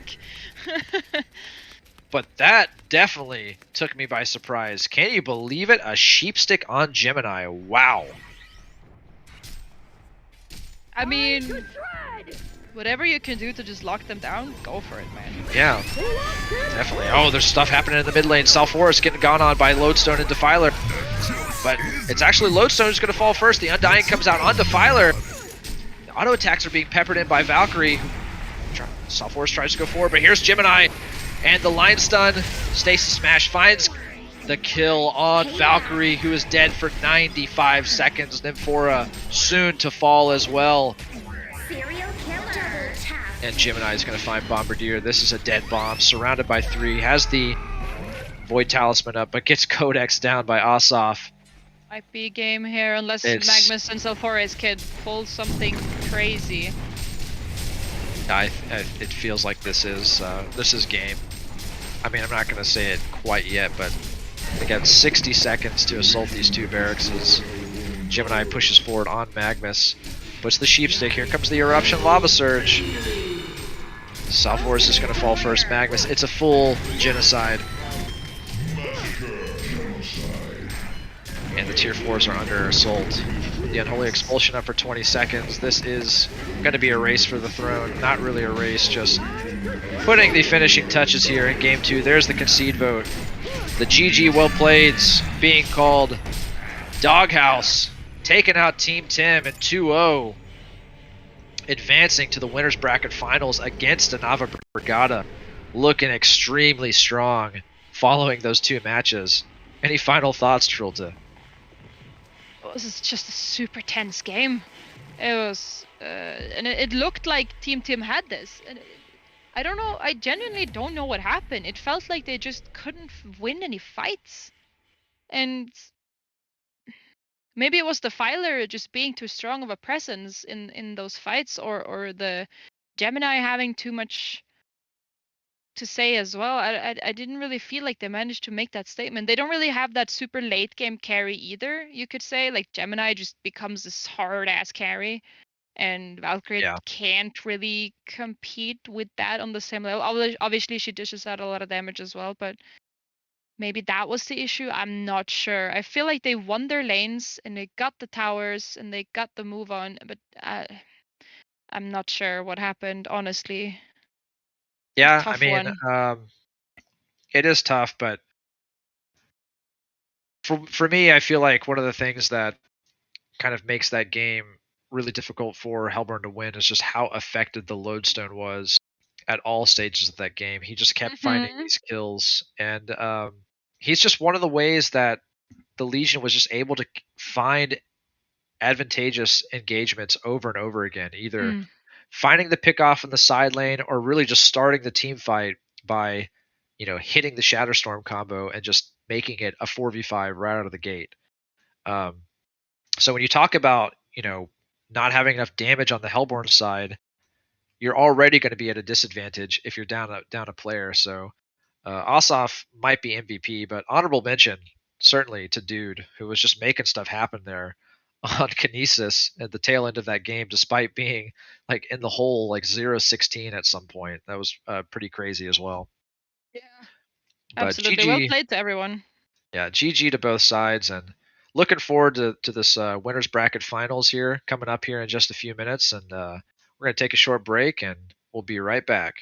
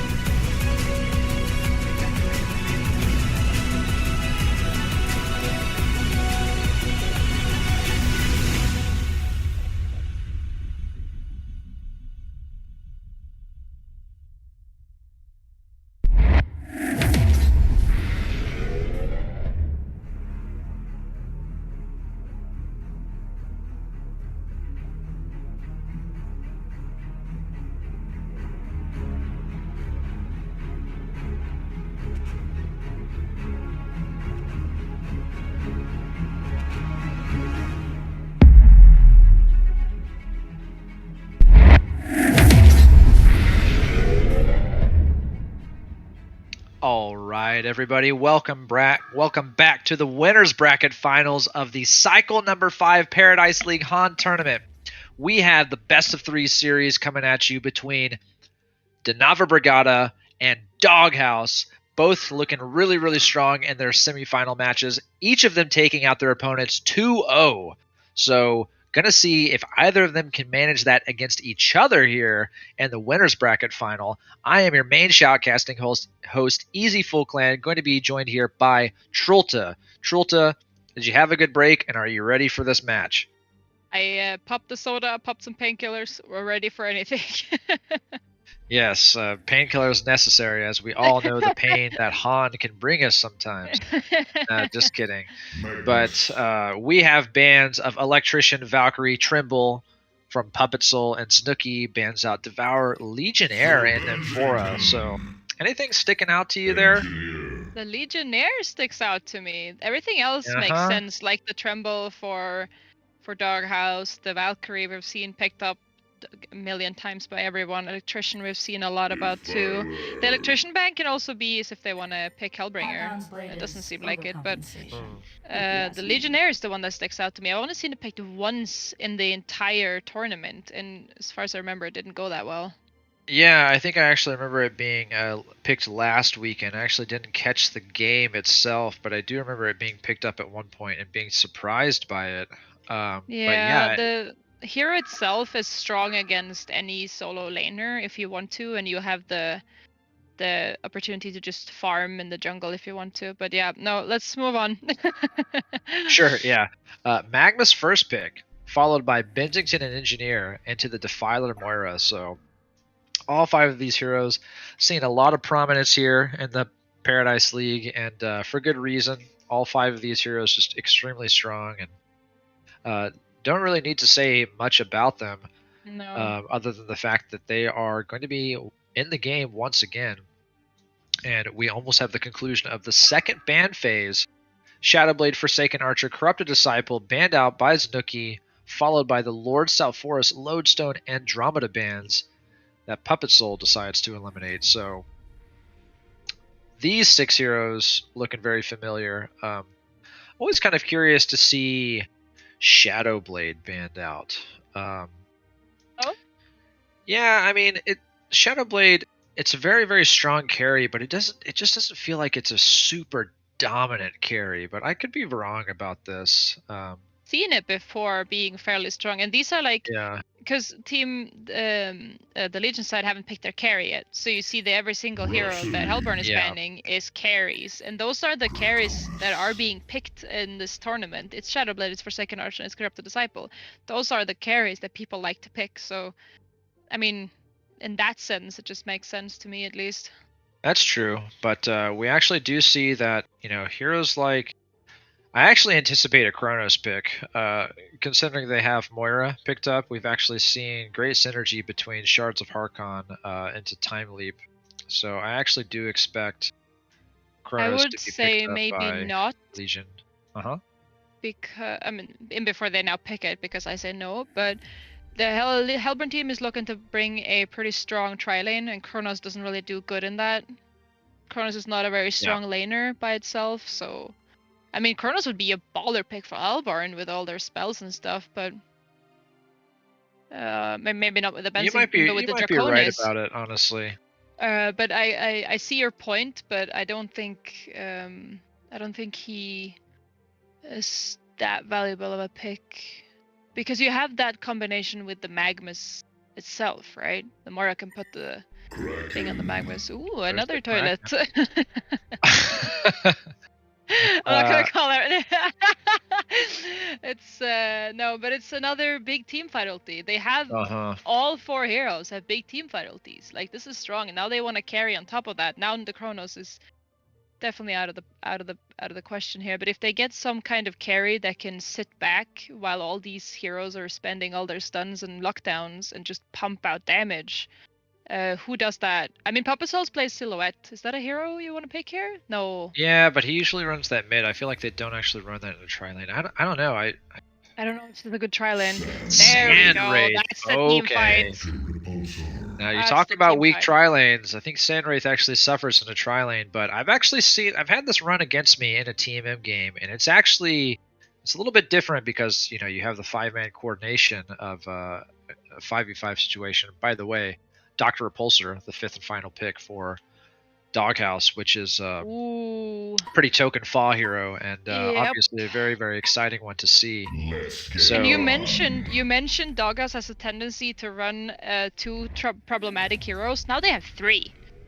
yeah, it's and we'll see if they're if they kind of spread themselves a little bit too thin with this many cores, but especially against Defiler lineup. But while we're loading into the game and into the early stages of the match, make sure our viewers understand that the $10,000 prize pool of our tournament has been brought to you by our 2 sponsors, Community Gaming and Polydoge. Community Gaming is a platform for running weekly tournaments for games like Valorant, Super Smash Bros., Hearthstone, and more. They're all in one. They help supercharge events of all levels, from community grassroots to tier 1 events that you see right here on twitch.tv.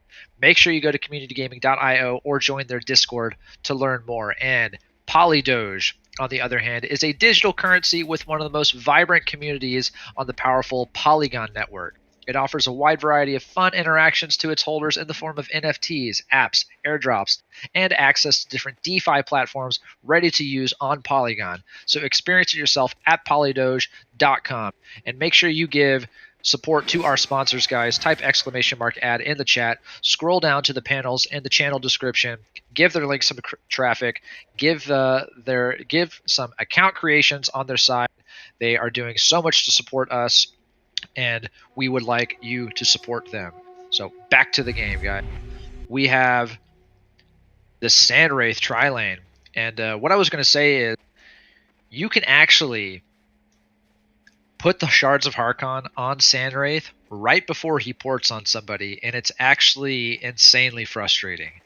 I don't know if you've ever had this happen to you or seen this interaction, but I actually expect Denava Brigada to be able to successfully run that here, and it's actually it's an insane combo, but it might not be that good in a 5v5 setting. But yeah, any predictions, any interesting lane combos that you see coming up here? I was expecting the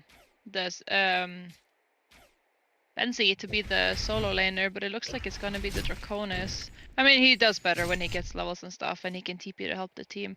That is one of the things that I find pretty interesting. They have Benzi, who has the ability to just join every team fight, and then you have the Draconis, who has the ability to join every team fight, and then you have the Doctor, who can fly across very vast distances. So it's pretty. Yeah, and then you also have the Sandwraith. And then and then you have the Sandwraith, who can be anywhere, and then you have the the Moira, who can be who can be anywhere too. So this can be very interesting to see, as well as I love myself some Rhapsody, dude. That hero is so strong, especially in tri-lanes. That one went under my nose. I actually didn't even notice that hero was picked. Thank you for pointing that out. Yeah, Rhapsody's in the game. It's not a hero that we see too often. Which is sad, because I think she's such a strong hero. Like, if she clicks her R button, she negates... Is it 100%? Yeah, it's 100%. Yeah, I was fearing they changed it, but that's Pearl that they changed with the bubble. She clicks her R button and her team is... Tyler getting a lot of pressure here in the mid lane. A wonderful Kegstun actually gets her in a dangerous position. She is going to fall. Dude finds the Bloodlust on Engineer in the middle lane. And I was just thinking that, Dr. Repulsor are going to have a tough time against a hero like Defiler in the mid lane, but not if he gets key rotations like he just saw from Engineer. Yep. So Joust connects onto Sandwraith in the top lane. Shards of Harkon are going to push him back, but Rhapsody actually pushing together with Benzington on Moira as they are down a man here. Engineer slowly making his way back towards the top lane, and Moira going to connect the Shards of Harkon onto Benzington. Here comes the Lava Surge, maybe? No, but the Joust is going to connect onto Moira. Such a long-range spell, and she is going to fall. The Kegstun is actually disjointed by that Sandwraith illusion spawn, and the Lava Surge connects onto Benzington. But Magmus takes the auto attacks, and Sandwraith trying to run down Benzington, but not going to be able to find the kill as he gets turned around on, and it's a 3-for-0 in the top lane. Wow, 4 kills on the board almost immediately, 3 minutes into the game here for Doghouse. Looking super strong, super confident in the early stages of match 1. Ow. Already up 4 kills after 3 minutes. That's pretty intense. Yeah, and I mean, it's maybe could be a little bit of a misdraft with this Sandwraith tri-lane. I mean, Yeah, it's the Sandwraith same- just not offering a whole lot. Lava Surge is going to connect onto Engineer. Here comes the Shards of Harkon. They are going to connect. Now they need more auto attacks to come in, but Joust is going to connect on Moira. Sandwraith is pushed away. There's just a little bit too much damage. He's going to cliff walk. Yeah. And it's going to be just fine. Engineer fine as well. Meanwhile, Snooki, I mean, look at the difference here in the bottom lane between Draconis and Kraken. I mean, Kraken just having a tough time. 15-2 against the 27-3 Draconis. I mean, Draconis pretty... I mean, he's kind of out on his own here, so rotation could definitely spell his doom, but right now he just feels like he's having the time of his life here. Really just creeping Kraken pretty effectively. He's just harassing a lot. It's so hard to play. Here comes the Cataclysm, and he's actually gonna port onto Kraken. And here comes the port from a teammate. It looks like it is Sandwraith who decides he wants to evade the tri-lane in the top lane, as there was a kill there on Moira. It's make that 5-0 here in game 1. Doghouse just making a statement here. Draconis walking away, looking to go for the bottom rune, but it's not there. Kraken was thinking about making a move, but Dragon just breathes on him and says, go away. Go away, big fish. Dragons don't like fish, I guess. Too much water. It's they swapped the lanes now, but I mean, Hellborn just does the same. They don't really care. Right. Poor Sandwraith is not having the time of his life. Yeah, and it's kind of just like they understand, right? That they don't mind, you know, giving the lane. Okay, yeah, a missed joust here. That's Magnus is going to connect that Lava Surge. Sandwraith just doesn't have enough mana for the Sand Throw. Desert's Curse, as it's called. It was a very nice bait to get the Bensi to go on him, but they couldn't. They still can't do anything. It's like you said, the Sandwraith doesn't do anything in this lane. He's just a sitting duck, and he can't even walk up to the lane here because one combo and he's dead. Yeah, as you can see, he has to use the Desert's Curse to try and snipe out a creep kill, but Defiler getting jumped on by Dr. Repulsor. Dr. Repulsor trying to push forward, but actually taking the Siphon Soul, jumps on her again. Defiler trying to bottle up. It's not going to be enough. She will die to Dr. Repulsor in the mid lane. Not what you're expecting whenever you see the mid lane matchup of Dr. Repulsor versus Defiler. Obviously, Dr. Repulsor getting the assistance early on from Engineer, but was only one kill, but it, as you can see, it's just enough to really cause issues for Defiler to find success here in the mid lane. Haste Rune picked up by Kraken. Nope. Yeah, and I mean, if you can trap the dragon under the tower with the tower aggro, then maybe. Oh, Dragon is actually porting back to base in the right moment. So Kraken is going to burn that haste and get what looks to be nothing from it in the bottom lane. Yeah, Rhapsody getting surrounded here, but Dragon actually ports into the bottom lane and rains hell using the Cataclysm. The Joust is going to finish off the Sandwraith, and Magnus trying to steam bath safely, but looks like he's probably going to end up dying as well. The Keg connects, the last auto attack from Pinsington finishes him off, and Dragon just flies back up to the top lane. It's 9-0, Trulta, 7 minutes into the game. This is insane. Still not on the board, Danava Brigada. This is the time where you just click pause and be like, guys, how do we solve this? Because you need to solve this somehow, right? Now they're gonna try to rotate again towards this dragon. They're gonna surround him here. Maybe they can get something going if they get a Kraken ulti onto him. Yep, the release the Kraken is actually gonna get sidestepped by Snooki, but Snooki just unfortunately there's too many spells for him to avoid here. He's actually able to get a little bit away so fast with those Ghost Marchers, but Sandwraith will find a very important kill and be the first kill for his team, but in the meantime Defiler actually dies to Dr. Repulsor and Engineer in the mid lane too, so Doghouse still getting something back in spite of losing Dragon, and this is kind of just one of the things that they do, right, that we've seen over and over again, where they, you know, are able to just run all of these problem heroes across many lanes, and it doesn't matter if you shut down Dragon in that spot, right? Dr. Repulsor is farming. He's a problem. You've got Then the Filer Benzington. died. Yeah. The Filer's like they're saving grace in this game for Donova at this point, if she can get something going. But They're all far behind, right? Not a single one of them is above 250 GPM. Like, Doghouse is just shutting them out in every single lane. yeah, this is looking grim. Like, I'm not sure how they solve this. I think, like, because you can bring like a lot of people into one lane to get kills, but then in return you're gonna sacrifice other Moira, lanes. Magnus, and Defiler are gonna find Draconis because of that that ward there, so they are gonna find a free kill here. So very important. I expect that ward to get countered soon. I'm sure Snooki is going to be aware of its presence there, but Dr. Repulsor understands that he has to be very careful at the moment. He's walking towards bottom. I think this is a good choice. Oh, bottom, yeah. Well, he's actually going to leap onto Kraken. Not what I was expecting. The Nightfall is here. The Joust connects. Kraken actually manages to stun both of them. Well, not stun, but gets the Whirlpool out. Unfortunately, there is no follow-up, even though that was a nice attempt by Janko, but Sandwraith has the ulti, so the potential for plays being made is here now. I think what the supports on Legion side are doing is good. They're sticking to their strongest player at the moment, which is the Defiler. It's the one they can actually make plays with, and it looks like they're going to make a play mid as well. Yeah, Magnus is going to run into Draconis. Probably connect to Lava Surge. Moira's getting close with the Shards of Harkon, but Dr. Repulsor is here. The Mana Sunder was used on Draconis. He's very low. He is going to fall very quickly. Dr. Repulsor is here. A little bit low on mana, but has the Mana Boot activation, and Defiler's going to fall to the Joust. Plus the auto attacks, and Moira trying to make the escape as well, but there's just too many heroes here, so yeah, they find Dragon again, but look who's having a great game. Dr. Repulsor at 419 GPM. This mid tower is also at 460 GPM, and yeah, the mid tower is also very, very low. That's also, again, a good thing for Legion, but their own tower is also low on both sides.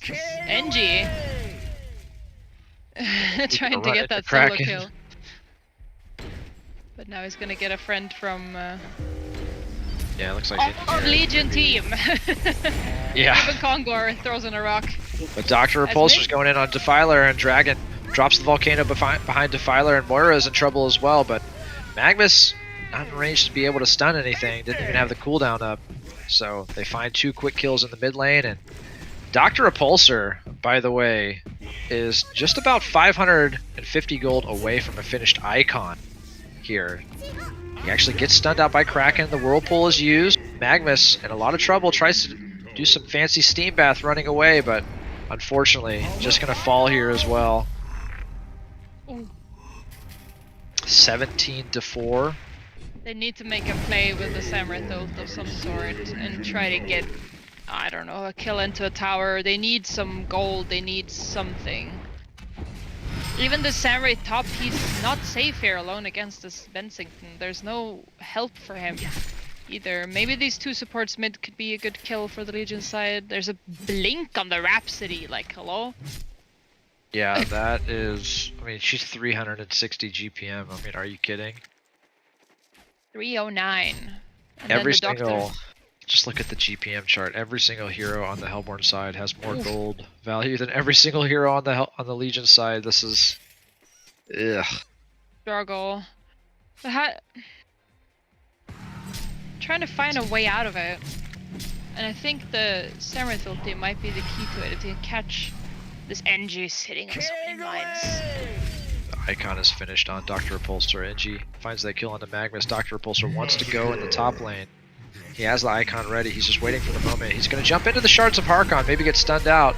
Arcane Vortex is going to use, but Sandwraith is very low inside of it. He's probably going to fall, and then Moira probably going to get chased down afterwards, I imagine. Actually, Sandwraith manages to port onto Snooki, but this is a hasted dragon, so Sandwraith is going to fall.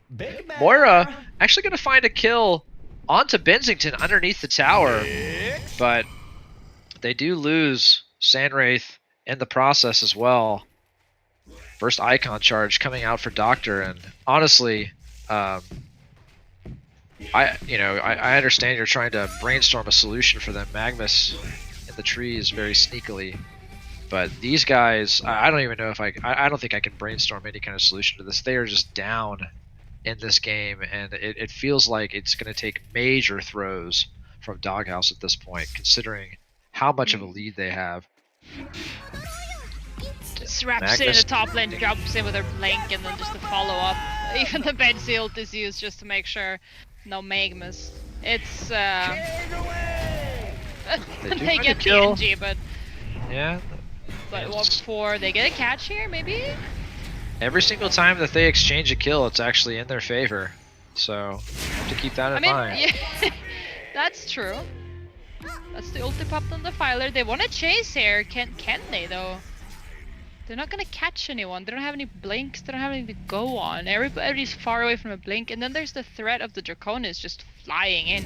Kraken's going to catch a stun and a Whirlpool, but here's Rhapsody with the Dance Floor trying to keep Dr. Repulsor up, but the Whirlpool is doing work, and the stun is going to connect, and Dr. Repulsor is going to fall. Rhapsody as well. So that's a little way to turn the game a little bit. Cliff walking. Little jabs about cliff walking being used. I'm pretty sure it was unintentional, so it won't fall under that. But Draconis, here we go. Oh, the Joust is going to miss. Here comes Draconis with the Dragon's Breath.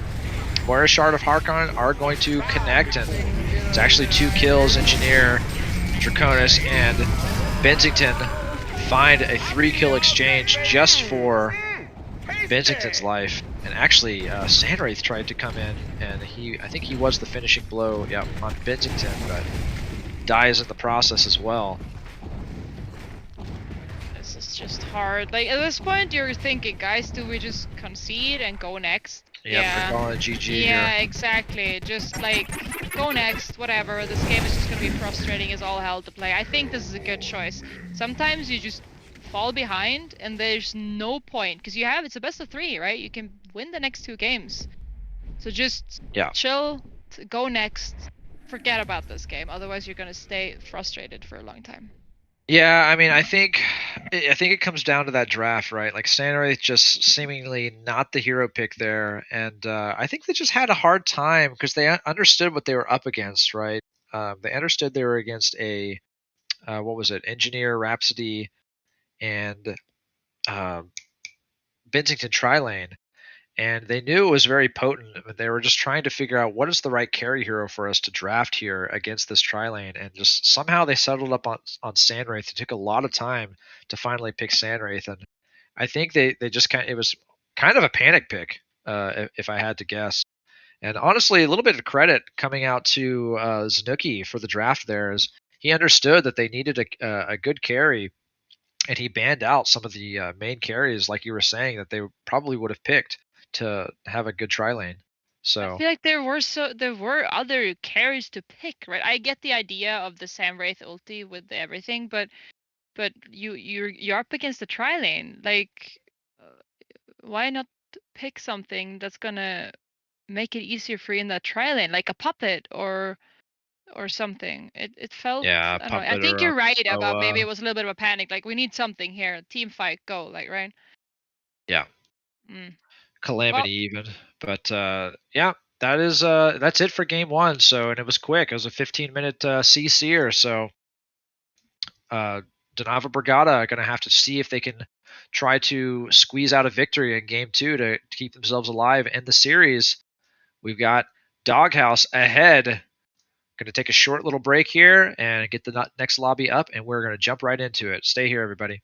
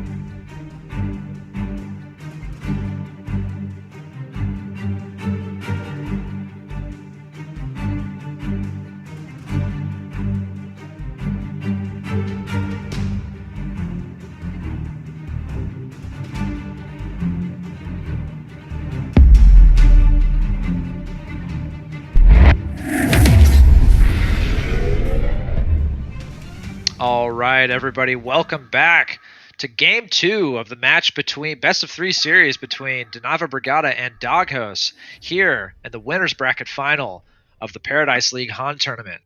I am your main shoutcasting host, Easy Full Clan, going to be joined by my co-caster, Trulta. Trulta, how does Donava Brigada make sure that they do not have a repeat of what we just saw in Game 1? I mean, first of all, you banned the Draconis, which I think is a good choice. And then you need to, I think you need to secure your lanes against Doghouse, because it's the same point as you've made before, where they have a tendency to have several heroes coming out of control, and to make sure because they pick strong laners, right? Every single hero on Doghouse last game, and also in the games against Team Tim, were strong laners. So you gotta compete in the lanes, because it feels like this meta is just fight, and in order to do that, you can't really pick heroes that just sit back and farm, which is one of the categories that Samwraith falls into. Yeah, So, I mean, secure your lanes, dude. secure the lanes and try and win as many of them as you can. At least 2 out of the 3. I think you're absolutely right.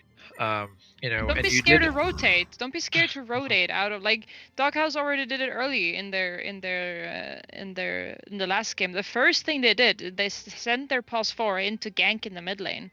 Even if it's a lane that is not that easy to gank in, because it was Doctor and NG against the Defiler, right? Shouldn't really be able to happen, but they made it happen, and make those moves that are a little bit more unpredictable.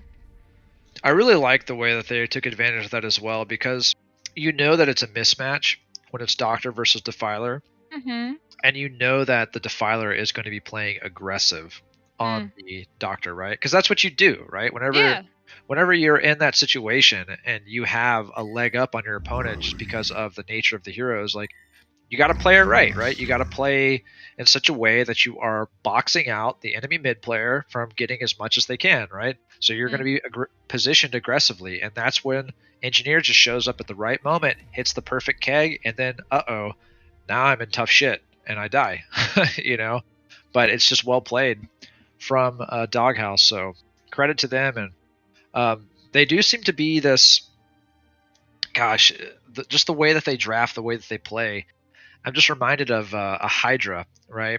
You take out one head and 2 spawn, right? They always run their drafts in such a way where you have to dump in significant resources to stomp out one of their players for just a limited amount of time, right? Because then another player on their team, one of their other core farmers, starts to become a problem, gets a little bit too momentum. So, okay, now we have to devote resources over to them. And then the one that we knocked out earlier, guess what? He's coming back. And so it's just constantly this whack-a-mole thing that has to go on whenever you play against them. And it just feels like nobody can just match them at that type of gameplay at the moment.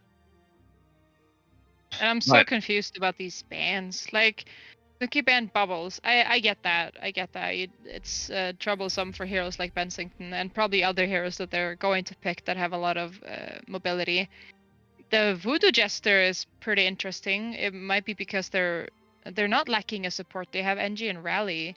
And then there's the Soul Stealer, which is, I mean, that's Puppet Soul plays that, or even Anal Hunter will play a really good Soul Stealer. So sure. They actually had a really good match of Voodoo Jester versus Soul Stealer against Bust No Nuts, as they're called now, in Game 2 of their series against them. And the Voodoo Jester just had an insane game. Like, in final score, like something like 18-2-11, right? Like, position 5 Voodoo Jester just getting an early staff and just making it happen. I'm glad you went over the bans, because we haven't really talked about the draft, right? They banned the Draconis. Like, that's the first thing you look at, and then for some reason, Doghouse bans Legionnaire again. I honestly, it could be a joke. I don't know what that ban is. Right. And then the Balfagor, Electrician, Tremble makes sense. The Electrician makes sense, and then the Balfagor. It's also a cancer to play against. Like we've seen it a lot in the tournament as well, being struggled to play against. But then again, Legion just picked Cersei and Rampage. And They like to do this. So I'm not sure if it's. I know that Dude is kind of the premier Rampage player, but he also might be the Cersei main too. They have a very, very interesting draft here. Is this Snooki Rampage, Lilac Cersei, Dude, Bensington? Are they just swapping roles around to troll us? It feels like it a little bit. Yeah, they're And just. the Hag is staple though. We all know Hag is pretty strong. Yeah. And Well, it so looks is like Rift and Benzi, but it's really the Cersei Rampage that's kind of interesting. Let's just go over the final draft of Hellborn's side, looking very much more traditional with the Engineer, Glacius, Rally, Monkey King, and Drunken Master. Drunken Master really only being the only standout hero, but we actually have seen success with that hero in the past, so could be a repeat. I do like the way that both Drunken Master and Monkey King, their two kind of main farmers, are extremely mobile, but man, we have a Rampage in the game, which is something we have not seen, I feel like, in this cycle at all yet. But we know that they love to run it. this is an Asaf hero through and through. Is it? This is for me, this hero screams Asaf. This guy just goes in balls deep. He doesn't care, and he usually gets out of it too somehow.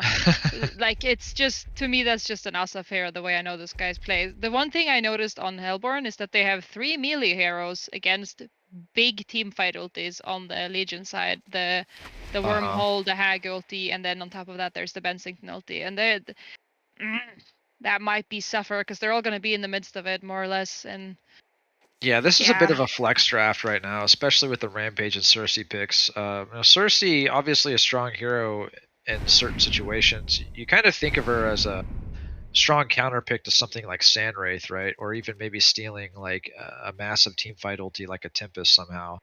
None of those heroes on the Hellborn side really scream like, I got to take him over with Cersei, but they decide to run it anyway, and I feel like it's because of the way that it might synergize with the Rampage illusions. I actually kind of want to see, because I believe the slow passive, the Horn Strike, actually works on illusions.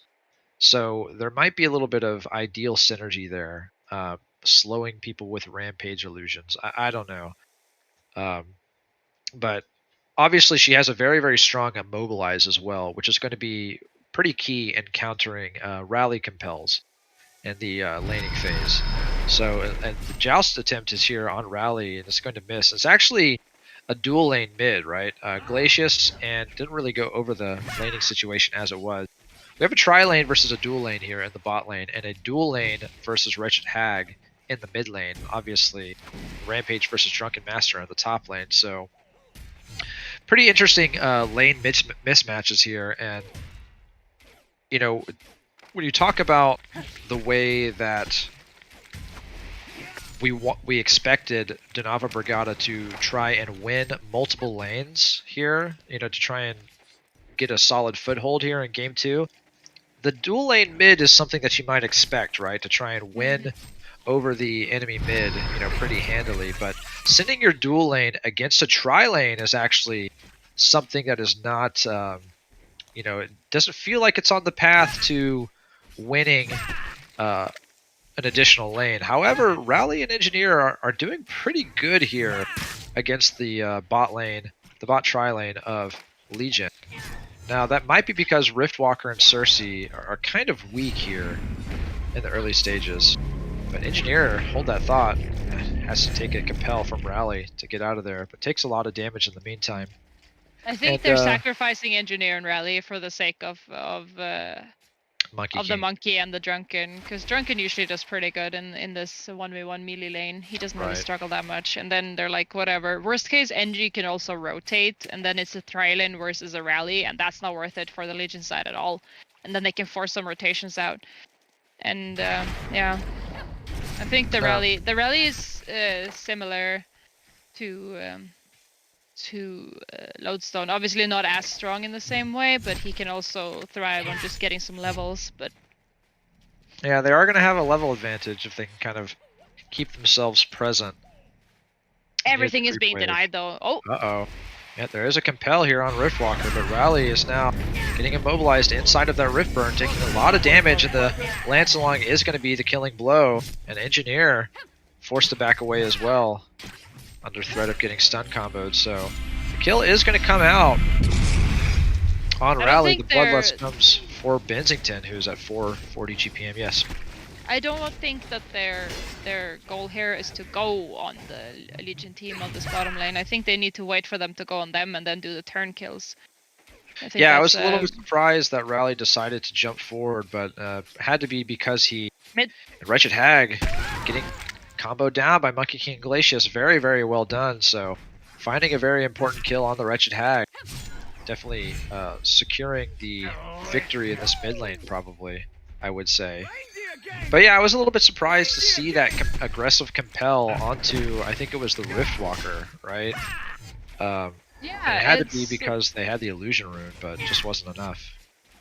And they haven't brought any wards to block any camps either on this bottom lane for Hellborn, which is allowing Legion to just pull, and then they don't have any struggles with XP anymore. Because they're, as you said, they're supposed to be getting more XP on the Hellborn side, but when they just keep pulling, as well as Bensi just denying everything as 14 denies. Well, yeah, and look what he just picked up. He just picked up a pair of Ghost Marchers. 4 minutes into the laning phase. Wretched Hag actually getting gone on by Monkey King. Another last and traded to kill here. Rally dies again to Bensington. And this is an extremely dangerous lane for them to remain in at this point, as they have the Joust connects onto Engineer. Here comes the Cersei immobilized into the Rift Burn. He's dead. Rally trying to see if he can make something happen, maybe connect a compel onto Cersei, but there's just too many here. Rampage and Drunken going toe-to-toe here in the top lane. Rampage committing pretty heavily, but Drunken Master going to be just fine, and could come down to level 6s here in the top lane. Rampage is closer. Drunken Master actually putting down the full force. Gets the last hit. Very, very nicely timed kill for Janko on Drunken Master. Very important for him to get that, as we saw that Rampage was just, like one creep kill away from level 6. And it could have spelt doom for Drunken Master, who now has his level 6, but kind of want to talk about, like, in general, Rampage actually seems to feel pretty good against Drunken Master. Maybe not in the lane phase, but in the later stages, right? The Chains That Bind ability, fantastic to be able to lock down a hero like Drunken Master, especially the Monkey King as well. Can't be saved by Compel or anything like that, so I feel like Rampage is going to be very effective here. Hag is forced to jungle, look at her. Poor soul. So at least that's one hero shut down completely. Or as much as they can at this point, which is pretty good for this Hellborn side, as Drunken also now showed his presence in this top lane. And now it's only this bottom lane that they need to worry about. It's going already. Yep, Rally's going to connect a compel onto Cersei, and Cersei is actually going to get... She's going to manage to run away. Rally is actually going to fall to the Bensington auto attack as well, and Glacius trying to put some damage onto Bensington. He's too fast. He was able to sidestep that keg, and now the stun comes down onto Engineer. So Wretched Hag making an appearance in the bottom lane, as she cannot get anything down in the mid lane. So well done from Fa on Hag, recognizing that he needs to rotate, trying to get something started, and manages to find 3 kills at the price of, I guess that was just a Cersei death. And then dude dies to neutrals because of course. That's what he does. Yeah. I mean, it's always like for a reason. It's not like he's casually just randomly dying. Yeah, it's not like he AFK'd at a creep camp. No, but it's just funny that it has to happen every time. He just, I think What You Got has said it best. He's basically the only hero that does, or only player that does that consistently. And it's kind of interesting to see that fact. I mean, it can be useful sometimes too, like it's because it doesn't matter if he dies, right? The point is that he comes back with full mana and HP, and then he can do stuff. So now he can help this Hag try to get her level 6, so she can be a little bit more useful to her team. And these camps are hard to clean for her alone. She's gonna get a level 6 on these though. Yeah, there it is. Yep, does manage to find that level 6, and is going to be able to clean up a few more kills and make some progress towards level 7 even, which will be nice to have for her. Monkey is sitting on the same farm as the Bensi, which is obviously the other way around. The Bensi is in the Trine lane sitting on the same farm as a mid laner. Oh, Engineer gets gone on by Cersei into the Riftburn. The Joust helps finish her off, and Rally puts the Compel onto Benzington. Here's Monkey King putting the full force of the combo down on Benzington, so Monkey King slowing down Benzington, but he is getting charged by Rampage, who's coming into the fight in 3, 2, 1, and is not able to get the chains that bind onto Monkey King. He's trying so hard to get them off, but gets interrupted by Glacius and Rally ends up falling to Cersei, who now is level 6 as well. So we'll see exactly who's she aiming to take over in this game? It's a good question. Maybe Engineer, maybe Glacius. I mean, those are the obvious teamfight ultis. And, you know, at these early levels of Cersei, since the damage is nerfed from whoever you take over, I think you're mostly taking over people for utility's sake. Yeah. So Hag's trying to get her way back into the game. She has a free mid lane now, and as Monkey is farming in the jungle. She's happy about that. Yeah. And now there's a full Trilin in this bottom lane. Glacius is rotated to help out, which is... They need more help than that, I think. Because they're still behind, right? If they do make a go, as they're doing right now. Rally gets caught in that rift burn. But it's actually Benzington who's in trouble. And one more auto attack for auto do, but he's not able to get finished off by Glacius and Engineer. And Wretched Hag is here as well. Gotta blink forward and put the hurt onto Engineer, who gets sniped out by Cersei's auto attack. But in the meantime, Monkey King and Drunken Master find a very nice kill on Rampage in the top lane, who is now 0-3. So it looks like Donava is actually having has the advantage here in game 2. Obviously, their Benzington is doing pretty well on the side of Doghouse, but really Donava just is having a fantastic game on their Drunken Master and their Monkey King, which is exactly what they want. And the Nightfall is going to come and trap Glacius between 4 heroes. They are going to be able to bottle this haste rune on Wretched Hag. And Engineer needs to be very careful. Might run into Sir Benzington. Keg Stun is going to miss. Yeah, Donova has a much better chance now, obviously, because they've won these 2 lanes and they have these 2 strong heroes, like the Monkey and the Drunken. Oh, Monkey? Yeah, Monkey is getting pursued here by Rampage. Rampage still looking to try and use that ulti somehow. But it's not going to happen yet. Rally trying to see if he can get enough XP for his level 6. Rally goes in on Benzington, trying to put the hurt on him, but Benzington's going to be able to walk away. Riftburn is going to help take down Rally. Wretched Hag and a Bat Blast delete. Engineer and now Drunken Master is here as well, but he's just too mobile. They're not going to be able to finish him off, but 2 quick kills for Doghouse in the bottom lane. This game's looking very even. They need to bring in the Monkey or the Drunken Master to do anything in this bottom lane, which I think it looks like. And top lane, they're going for this rally.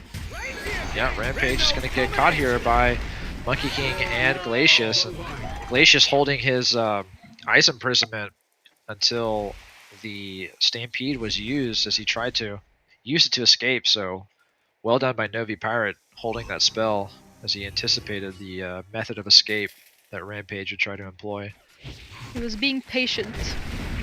Oh, bottom. Rally Compel is going to connect onto Wretched Hag, but he's going to be able to blink away in time. And so Rally gets finished off by that Psychic Scream. And then they get no return on the side of Donava. Benzington looking like he's going to connect a Joust onto Engineer. Engineer is trying to juke and jive. The Wormhole is going to miss, but the Joust is going to connect, and there's the Lance Along. Dude gets the kill credit. And Drunken Master, very in deep, but he's level 10, quite tanky, and Monkey King is here as well. Just going to put a quick combo and finish off Benzington. And Monkey King has a Sustainer in his inventory, so it looks like he's going to be going for probably a Nullstone this game.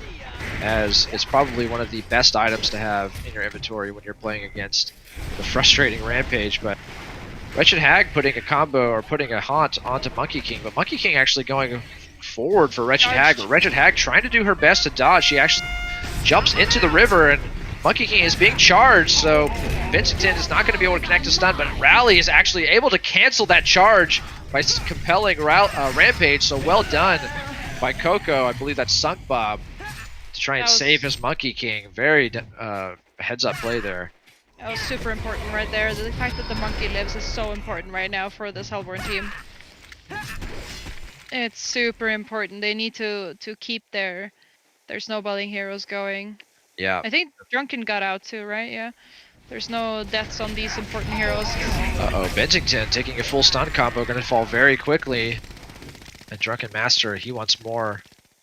But he's actually going to step back. And, you know, Legion's actually having a great game on their supports. I mean, look at the supports, their scores.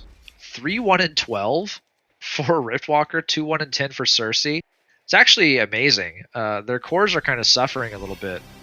And there's mass ports coming here in the bottom lane. But, yeah, I mean, Cersei and Riftwalker just having a really, really good game. Joustin is going to connect on a rally. The Glacial Downpour gets the full channel off here. Here comes the double wormhole onto Glacius and Rally, and they both get deleted by Riftwalker's combo. Excellent stuff. Wretched Hag puts the finishing touches on Engineer in the meantime.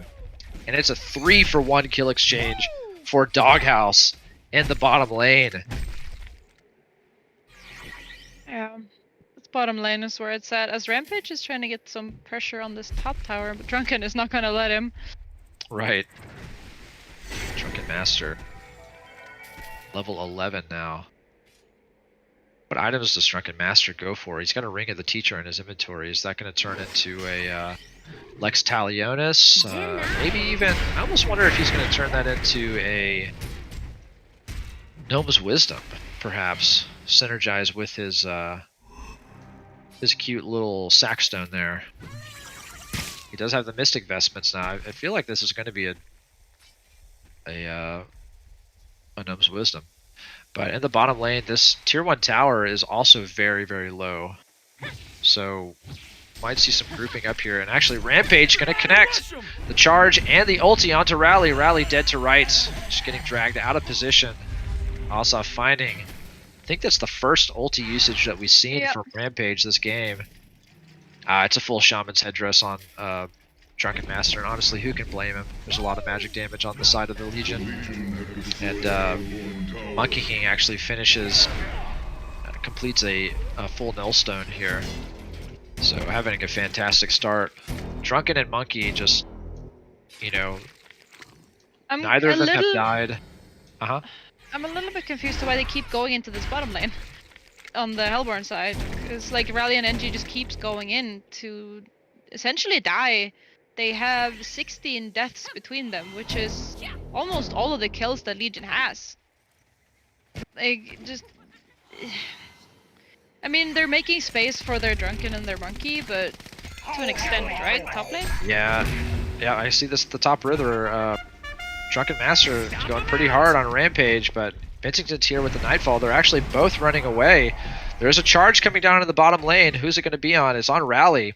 We'll see if anything comes from it. It looks like Rampage decides to use it as an evasive measure. Wretched Hag gonna get gone on by Drunken Master here. The 3-point strike is gonna connect immediately. She blinks away. And nothing else happens, but yeah, I mean, it really feels like their tactic there in the bottom lane was just space creation, as they knew how farmed the Monkey King was, especially. There's a charge on Rally here in the bottom lane. Rampage gonna be able to connect. The charge stun, the Bat Blast comes out onto Rally. Rally trying to put down the Seismic Slam, but here's the wormhole. It's gonna connect onto Monkey King and Rally. Rally are gonna die. It's a hat trick for Dude on Riftwalker. The 8, 2, and 12 support Riftwalker just doing work here. Gosh. I mean, level 8 Riftwalker just dealing this much damage. Look at the hero damage charts, by the way, if you can, and just look at the support Riftwalker leading the game. at the moment. Well, right? that is how it is usually early game, but then again, if you look Right. at the other side, Glacius and NG has nothing compared to it. So yeah, it's oof. I mean, it's just surprising because he's the lowest level, but he has the most kill participations on his team in the game, so pretty wild stuff. This NG and Rally just cannot get out of this bottom lane, it seems. They just keep going. They have the ulti now on Rally. If they can get this onto the Benzi, then maybe. Yeah, Benzington is getting surrounded here, but he's pretty tanky. He's got 1,000 HP, but you're right. These are pretty low levels on Rally. Glacius, while I'm speaking, ends up falling. Benzington just... What's he planning on doing here?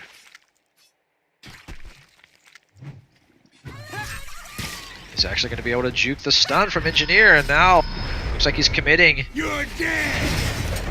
to killing the Engineer. Does take the Seismic Slam Compel combo and actually taunting Rally there, falling asleep. Just baiting him as Wretched Hag is now here, but Monkey King is here to put the finishing job onto Benzington. It's Rally that's actually going to end up dying. And, you know, it's just... This is what we're talking about, right? Where Wretched Hag was just having a tough time early on in the game, and now look, suddenly he's 400 GPM. Monkey King going real hard here on Riftwalker. Riftwalker with a almost landing that wormhole, but Glacius is here to put the finishing touches onto Riftwalker perhaps, but it's evasive maneuvers coming out from Monkey King, and Drunken Master actually putting a lot of damage out here on Rampage. The Glacial Downpour was coming out for just a moment. The Nightfall is here. Glacius, but it's Benzington surrounded by 4 heroes. He is going to end up falling. Things are really starting to come together here for Donava Brigada. It's maybe just overextensions coming out on the side of Doghouse at the moment, but we know that they coming can in with the double damage as well is also... I'm glad you caught that double damage. I didn't see it. Certainly should have been able to hear it, right? Yeah, that's how I saw it. I heard it. Oh no, Rally. You're dead! Rally getting gone on by Cersei. Or actually trying to go on Cersei, yeah, rather.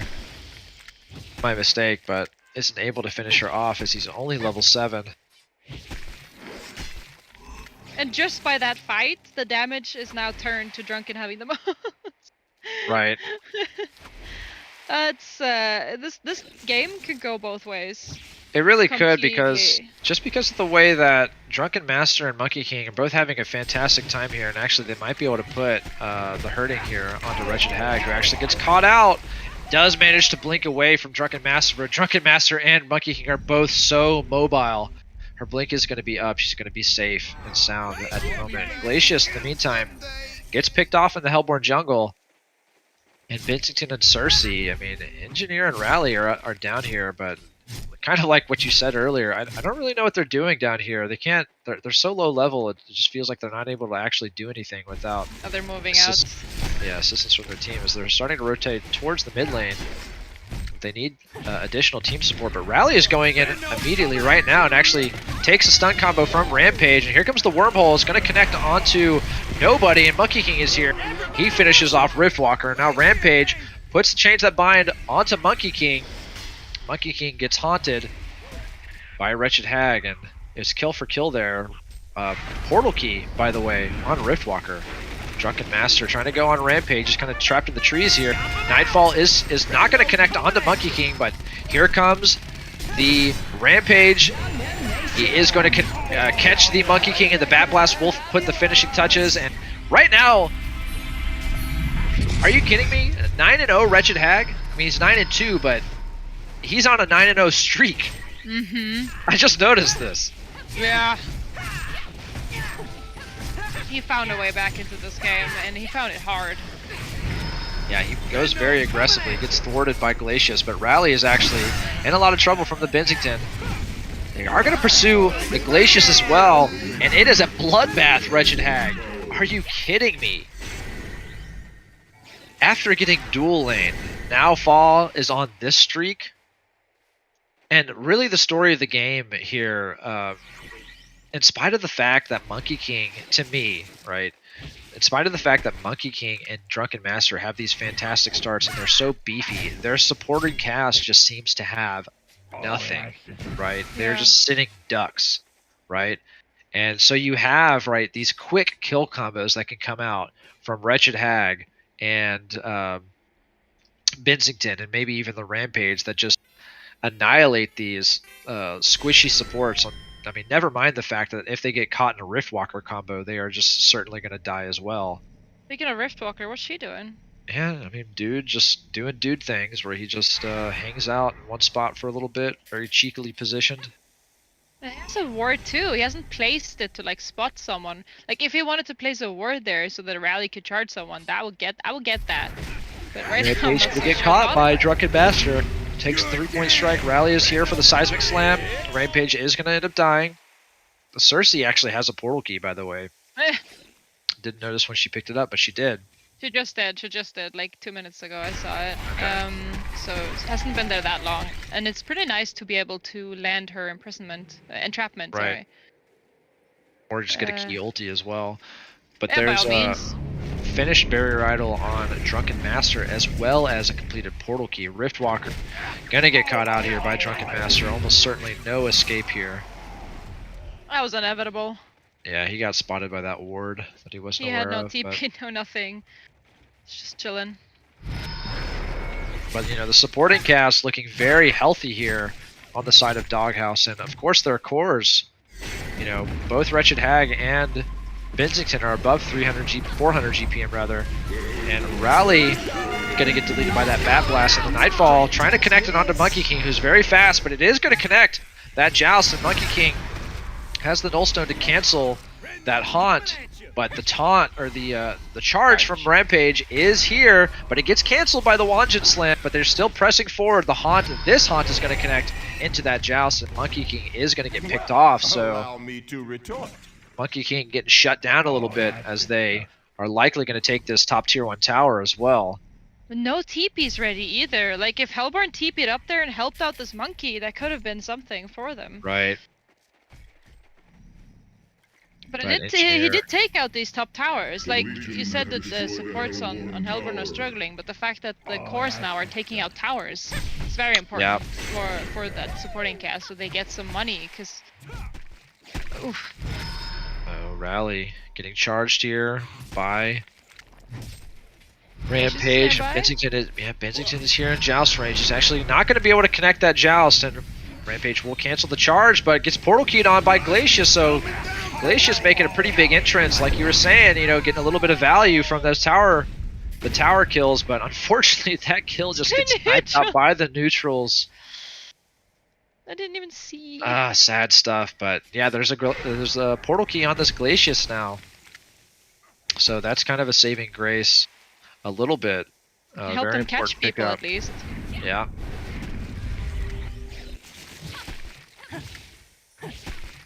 What are they building now? Let's look at this hag. She has a Sackstone and she has a Gnomes. And the Drunken didn't go for the Gnomes, he went for the Barrier Idol. And he also has a Blink and a Sackstone. He's looking fairly healthy. The Monkey has a Firebrand. Does he go Geos? Yeah, that's a good Or question. or does he go for the Dawnbringer? I see people do everything. I think Dawnbringer might be. I don't know. Actually, there's definitely something to be said for both item paths here. I think that. Wow, what a leap from the Drunken Master onto the Jousted Bensington, but that actually unfortunately gets him in a pretty tight spot. Here comes the wormhole. It's actually going to get canceled. Bat Blast was committed. It seems like it only connected on Rally. Rally is probably going to end up dying. He gets taken over by Cersei, who probably would have rather had herself, as it's just a level 9 Rally with no items. But... And here comes the charge from Rampage. He's going to cancel it. Storm Spirit picked up by the Engineer. Uh-oh. Portal Key coming out onto Wretched Hag into the Ice Imprisonment. She is going to fall. There's the Bloodbath Streak, and it's going to be given to Monkey King. So he's going to get a nice chunk of change. Now Drunken Master getting dragged by Rampage, gets Storm Spirited by Engineer, and deciding not to pursue any further. But that's a big kill, sniping out the Bloodbath Hag. And Cersei is actually going to be able to walk away from this momentarily as she gets locked down by Glacius and Drunken Master. And I think we just got the answer to whether or not Monkey King is going Dawnbringer or Geosbane. I believe it's going to be Dawnbringer, but Yep. I could be wrong. Bensington really needs to watch out here. He's actually getting pursued by Monkey King, and he knows it now, but is he going to actually be able to escape? He's able to kind of do some temporary juking, but Monkey King is very, very fast with that Firebrand and the Nimbus Cloud, and actually not going to be able to spot him out. It is not a Lightbrand at all. It is a completed Geosbane, so he decides that the self-dispel offered by Geosbane is probably the right move here, which it very, very well could be. And one of the things I like about Geosbane as well is the invulnerability frames that it offers, that you can potentially, you know, well-timed, you could potentially dodge a lot of things over there on the Legion side. So it's a really, really strong pickup. Kind of curious what he's going to build into next. Maybe he might just go full defensive and build into a Shrunken Head. Yeah. Yeah, it wouldn't be bad at all. Just being freely able to do what he wants, which is what Monkey wants. It's how he likes it. Riftwalker sitting at 1500.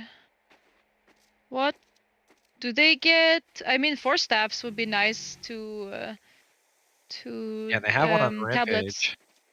Yeah, the tablets are very nice this game to displace people for the monkey stuff and the rally stuff and everything. It's yeah, an extra Use interrupt lighting. on the Glacius ulti, perhaps. Yeah, there's a lot of applicability for Tablet of Command. Wouldn't be surprised to see Riftwalker go something like potentially Spell Shards or maybe even Jade Spire as well, though. yeah, but I think the any type of target will be good so they can remove the nullstone on Monkey, because right now they don't have anything. They have nothing. They have the haunt true. and that's it. So anything to remove that nullstone is also good. Yeah, I actually like that. It's like a very, very good point that I didn't think of. Yeah, I've actually kind of viewed Tablet as like a classic nullstone buster, right? Yeah. There is a charge coming out onto Rally. Rally's going to cancel the Rampage charge, but he's still going to get comboed down. He's just, there's too many areas, heroes in the vicinity. Wretched Hag blinks into the Storm Spirit of Engineer, who drops the energy field on his face, and now is taking the full force of a Glacial Downpour, but she is very, very tanky. Actually manages to heal herself up with a Grimoire Bat Blast. Not sure if everybody saw that, but it's one of the things that I caught. But in the meantime, Glacius feels the Nightfall bearing down on him. And the Rampage ulti catches the Drunken Master. So it's That's a legendary huge streak. kill. Yeah, legendary streak for Sir Bensington. And As yeah, well it as is a taking massive down kill. this Drunken. That's his first death this game. That's an important kill for Legion. Yep. Monkey King is at almost 600 GPM. I mean, he's massive this game. But, uh-oh.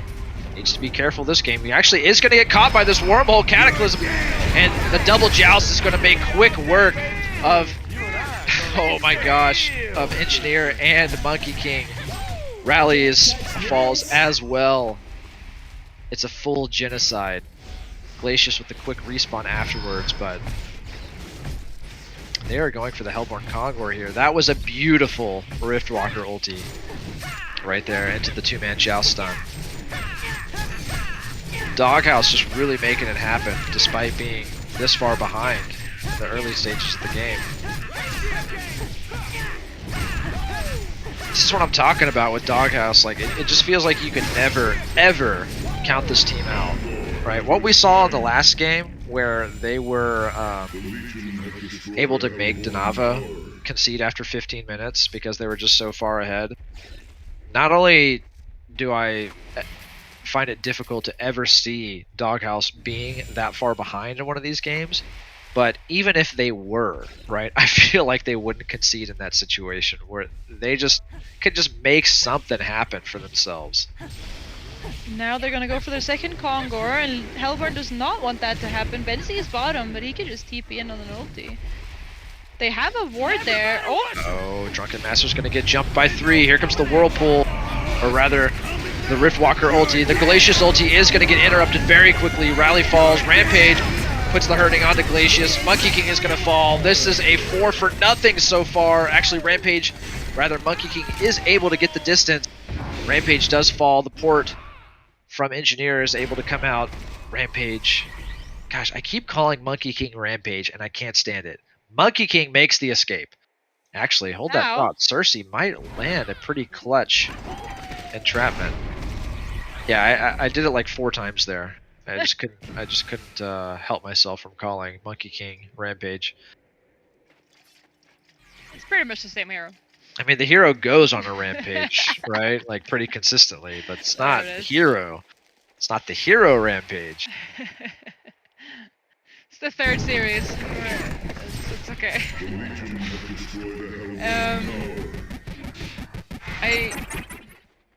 I mean, Hellborn's attempt was to stop this Kongor kill, and I mean they did, but at what cost? I guess is the call out here, because now they're just gonna do it anyway. It feels like. Yeah, they just lost a pretty major teamfight engagement. It feels like they're fighting a little bit too early. I mean, Monkey King has been sitting on 3k gold for a while now. You know, he needs to make this next item decision. And like I said, I think we both said there's probably going to be Shrunken Head, and that's a pretty major purchase, considering he has been dropped down by heavy magic damage at the last 2 team fights. I mean, then again, there is the Rampage, who doesn't really care. Yeah. But he still needs it to avoid the wormhole damage, to avoid, you know, at least some of the hag damage, a lot of the Bensington damage. Like, he just right-clicked something, so it might have been that. Actually, I think it might be a Shroud. That seems to be about the right price point. But in the meantime, Glacius, Glacius falling in the meantime. I'm just this curious about. Yeah, it was a Shroud, does get a Shroud, yeah. Isn't there an eye on the Legion side? Yeah, there Betsy is. has an eye. Yeah. Hag has a token and 4.6k gold. Ooh. Yeah, Engineer getting picked off in the mid lane very, very quickly. And now Wretched Hag. Probably gonna end up right-clicking. Gosh, what? A sheep stick? Yeah, I was about to say, sheep is the way to go here, I think. This poor Rally has Striders and a PK. I mean, at least he has a PK in level 11. He might be able to make something happen. They have so much good teamfight too on the Hellborn side. I feel like if they can get some spells out in the right order, like this Rally maybe. Is going to go in on Cersei and Rampage. Seismic Slam was actually not used. They are going to find a quick kill onto Cersei, but I mean, all that damage there on that tier 3 tower, those were Cersei illusions. So, ouch. Yeah. And I guess Rampage was there too, but still. Yeah. That's a lot. She has post haste. Yeah, post haste PK and another 2,300 gold banked up.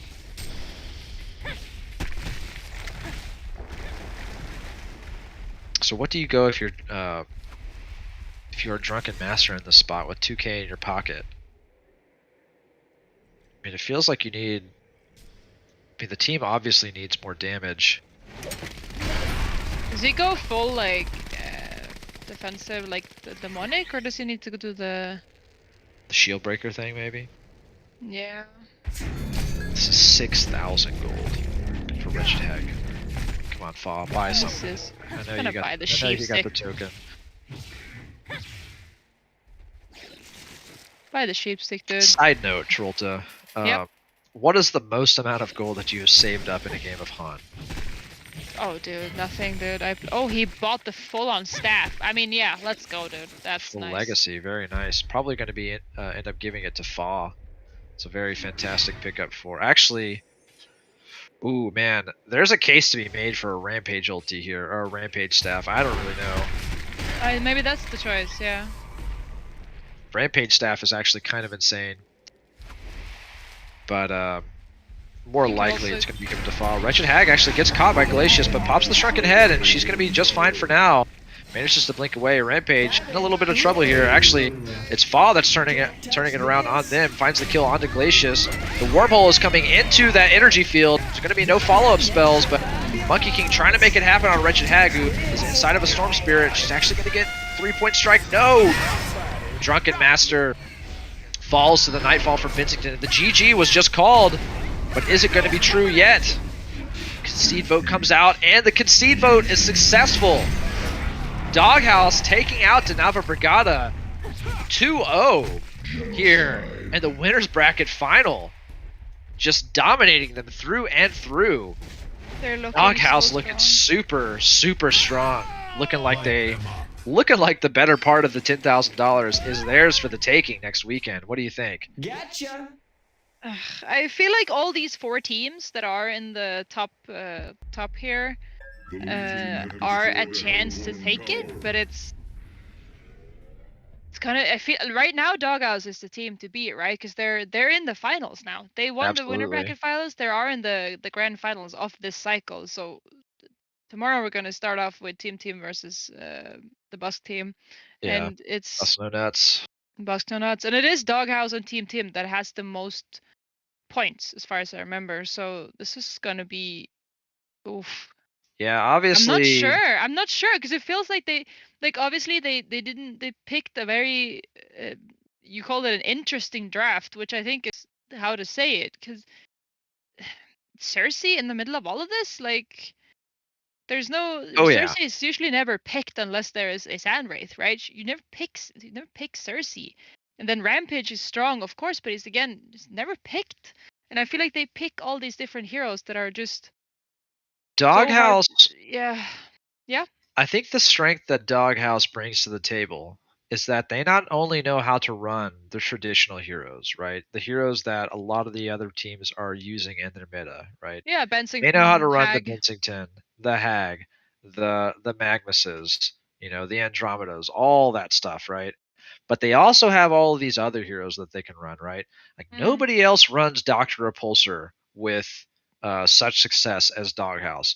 Nobody has heroes like Tremble banned against them, right? And if it's not banned, no other team is actually seriously considering picking it up, right? No. But Doghouse is there with just what seems to be the farthest reaching flexibility for their draft potential out of every single team. And that makes them extremely difficult to play against. So, I guess my final thought is, yeah, you have to surmount the climb back through the losers bracket to even get to be a contender against Doghouse, right, in the winners bracket final, or rather, I should say, the grand finals of the cycle, because I believe they are the team with the most points. They are guaranteed into the grand finals next weekend. At this point, they are. At this point, and so with that in mind, right, what has to go through your head, right, on top of ascending through the losers bracket, beating team, if you're Team Tim or Bust No Nuts, right, beating out one or the other, then worrying about Denava, then worrying about Doghouse in the grand finals of this cycle, right? But then you have to worry about how do you take out Doghouse in the grand finals, right? And the best of 5, where they're bringing everything at you. And it just feels like the task for this weekend for these 3 teams is to just figure out what do you need to do to shut out Doghouse, or at least draft competitively against them. And it's just so damn hard, man. I honestly just I don't know what to do for these teams. I mean, these players are better than me, right? I might know a decent amount about the game, but on the competitive level, it's just different levels of HoN, and I wait and see if they're actually, if they're going to stick to their standard stuff, which, as strong as it is, doesn't seem to work on the regular against Doghouse, and really excited to see the grand finals. I know the best of 5 is a different feeling than all these best of 3s, right? Yep. Guaranteed 3 matches, and if you take, like it's definitely a war of attrition type thing going on there. That's a lot of HoN against one 5-man lineup that you're going to have to weather through. So anyway, before I get too long-winded, any final thoughts for the broadcast, Trulta? I feel like while we're on the topic of it, I feel like this I've mentioned it so many times before. This meta is just fight, fight, fight, fight, fight, and it fits Doghouse so well. Cause I can just imagine them sitting in their Discord like, get him, get him, get him! Like they're just on you all the time. There is no stopping it. And then they pick these heroes that can do that. They have the Rampage to charge you down. They have the Bensi to follow you. They have the Hag to jump at you. And then they have these huge ultis to follow it up. Like it's obviously there's a lot of fighting possibilities on the other teams as well. It's just this in your face game style that is so hard to deal with. Like how do you dodge all that? That's my biggest issue. It's gonna be a tough one, and I'm excited to see who gets through tomorrow to get through to this cycle's grand final. Yeah, I'm just excited to see some more action packed on. Like we don't even get to talk. It's just action, and it's fun to watch. What's nice about tomorrow as well is it's actually going to be more than likely, unless there's some sort of weird like point tie between the second and third place team, right? It's probably going to be a preview of who of the grand finals come on June 18th. Yes. So we're going to see, hopefully, if Donava doesn't, or whichever team takes on Doghouse, if they don't successfully take out Doghouse, then, right, at least they're able to take a game off of them to show that they actually have what it takes to compete against them in the best of 5 grand finals a week from today. So. Anyway, thank you so much, Trulta, for joining me in this last best of 3, and thank you so much to our viewers for tuning into the broadcast and supporting HoN and this tournament in its final days. And I'm just going to go ahead and turn it over to Paradise. This has been Easy Full Clan, joined here by Trulta. I'm closing out the broadcast for myself, but of course, Paradise is coming in here to share any final words that he needs to tell you guys. So again, thank you so much. Thank you, John, and thank you, Trolte, for the amazing cast. And this is the final match or endgame for today, and tomorrow is going to be the loser bracket semifinals, loser bracket finals, and then grand final. And just for everybody to know, currently Doghouse is guaranteed in the grand finale. The matches are going to happen tomorrow is going to decide who else is going to be on the grand finale. Because as it stands, Brigada and Team Tim are on 8 points and Busk No Nuts is on 6 points. So it is really, really, really close. And whoever wins tomorrow gets to the grand final, depending if it was Brigada or Team Tim. One of them will be in the grand finale. And if it was Busk who gets in the grand finale and wins this cycle, then that'll be a very, very, very interesting twist, actually. And that would mean that it would be Bust No Nuts against Doghouse in the grand finale. So it is looking very, very, very interesting. So tomorrow, who wins or who gets the grand finale will be, will have a seat in the, who wins the cycle will have a seat in the grand finale against Doghouse. So it is looking very, very interesting. So tune in tomorrow at 2 p.m. GMT. Today was an hour delayed, but tomorrow is going to be just the same as always. It's going to be at 2 p.m. GMT, and we will see you then. Good night, everybody.